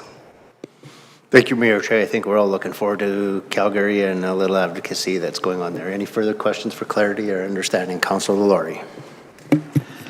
Thank you, Mr. Deputy Mayor. Just make sure this one's on track here. Question through you to administration in regards to page 236. It talks as Stony Plain continues to welcome new residents on an average of 1.5% a year. Just quick question in regards to that number. Next federal census isn't until 2026. We know we've seen a reasonable amount of growth, but without doing a municipal census, we can't really put a finger on that number. Is there any consideration, given some of the changes that we've seen and the decisions that have been made and just the development that we've seen in the municipality, in the benefits or a consideration of a municipal census in the 2025 calendar year? Deputy Mayor, through to Councillor Laurie and all of council, I'll provide some initial comments, but I'll look to my manager of legislative services if I've missed anything. But we certainly look at the value and the cost analysis of conducting our own municipal census, and you know, there is opportunities for us to augment the federal census that is conducted every few years.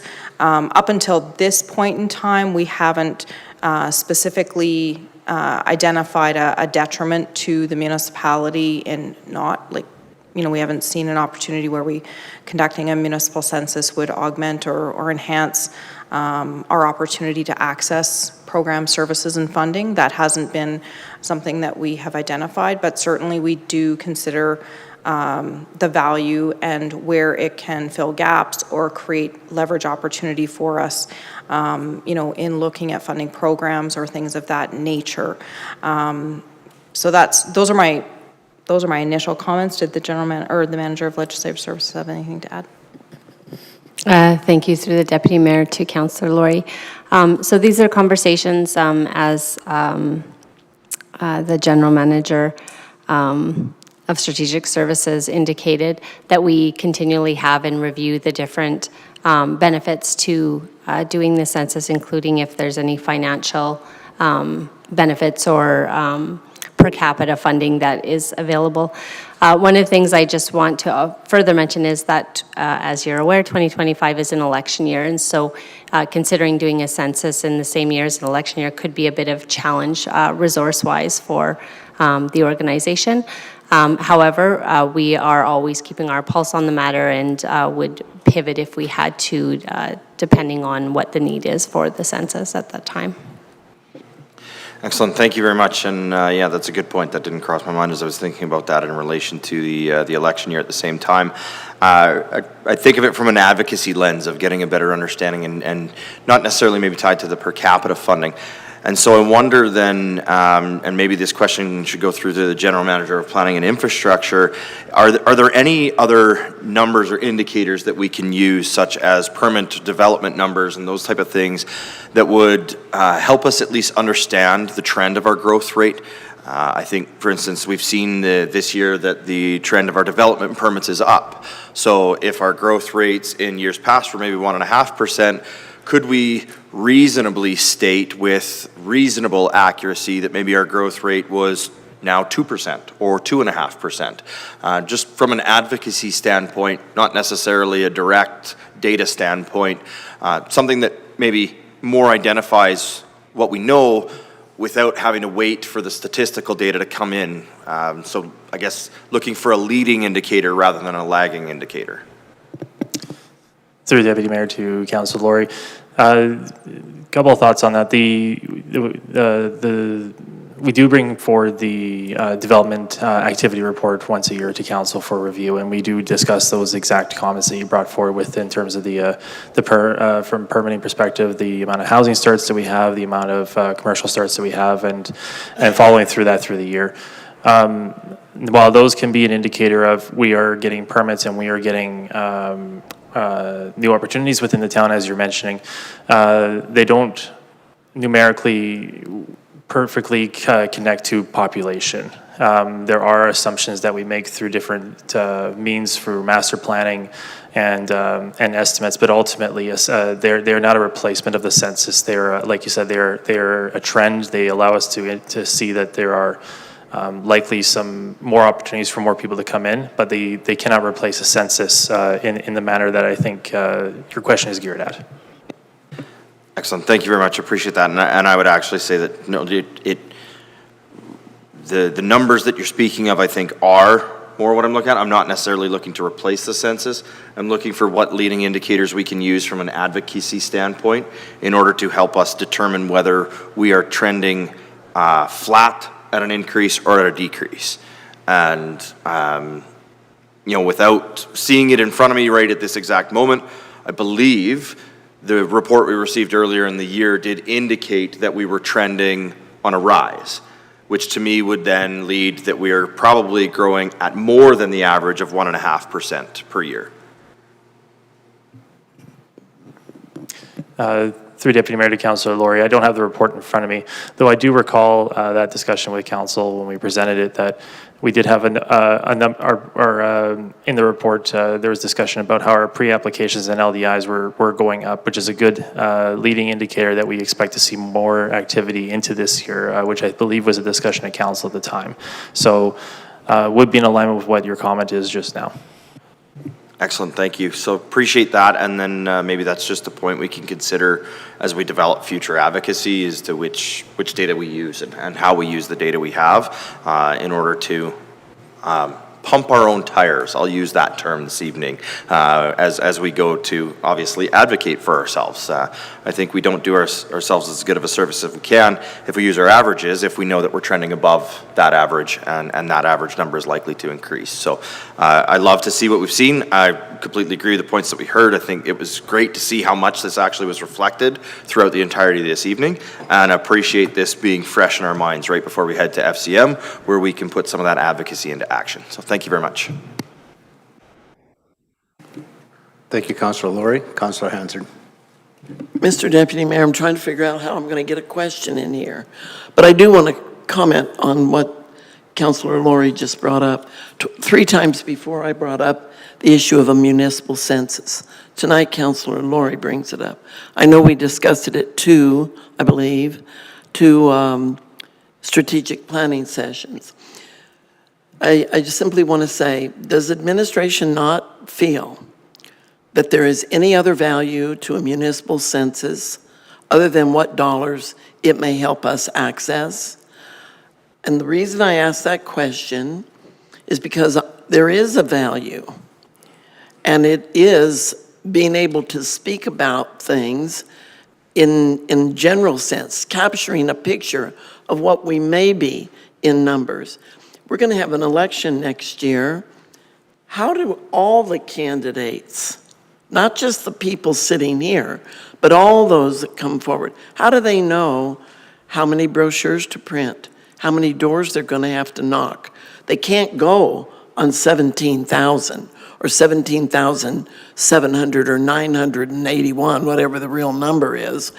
And when Revenue Canada does a census every 5 or 7 years, we don't get the answer right away. They peel out the data as they get to it, and so it could be a year or 2 later, even before we get the numbers in the data. So how does this help us to understand the picture of where we may be? We won't have a definitive answer if the only answer is a municipal census, but is there any other value that admin could see to justify a municipal census?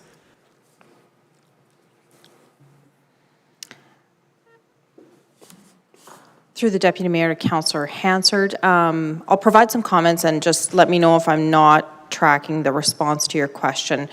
So in terms of being able to speak to what we see is the future of the community, where trends are happening, we do population forecasting work to help guide, what has been the trend of growth, what has been captured, identified within the region, and help us to guide some of that work. So we do some trending and forecasting work, both fiscally and from a population standpoint, and as our General Manager of Planning and Infrastructure indicated, we have pretty on-the-ground grassroots understanding of the development activity that's forthcoming in terms of residential and non-residential. So we have some really strong indicators and data sets at our disposal currently. We also have data sets that we access through our regional partners, through the province. So it is a matter of identifying what is the additional benefit to conducting a census. A census is a fairly significant activity. It's time-consuming, it's costly, and there's a lot of expectation that puts on the completion of that work in order for it to be statistically accurate and significant for us. So we want to undertake that work thoroughly. So we do put thoughtful consideration into whether there is value and the timing of it to ensure that we get out of it what we need to. Of course, there are benefits to conducting the census and understanding the exact accuracy of the population of the community for sure. We just weigh that out in consideration with all of the other touch points of data and information that we already have at our disposal, and if it gives us the information that we need in order to make and provide good recommendations for decision making going forward with the municipality. So hopefully that answers your question to a degree. May I respond to that, Mr. Deputy Mayor? I think that does help me to understand, and if I'm give you feedback on what I thought I heard you say. You're looking at things in perhaps a broader sense than we even understand. You are using other ways of figuring out trends, so we're not just operating in the blind. It's not like we're just sitting here waiting, begging for information from Stats Canada when they do the census, however often they do it. And we do use whatever numbers you project, because that is all it can be, in different ways to help advocate for our community, for our needs, and therefore, we're not just sitting idly waiting for the next census. Am I understanding your general intent of your answer? Through the Deputy Mayor to Councillor Hansard, that's correct. Thank you. Thank you. Mayor Choi. Well, that's fine. I'll wait till later, next time we talk about it. Thank you, Mayor Choi. Any further questions? Seeing no more questions, Councilor Meyer with a motion, please.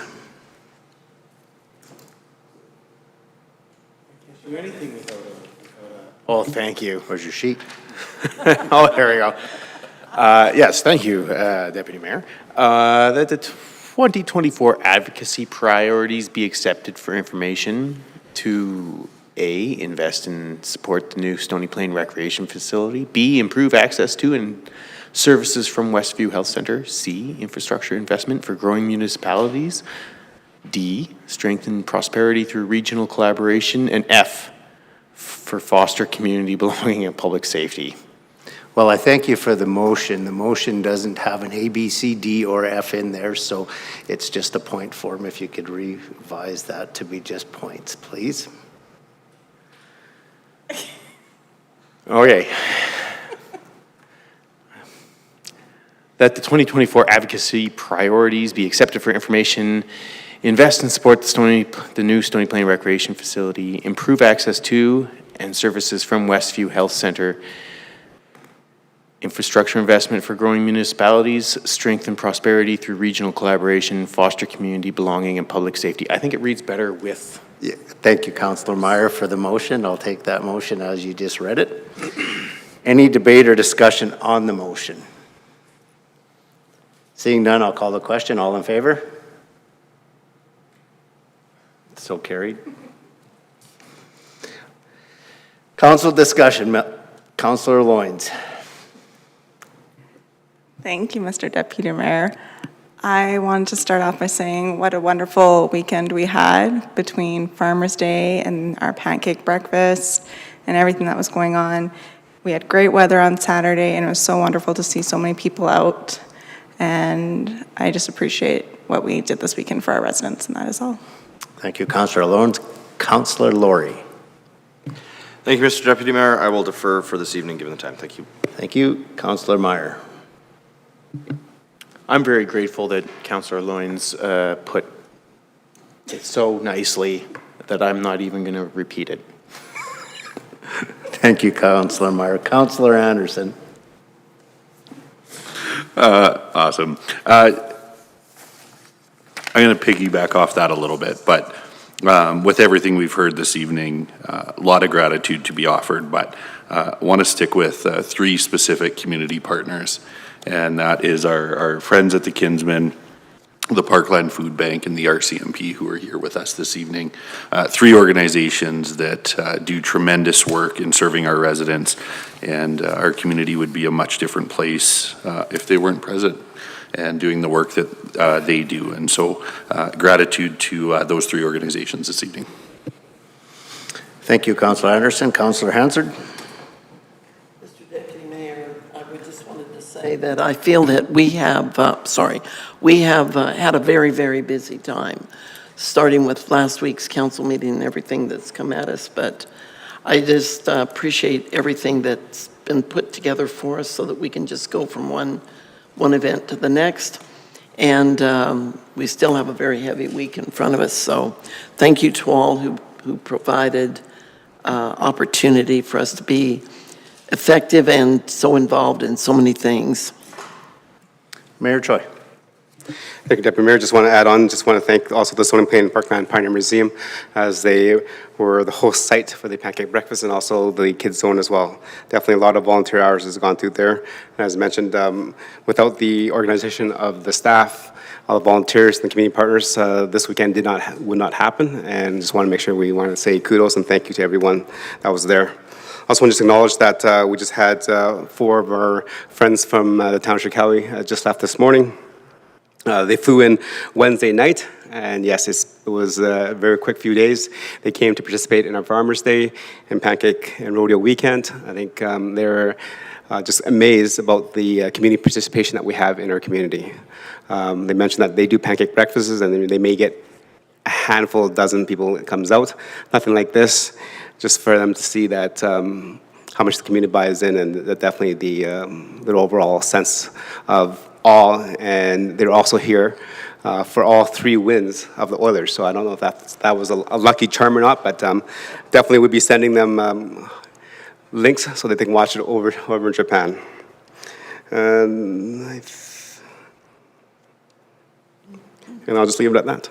Thank you. Thank you, Mayor Choi. I just wanted to say thanks to every organization within this community that came out for the Farmers' Day Rodeo Weekend. It won't happen without you guys people. It's incredible the amount of people that put in time and volunteer from morning till night. It just goes to show that we can put on a community event. And council, I'm really proud of each and every one of you. You guys built a beautiful float, but wasn't just for us. It was for the region. We had MLAs, we had individuals from Parkland County, we had individuals from Spruce Grove, and we all come together as a group to support our region. And I think it's, pardon me? And that's correct. We also are MP Dane. So you guys did a phenomenal job, and I look forward to that group next year again. I know that talking to residents, they were, some didn't even realize council had gone by, or that there was a group of other people with us, but there was others that totally acknowledged that there was a tri-region effort put on by this council. And I think each one of you can hold your head up very high when we say we are a effective group within the region. So thank you very much for all of that. And I will now transfer the chair back to Mayor Choi. Thank you, Deputy Mayor. I just wanted to just again call out a couple names that I forgot. It was West Parkland Gas Co-op, who sponsored the parade, and also the Stony Plain Rotary Club that sponsored the breakfast. So that, as mentioned by the Deputy Mayor, none of this happens without all the sponsorships, collaborations of everybody. So thank you very much. And we'll see when we're at 9 minutes till 10. We do not need a motion to extend, so we're going to be adjourning tonight. Thank you, and we're adjourned.